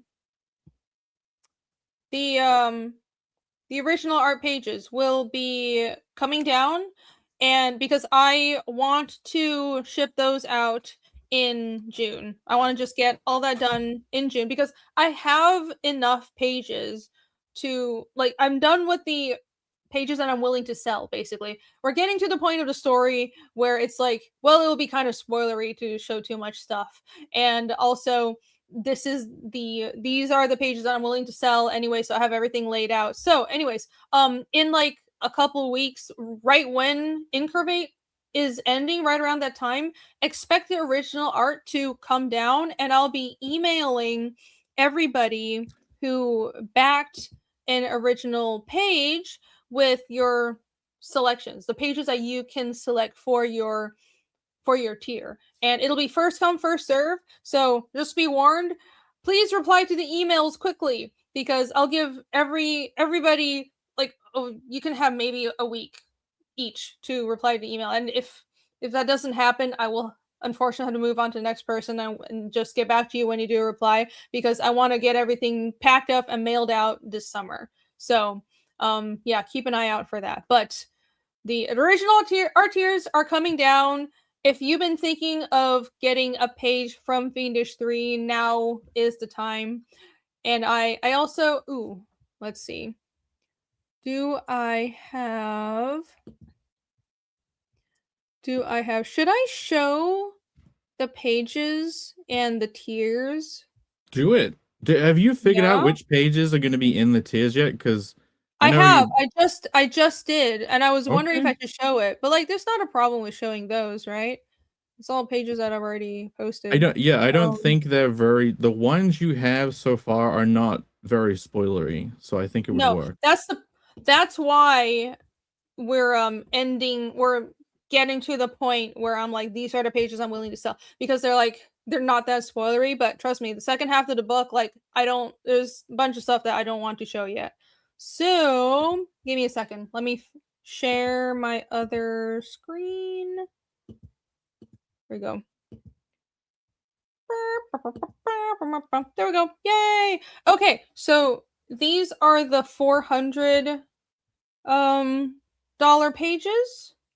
So how this works is everyone who backed the $400 tier of the pages, in order of who backed first, you would be getting like this image in your email, and you would have first pick of which page you want. And then after you pick that, I take that off the list, and then I email the next person. They take their pick, and then I have enough pages in each tier where even the last person will have more than one choice. So I have more pages here than the actual total number of people who backed $400 pages, and I have a couple of extra pages lying around just in case more people back original art. But anyways, I hope that makes sense. So these are the pages for the $400 tier, and then I can show off the $600. It's only two. It's only like one person backed it so far, but I might add another one two. That's just because like that's not a lot of choice. So I'll find another page. There might be a page from the fight scene that I was reluctant to give up, but I can part with it. It's fine. This is a good time to mention. So you see the pages here have panel borders and there's a gradient. That's the final inks, but I add the panel borders and the gradient digitally. So I'll also offer anybody who gets an original art page, I can add in panel borders and I can use screen tone to shade in the gutter so it looks like the actual final inks, like here. If you want to display it that way, like if you want to display the comic page like it actually looks in the comic, then I can finish it up. Just let me know. I'll mention all of this in the email as well.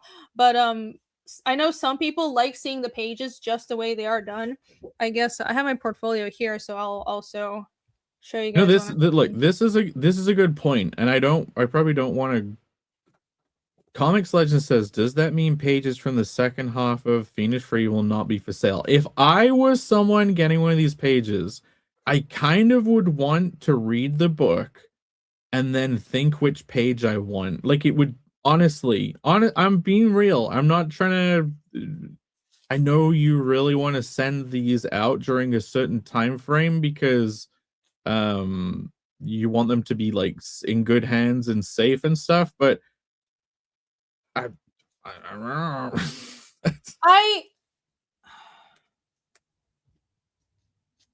I literally probably won't be in America is the problem. Yeah. And that's also why I want to just get the pages shipped out while I'm in America. Yeah. So anyways, this is what the inked pages look like. They don't have panel borders, but I can add them in if you request. Second, I'm planning on just keeping those because I want to keep a lot of the pages. God damn it, Jake. Sorry.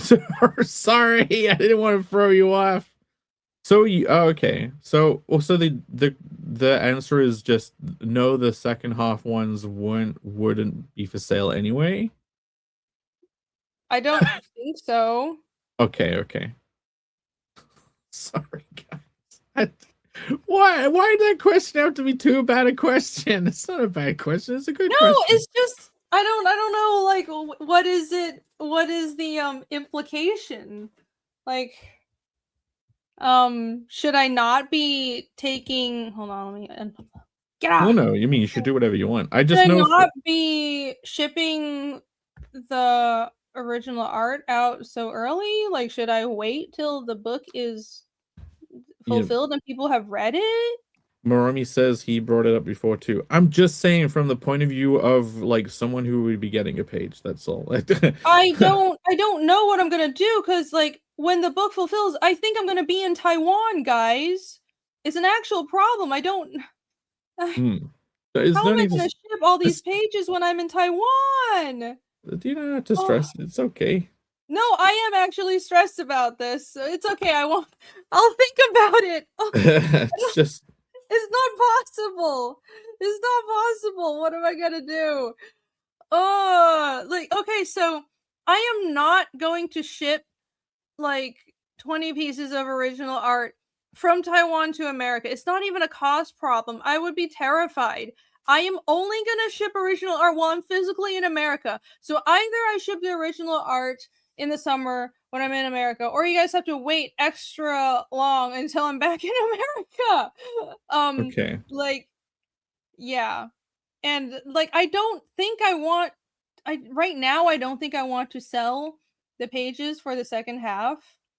But I'll think about it, guys. Now I'm all thrown off because I don't really know what I didn't mean to throw you off. It's just I don't know. Look, Comics Legend is saying we can wait. I don't know.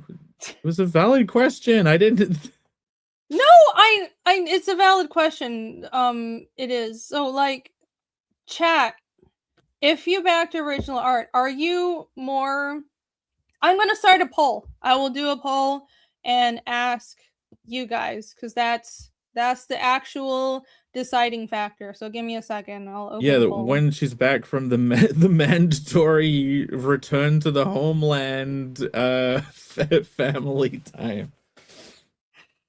Oh Well, my gosh. the waiting time for picking could be stretched out too far. Earlier is better for you. Yeah. It's just something that needs to be considered. I don't know. Like, what you've probably already planned the best scenario anyway. I was just throwing the question out there. I might be in Taiwan for a long time. It's just the problem.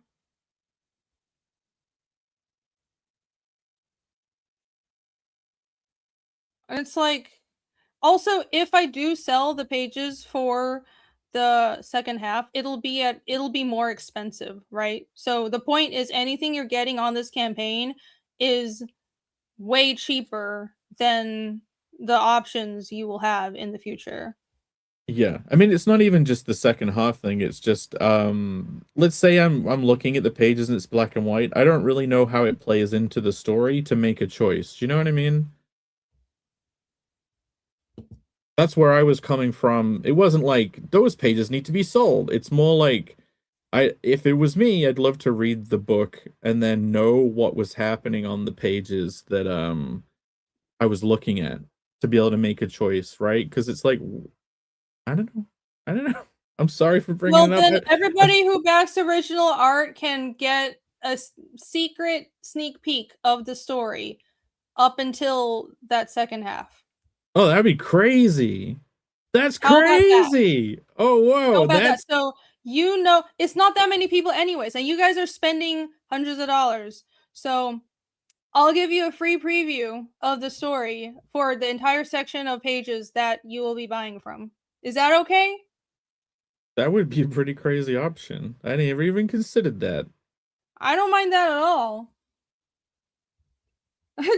I go back to Taiwan just in time for West Taiwan to try and I know. Let's hope not. No, I understand what you're saying. I remember Moromi brought it up before and I was like, "Oh, I'll think about it." And I think I didn't want to deal with it in my mind. Like it was terrifying to me, so I accidentally just like shut it out, but it's a very valid point and I want to actually address it, so let's address it. Would it be cool and would it solve the problem if if I only am selling the pages in the first half, but anyone who backed original art, you get a PDF of like, even if it's just inks with the dialogue, you get to read that entire section in like a preview PDF. Yeah, that's Moromi crazy. says it sounds good. That's a crazy perk. Great. Like that's even more added value to getting the page. Awesome. Awesome. You get to read half of the book early then. Let's do that. Combo Legend says that's a cool perk. We're doing it. That's perfect for me because of my stupid travel schedule. And also you guys get to actually read and make an informed decision on which pages that you want. Awesome. Okay. Yay! I'm glad we addressed that. Yay! I apologize for risking disaster by bringing that up. I did not realize it would be a problem. Some things you don't do live. Some things you don't do live. I'm sorry.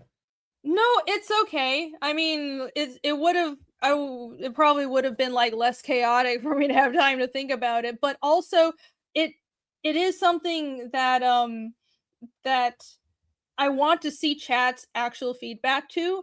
So it was a good solution. I think everyone seems happy about that. Yeah. So I'm glad. Flash Buddy, so this is totally unacceptable. This Vex, are you paired? I am vexed. What's happening? What is this? Second person in existence ever to use the word vexed. Vexed. This vexes me. Well, that's unfortunate. TC says cool. Yes, awesome. Is it paired? There you go. I don't know. I can't tell. Random. He would do that though. He would just have an egghead alt account called Fletch Bundy. Yeah. Also keep the order when bought. I'm not sure what that means. Unsure. Right. and continue sharing the Yeah, sorry, I threw that whole thing off. Yeah, thank you for the question, Comics Legend. Comics Legend always has all the good questions, the hard-hitting questions. You do. Thank you, Comics Legend. That was a great question. I'm glad we came to a conclusion with that. Yeah, awesome All one right, says chaos averted. Chaos averted. awesome one then says, when do you plan on sending, I paraphrased, when do you plan on sending the emails for people to choose then? Let's see. It would be basically when Incurvate is closing. So let's say I want to give people plenty of warning time. What's the date today? Like what's the freaking date today? The 24th? Yeah, in England it's the 25th, so it probably just yeah.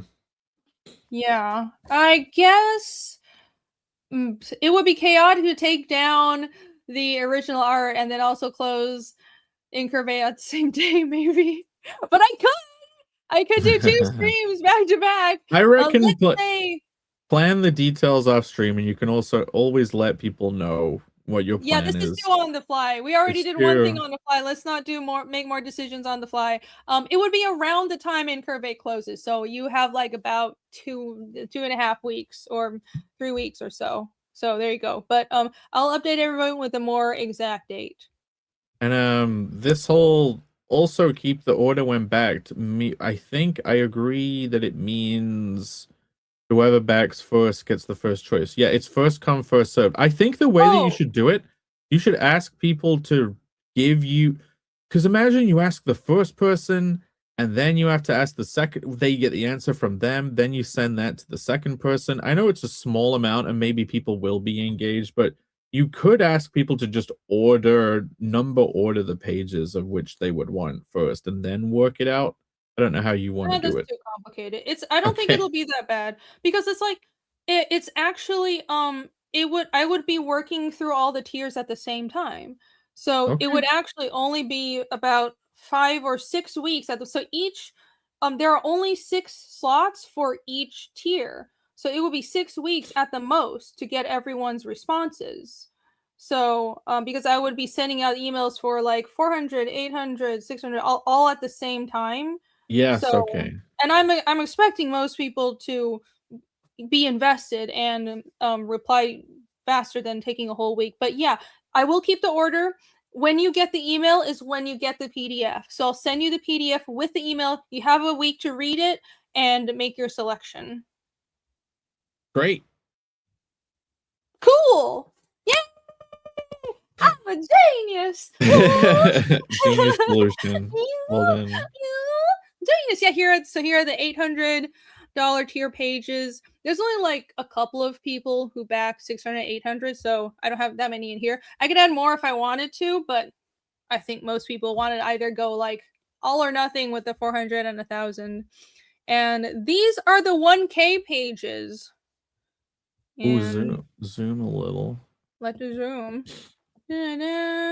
So, page 6 with the thick shaman woman on there. Oh, that's a choice someone could make. Woman. Ooh. Jake wants that page. Yeah, these are like detailed pages that are also story relevant. And that's how I grade the price tiers. It's like, oh, the more simple and the less story relevant, those are like $400 tiers, but the opposite is like $1,000 tiers. But here, like for example, on the right hand side, that is the first time the whole group fights demons in this book. So and first it's like demon appearance of the book. Yeah. After Easkell, but it's like the first group fight of a demon. Group fight, yeah. The graveyard walking away in a huff scene. I love that top-down shot on that page. I love that you've done open panels that bleed behind the rest of them. I love it so much. That was fun to do. And oh yeah, remember guys, those gravestones, the Nanarsa on it, is actually legible. So have fun deciphering the Narsa on the gravestones Yeah, that I you spent forever translating. you got Whoops. all those runes on there. Also, is that like the most drawing of Falthran on any of the pages that are available? Because I know the actual key Falthran page is not available. But like, No, no, that one is not. is that the most complete drawing of that building on these pages? On that panel I too? On the think, yeah, I think so, because there's another one where you kind of see the top, but it's in shadow. So oh, this is the only one where you can see the back view. Oh, there you go. So yeah, it's like this is the back opposite from the reveal shot of Falfrin. And that But it middle is one, for show. that shot of him slicing into that demon on page 22 is great. Oh, look at all the detail on page 23. Yep, the couple of demon fight shots. So I just personally really like those. So I was proud of that. Head slicing move. He does it a couple of times in this book. It's fun. But yeah, I spent a lot of time on that fight scene. Holy shit. So it's so detailed. That blood spatter. Gotta zoom in and look at that blood spatter. That Yeah, took so long to draw. Guys, you wouldn't believe how much she's complained about how hard she went on these pages and laments the decision she made, and now has to keep the detail level consistent for the whole dang book. Oh, I am going to do my best to have a simpler style next book. It'll still look good, don't worry. But yeah, oh my gosh, someday I will manage to not just add detail everywhere. But there you go. Those are the selections I have for each tier so far. I might add more if more people back, which would be a great problem to have. That would be awesome. Please back more original art. Because I need to fix my house. But there you go. And I'm glad we solved the problem of people actually reading the book. We're gonna do the PDF thing in order. It'll be great. It'll be perfect. Beautiful. Yay! Beautiful. Crisis averted. I don't want to be blamed for another freaking. Oh. Sometimes you lack tact, but you know what? It was something that needed to be brought up. So thank you. Thank you. It all worked out. It all worked out. I'm glad. Freelancer says, wipe away your tears with our money. I will do that. We'll pay my bills, so I appreciate it. I will pay my bills and print your books. Speaking of money, the INCURVATE art book now live on Fund My Comic. He's trying to make up for the mini mental crisis by being a hype man for my book. Okay, I see how this works. It wasn't that big a question to ask. Here's why it was a problem. When you have a plan, you really want to stick to it, and that's all it is. And so, like, it's just because the possibility of a plan being changed, that's where it's like stress mode. I know. I am a little autistic like that. I have trouble changing plans. I want everyone to be slightly appreciative of my ability to actually pivot just now, because it's usually very hard. I'm very set in my ways. So yep. I did it! Yay! Solutions on the fly. Anyways, art book!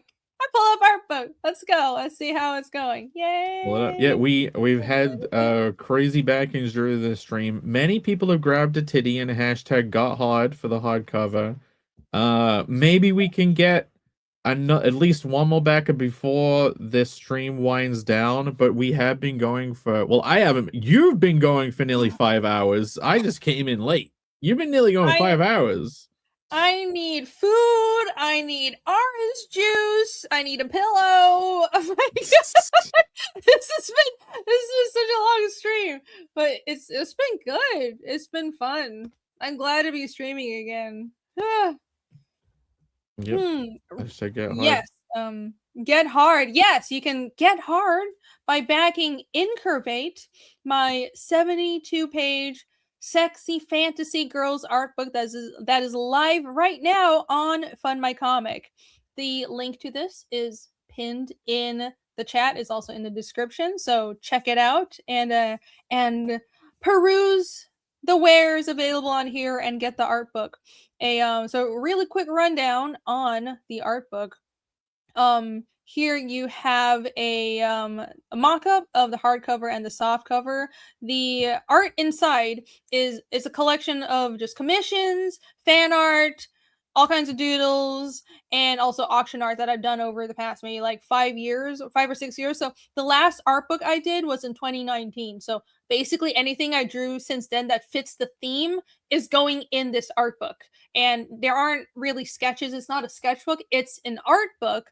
And you can see a sample of what the pages look like here. So there's some black and white pages, some colored pages as well. Like here, there's a mix of it, but all the work inside is pretty polished.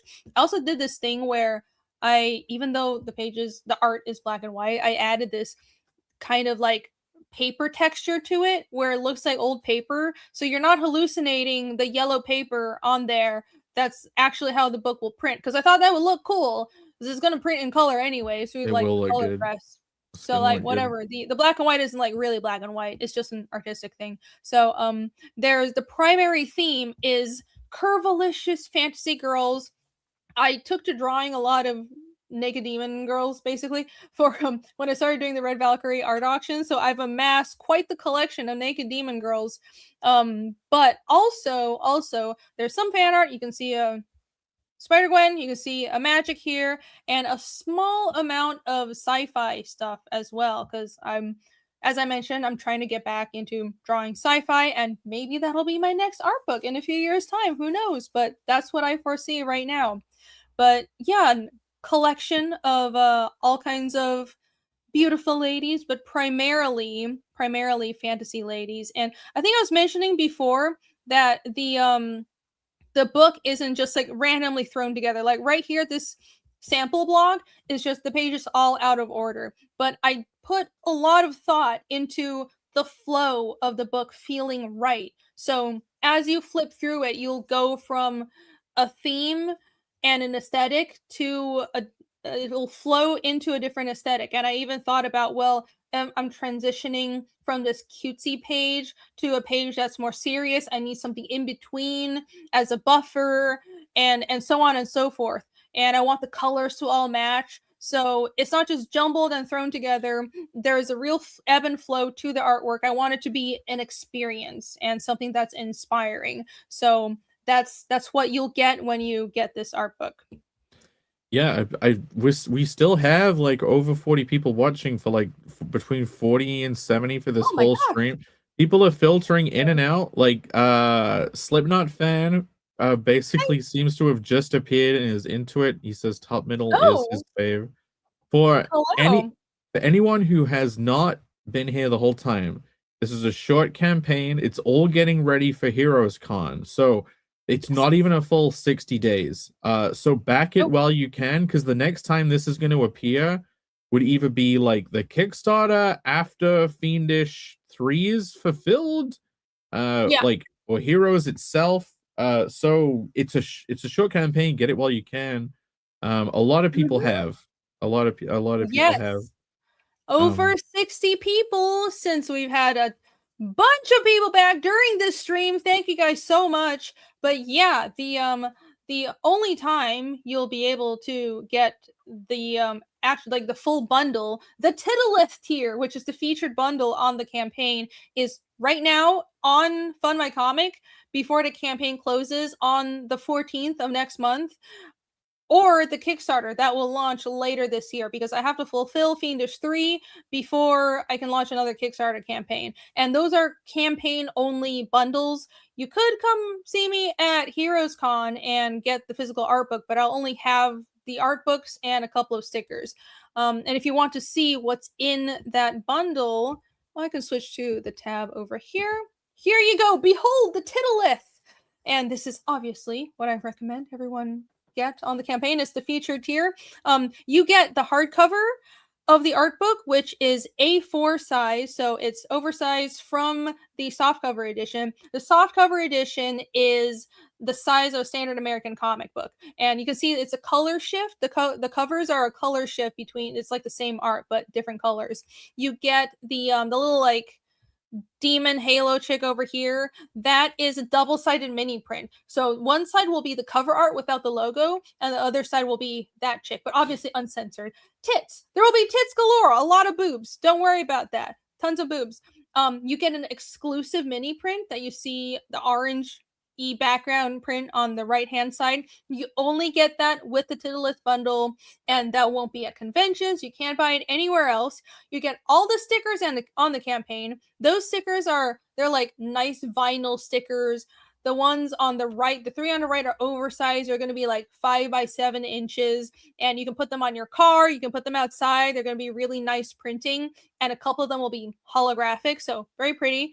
And those are all add-ons on the campaign, but you get them as part of the Tittleth bundle, and you also get pundle, and you also get book plates, which is a label that I sign because I can't be there in person to sign the art books, but I'll sign the labels, and you can put the labels, stick them physically to a designated spot in the book. So you can just paste on the signature and have a signed book that way. So you get 2 book plates, so both of your books will be signed, and you also get this little exclusive floating eyes and mouth weird little sticker set. That's also an exclusive with this bundle.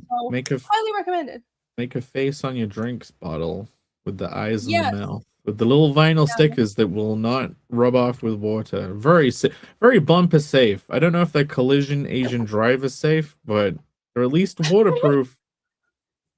Definitely not Asian driver safe. I have them here. Hold on. I need to do the bit. I forgot I had them right here in my drawer. Oh, the real artwork. Yeah, I'll auction these off too. Look. Go on, get your makeup all over them. Go on. I don't know if that increase or decrease the probably decrease the value. Who the fuck wants that? There you go. Back in Incurvate right now. There's a lot of boobs, demon chicks, and yeah, space stuff. I want to get it. Grab a titty. Cheers. You'll love it. Thank you. I'll also get my original art. Best sales pitch ever.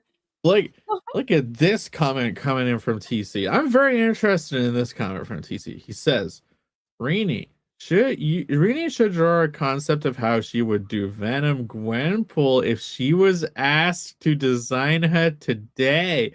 Irene Strychalski, actual designer of the actual Venom Gwenpool. I'm thinking it's not that nobody knows that design. It's not like I'm thinking we make a design that is gonna be known because it's a little hotter than I tried to take you off for your sake. I know we did it at the same time. A sexy Venpool. It would probably definitely be different and not anything Marvel would publish. So because Gwenpool is essentially the Quark Chungus of the Marvel universe, right? Yeah. So it's like what is the Quark Chungus Venom version? Like, would that be like, look, Gwen want fuck? Like she turns feral with the Venom version, or does she like make herself yeah, we're doing that. God. Or does she just give herself a huge curvaceous figure when she gets to choose where all of that black goo goes? I don't know. I don't know. Hold on. But this needs to be censored. I have a piece that I dug up, but I don't know how I'm going to share it. Fuck. I mean, we're 4 hours in. I don't think YouTube is gonna care about like illustrated boobs, right? I say. Oh, Venom Squirrel Girl? Does that even exist, Venom Squirrel Girl? I have no idea. I mean, it probably does. I've never drawn it. Not that I know of, but it probably venomized everything. But I actually do like drawing Venom. I like drawing venomized stuff. It's cool. It's fun. Where the fuck is this page? Yeah, whenever I bring up the Venpool thing, it's me as Marge Simpson holding up the potato, going, I just think they're neat. I just think it's cool that you did it. That's all. Okay. You know the meme? That's neat. I just think it's neat. Gwen want fuck. I mean, That's just in my head. That's like actually her voice and like this man voice when she's Venom. yeah. Well, yeah. What is it? I suppose a female character that's being venomized would have like a big breathy kind of like or a mommy voice, I guess. Not a bestial. Oh, look, there she this be. is in. Yeah, this is in the. I mean, it's not even like this is old. This is at least like 4 years old. This is actually a while ago. I think someone asked me to draw Venomized Gwenpool at a con. This was a sketch cover, and I was like, "Do you mind if I draw her sexy?" Because I got tired of. This was when I was doing Fiendish, and I didn't want to draw too much cute. I mean, I draw cutesy stuff. I know, but I didn't want to be expected of that. It's complicated. I have a complex about it. Anyways, so they were like, "Yeah, make her sexy." So I would probably do this, but like heighten it. It would go way further. I'm just saying, I would really love an extremely heightened version of a sexy Venpool, a venomized Gwenpool being, but like with a kind of like jokily over the top to play into her isekai Quark Chungus vibe. Yeah, I don't think you can scroll down much further, but you're gonna accidentally do it. It's gonna living on the edge. It's gonna resize the whole thing instantly. I'm living on the edge. Careful. Oh my God. Big, do the voice. Gwen want fuck. She would be half and half. It would be like Gwen want fuck laid over with Gwen at the same time. It would be both voices because she's like half and half. Oh my gosh. Taboo from Image. I don't know who that is. I feel like I've heard of the name, but I don't know who that is. There's a lot of suggestions about characters I should draw today. I'm very grateful. I have a lot of subject matter to work with now.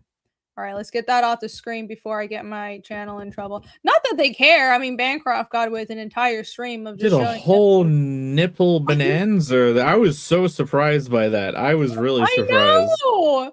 I was shocked. That was very bold. I was like, what's the angle here? If it's just zoomed in on just the nipple only, like it's fine because how can the algorithm know what it is? Like he never zoomed out to the full art. That's the thing. I'm like, okay, because he doesn't want the AI to place the nipple on the full form in order to trigger anything. He only ever just showed nipple.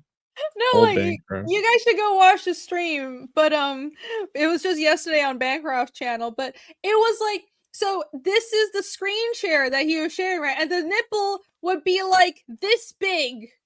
This would be the entire nipple in your face, filling the whole screen. But I'm like, I guess the AI doesn't register. That's what it is. It just looks like a bump. So occasionally with a piercing, because there are a lot of those in the art book. So like it was fine. I didn't get struck, I don't think. Well, it was great. I failed the test, but still it was fun. It was fun. Yeah. Yeah, so when Gwenpool gets venomized, she just gets super horny and right? Is that the canon? Totally. Yeah. She has to become the most. Definitely the canon. She just thinks she got isekai into the comic world, right? Does she know she's in the comic world and she was a fan of it? Yeah. So when she gets venomized, she's like, "Am I in the hentai version of this universe?" Time to build my harem. This is a Japanese property. It would be like some Fujoshi who's like, "Oh my god, I've dreamt of fucking all the superheroes. Yes, that's what I mean. And I've never been able. I can now I'm venomized. I can live my dream of fucking everyone I'm a fan of." Gwen Neepool, says Jon Snowden. That's great. Holy shit. Was the character Gwen- ever a super Gwen- fan of someone and she did try and get with them? Did they ever play with that? I mean, there was kind of a thing where she was hinted at, would you not, with Miles Morales. Okay. But was she a big Yeah. fan of him beforehand, or? Yeah. Okay. She basically knows all the superheroes. She's like a super fan. I know everybody. No, but she's based her character on Deadpool. So I'm like, is she just really into Deadpool and writes like fan fiction of him? Because she made her fan character based on him. I don't know anything about the character. I'm just making her the actual name is Gwen Poole. Like her surname is Poole. But then she's dressed as Deadpool. Yeah, but she's also like pink version of Deadpool. So I guess it's because her name was already Poole. So she's like, oh, this is like a funny pun, I guess. So is the joke that it's just nothing? is the joke of the whole thing that it makes no sense? Yeah, sure. I think so. I didn't write it. I don't remember. I think she actually doesn't like Deadpool, but that makes, I mean, I was a funny thing because she didn't actually like Deadpool. I don't know why she wasn't like a Deadpool super. I'm talking out of my ass. I don't remember. This was a long time ago. Dresses like him. Yeah, I have no idea. Chat, help me out. Yeah, I'm wondering if sexy Gwenum Pool, if this would be a boon to the fans who like getting those books signed, or like oh my god, what is this? Where did she go wrong? Yeah, well, I got it wrong a long time ago, apparently. Yeah, I have no idea. I just like drawing Venom. I'll draw anything. Well, I shouldn't say that. That'll, I'll draw anything. I'll draw anything Venom. No, I'll draw anything Venomized is what I was going to say. But then somebody will come up with a completely degenerate, horrific thing and be like, "You said you would draw this." So no. But I do like drawing Venom. More importantly, so like any character Venomized. There was a while where this guy in China was commissioning me every couple of months to just like draw Venomized Wolverine, draw Venomized Batman, and that was fun. Is Jake finally understanding Marvel? What? It's just nothing. At least that they don't. Here we go. I'm not to be insulting. I don't want to burn any bridges. She took Deadpool's look because he is popular. In order for a character to survive, they have to be remembered. True death is to be forgotten. Oh yeah, there was this whole thing where she's aware she's in the superhero universe, so she's like, I had to stand out in order to be actually the star of a book. That's actually pretty cool.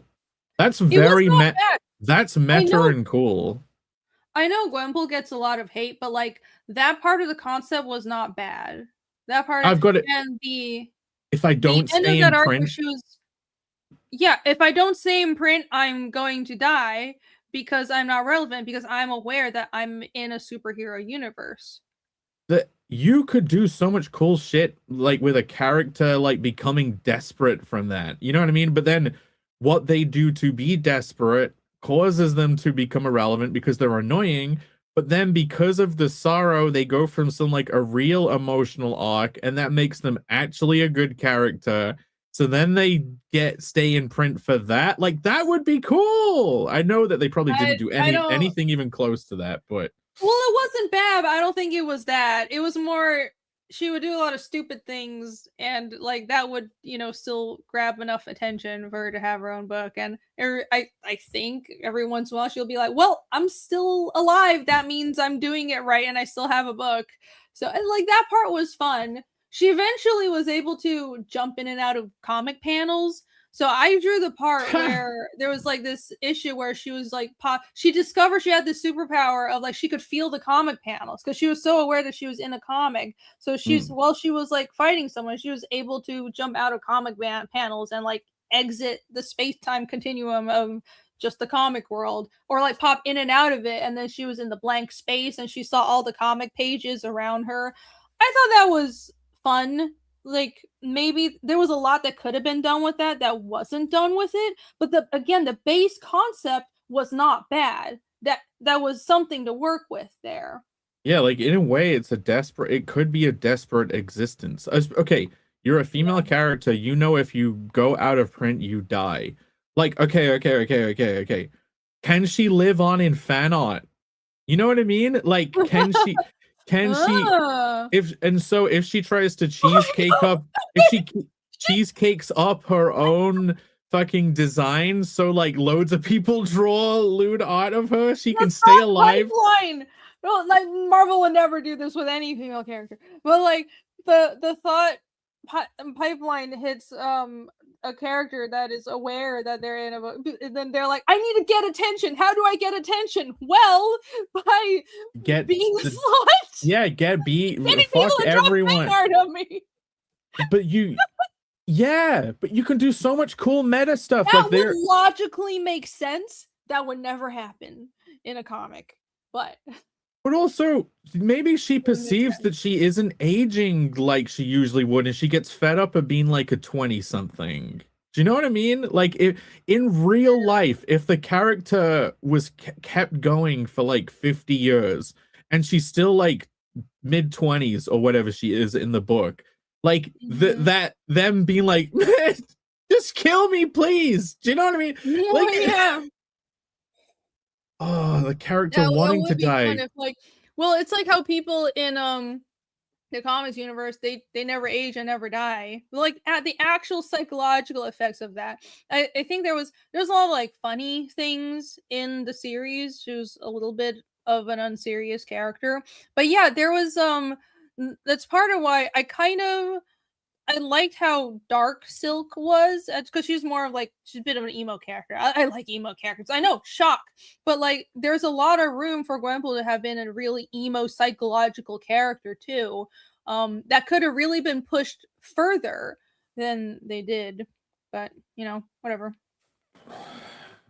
She was a comic super fan from the real world who went to the comics. Not sure how. Yeah, how did that happen? She went to a superhero costume maker because she didn't want to be an extra who misread her application.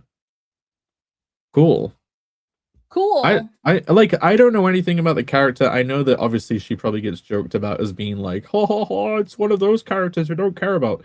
But like, I do kind of like the isekai aspect, and like, you really could do cool shit with that premise.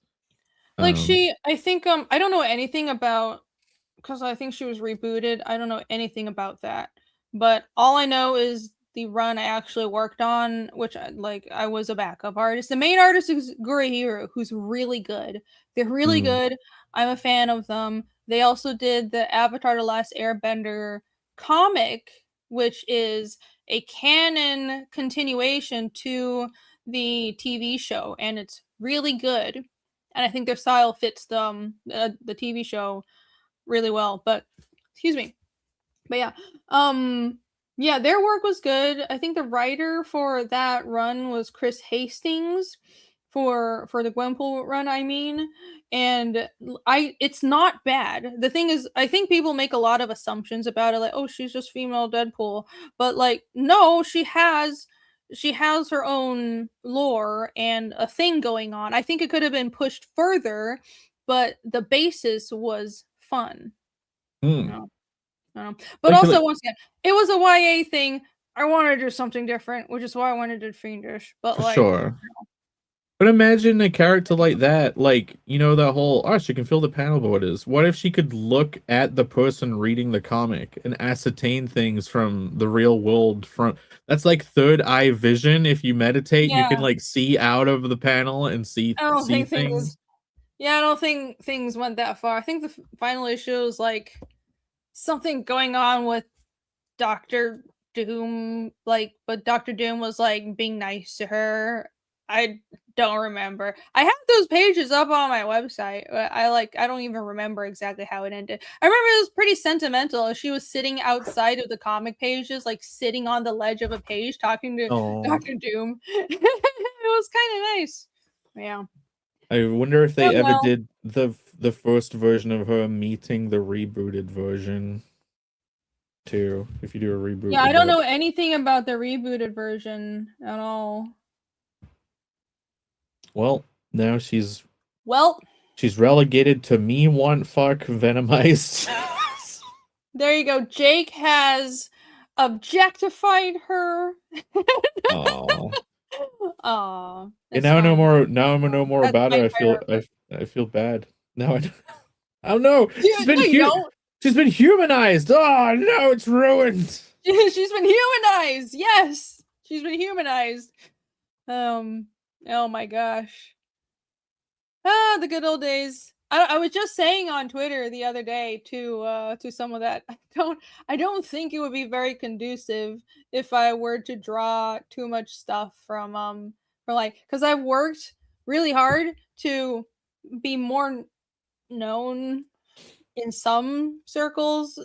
Obviously, a lot of people, all they know is, oh, she worked on Archer, she worked on Marvel, but like I really, really wanted to find my own fucking style. And that was like the whole point of doing Fiendish and even Incurvate. Everything I'm doing now is like, my God, I want to have my own style. Because like it was really it was tiring being a style chameleon throughout my 20s. And I don't want to have to do that again. So I'm kind of resistant to going back and drawing things that I've drawn in the past. And I kind of I only want to draw things that I am invested in, that I can do in my own style. But so there's that caveat. But I do like drawing Venom. So maybe in the next art book, I'll have a bunch of Venom stuff. It'll be like sci-fi girls and Venom. Well, you could. Well, no. So here's the thing: if you you can totally play with the concept of that, like ferrofluid magnetic, like it's like iron dust in oil, and it's, you know, that stuff. Yeah, I think so. That could be, there is gray goo concepts in sci-fi. Like if you ever wanted to do stuff with like a black goo, it could be black goo that like mechanizes things. You know what I mean? You could do so much with it. It would touch on the same things you like doing with the venomization, but you could have tech in there, and it could be a sci-fi thing instead of like an alien thing. Yeah, I mean, Venom is an alien. So yeah, TC says he is an alien, so he is sci-fi. It counts. All right, I have the go-ahead. Full permission. Full permission. Not that I needed it, but now I feel extra secure about it. Yay! You know, Venom so for the next art book. Let's go. I'll just draw like every single franchise female character venomized with their boobs out. Piss everybody off. Just the boobs. The entire version of them is like venomized, but then there's just their boobs are left as the original, just hanging out. I'm gonna have to grow up someday, but today is not that day. It's every part of their body is venomized except for the boobs, which are just completely bare. We'll never grow up. Okay. I should probably go get food.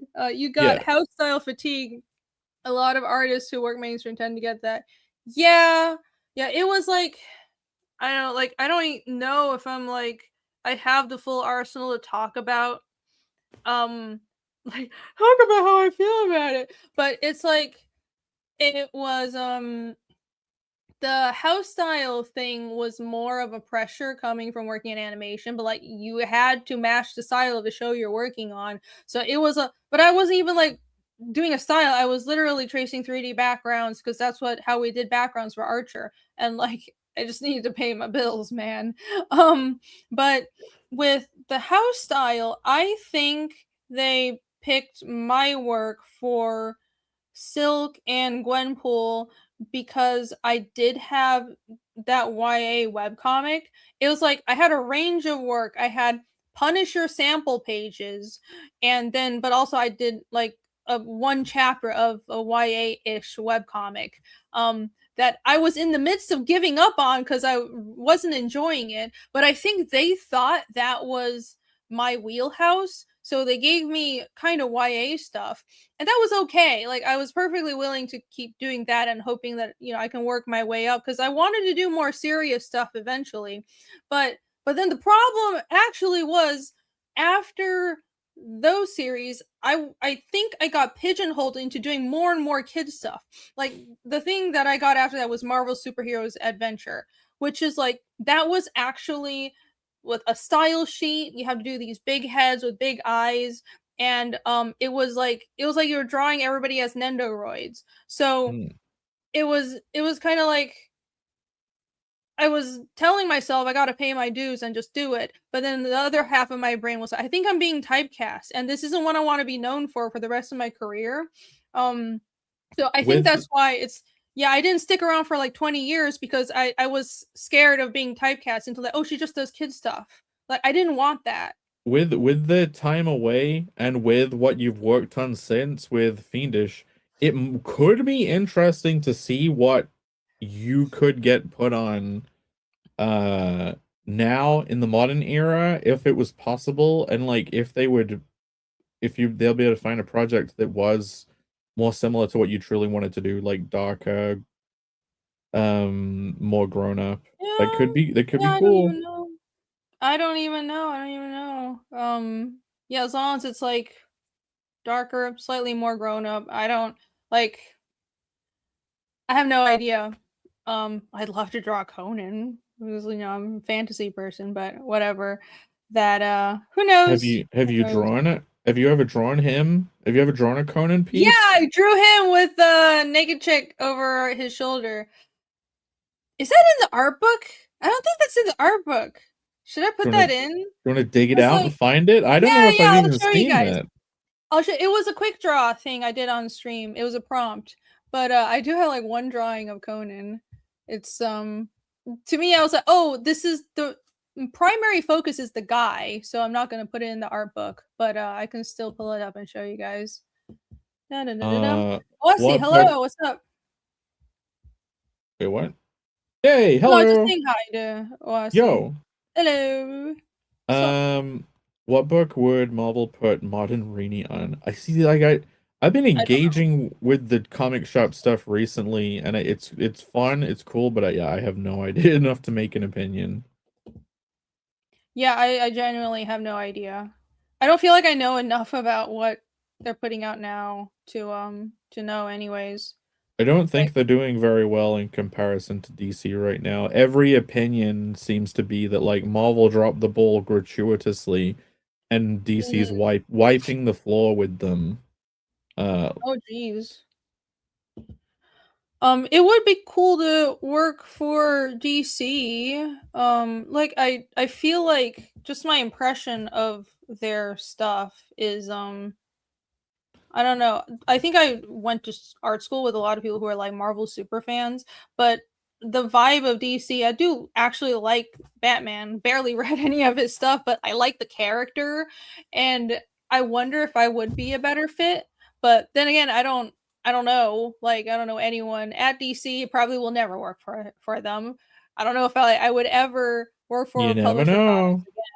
You never But I mean, you know. never You know. never know. But like right now, I don't even foresee how that would happen. It would be cool though. It would be cool. I would love to try out DC if that's even possible. Just because like I like the vibe of their world building. It's hard to explain. Yeah, It's a little, it's a little more grit.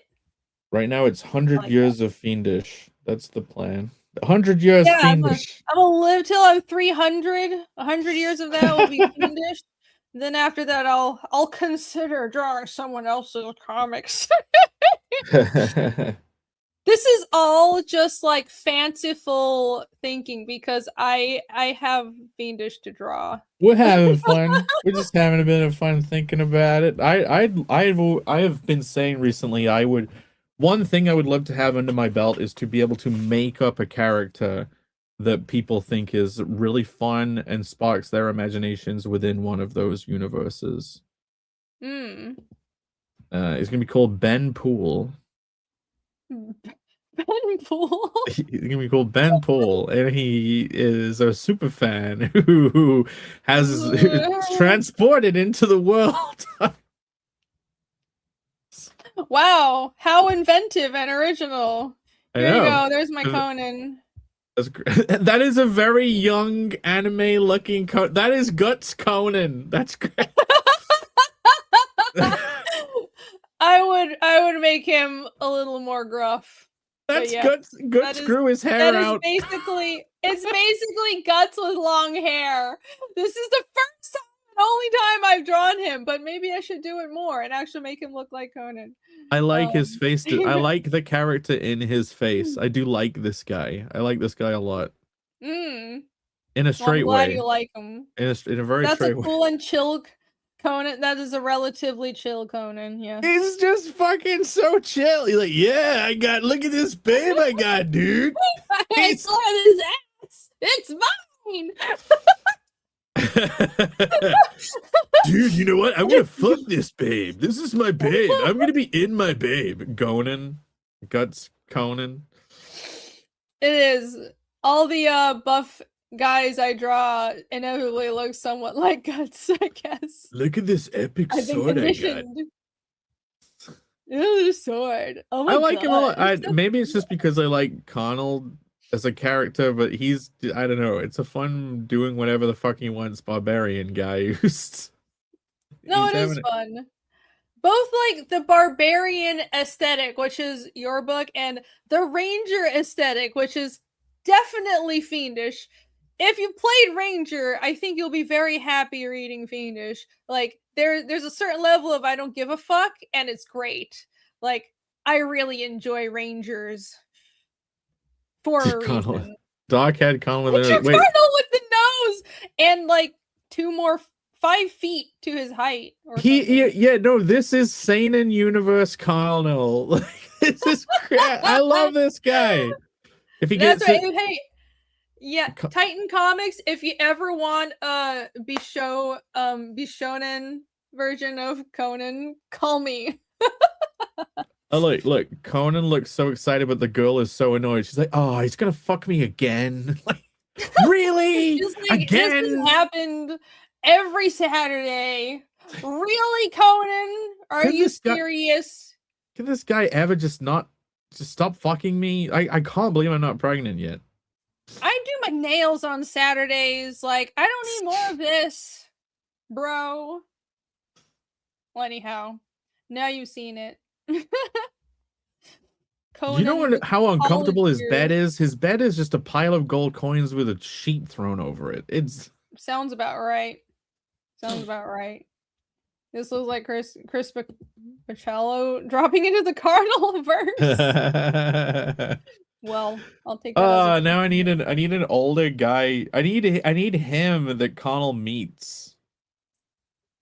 And it's the note, you know, he gets a mentor for like a day, but then, you know, Connell will have to start getting weirded out. Like, this guy's way too this guy's way too into killing people and like drinking the blood, and he's like, yo, dude, we're muscle bros. We can do whatever the fuck we want. Like, oh yeah, this guy is like, he comes across as like a strong guy, good mentor, but then he's just fucking psycho. Yeah, he's insane. Yeah, we deserve that village, and we deserve all the maidens because we can. It's like, excuse me, what? Look, yeah, he's like, look, dude. I don't know. I'm evil, but I don't know about that. When our side wins a battle, there's like one day where it's totally purge level. You can do whatever you want. And he just points around all the women in the town. He's like, I raped her, and I raped her, and also her, and all her. Oh, I did her like 5 times, dude. It was great. Like, that would be great. There you go. There's another side quest plot line for you. The bad influence. Terrible influence. If I only had a nose. It's if I only had a heart, but it's if I only had a nose, and it's this guy who's him with a nose. Holy shit. It'll look just like this. I'll do the concept art. Hello, Keely Chow. Good afternoon. In Hong Kong. Thanks for joining. You have joined us at, holy fucking shit, almost 5 hours and 30 minutes of streaming. I promise I will wrap this up soon. But yes, we are, I suppose that is a good cue to actually try to go to bed. Go out on a high. Go on high. That's right. On that note of Carnal graping an entire village. No, Connell's not the one doing it. It's your guy doing it. Oh, right, yeah, not my guy. It's your character guy. that you made Your up. Version of No, my guy. This is your character. Your original. Your imagination. This is your original. I was just saying what you told me. You told me all that. That onto my, well, it wasn't a wholesome drawing, but anyways,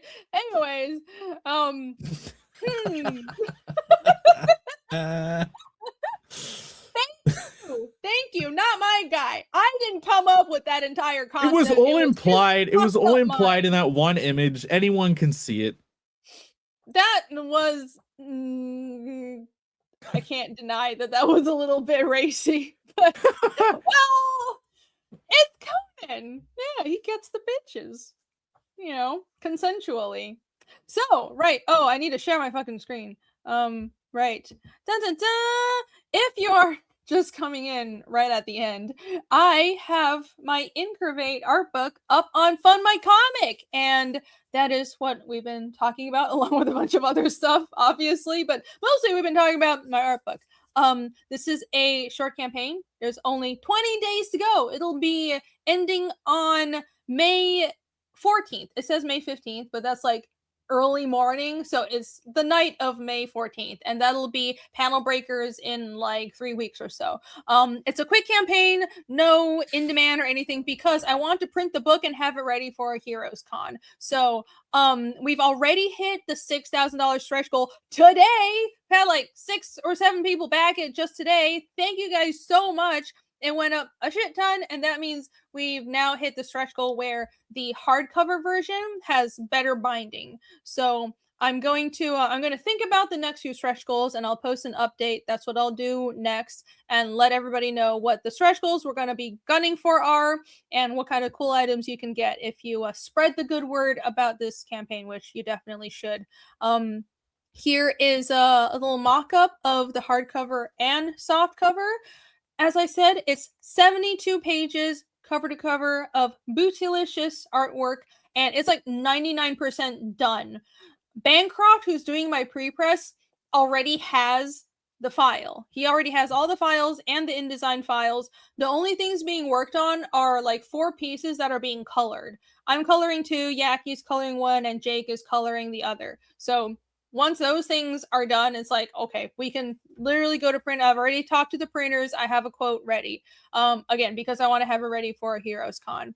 Here's a little sample. There's a mock-up of the interiors and some more samples of the pages. It's a good mix of commissions, fan art, a lot of the stuff I did for the Red Valkyrie auctions. If you've seen those auctions, you know I've been on a like 5-year streak of drawing naked demon girls. So all of those are in this art book, and some of them are now colored. So yay, you get to see them colored, and with boobage and sci-fi girls along with them as well. So there you go. You can get a bunch of jumbo stickers. All of these are art pieces from the book that I've made into stickers. You can get a double-sided mini print, my 2019 art book, and the crowning jewel of the campaign, the Titolith bundle, which I will zoom into in this tab so you can behold it in all its glory. This is everything on the campaign except the regrowth art book, but you can add it on if you so wish. Everything to do with Incurvate, the hardcover, the softcover, the mini print, all the stickers, the book plate, which is a signature, like it's a signed thing you can stick in the book. And you also get an exclusive spicy mini print and a set of exclusive stickers. So this is definitely the thing you should get for Incurvate. You get everything with 2 exclusive items that you can't get anywhere else, not even in shops. I'm not going to have it in the stores. I'm not going to have it with, none of these are sold separately in any other bundles. So you can only get it in the Titolith bundle on the campaign. So check it out. And thank you guys so much for backing and helping us get past 6K. Yeah, crazy amount it went up today. It was nuts. Thank you. Thank you to everyone in the chat. Yes, it was crazy. It Hopefully- was amazing. Hopefully we rewarded everyone with a fun stream. I hope so.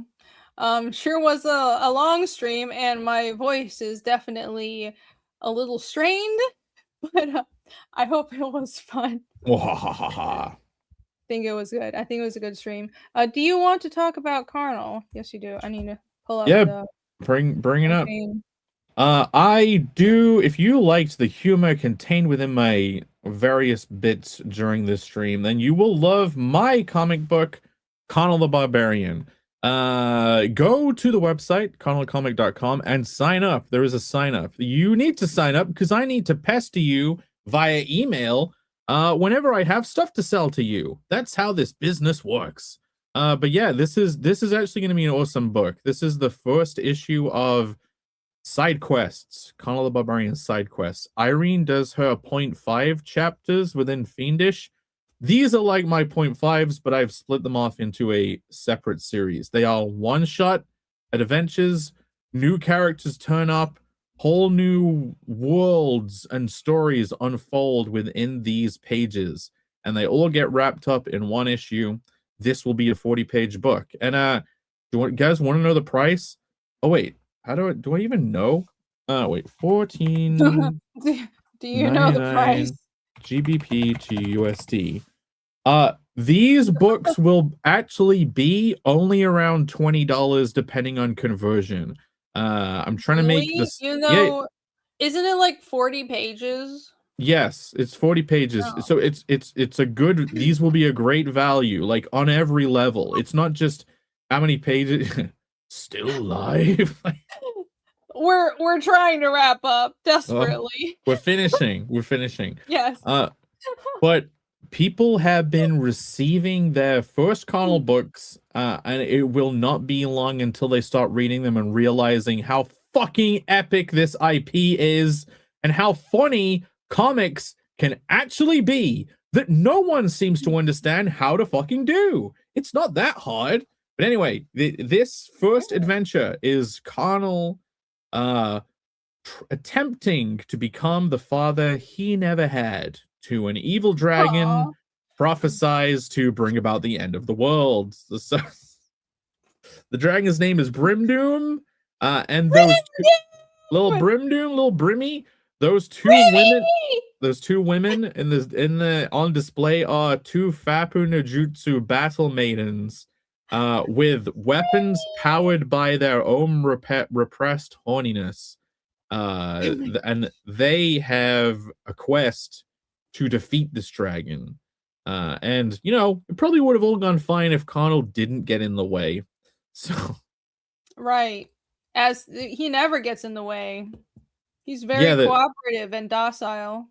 Bad Dragon is just a name and nothing else. Yeah, this is you know what? If you know what that title means, you know exactly the kind of humor that you were in store for with Connell as a series. So get ready, strap in, and go sign up. If you sign up and you back, you get a trading card drawn by Irene, and it is the third in a series. There are 9 of these. This is the third one. At some point in the future, you will be able to buy a whole set, but that's in like freaking 9 years' time, essentially, or 7 years' time, depending on how often these campaigns go up. But yeah, go sign up, please. I really do. Mailing list signups are so important to us, and we try and downplay it because we never want to seem desperate, but they are a supreme help. So I would appreciate it greatly if anyone who isn't signed up went and did it. Yes. So. Email lists are very, very helpful. They are the lifeblood of us indie creators. So yes, sign up for the email list here. Also sign up on the Fiendish website.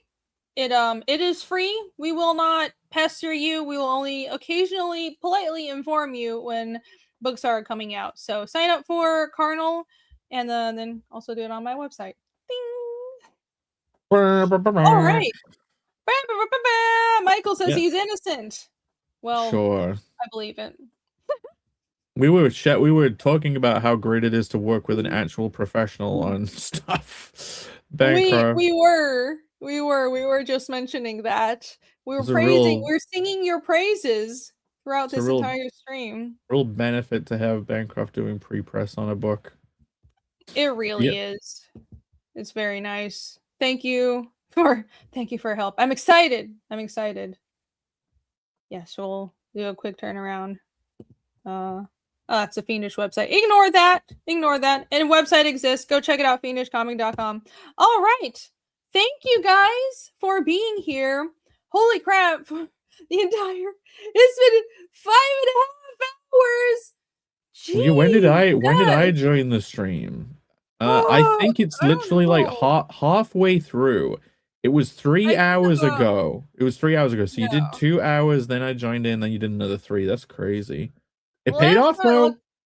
Yeah. The last time I looked at the clock, it was like 3 hours. It's just, this is what happens with streams. You'll think you want to wrap up, and then something will happen, and before you know it, 3 hours have passed.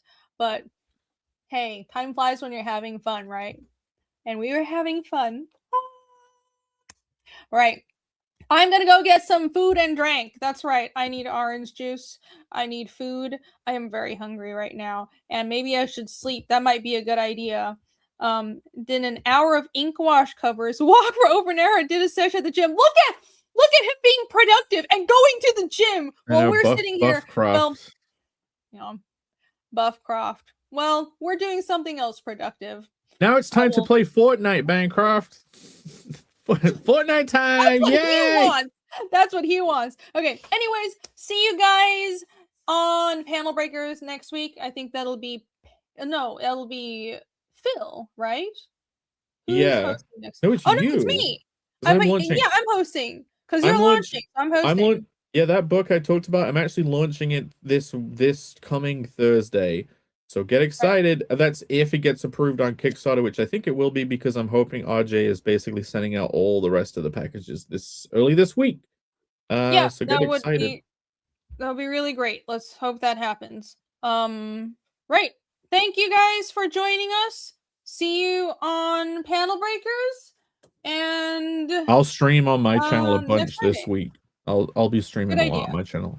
Go look for Hyperwiz Art on YouTube and come and join my streams. I try my best. I really do. I'm sure you do. And they are good streams. All right, I need to find the outro. I have the Panel Breakers outro. What do I do? Oh my gosh, no. Okay. I'll just play this. Okay, perfect. All right, I'm ending. I'll see you.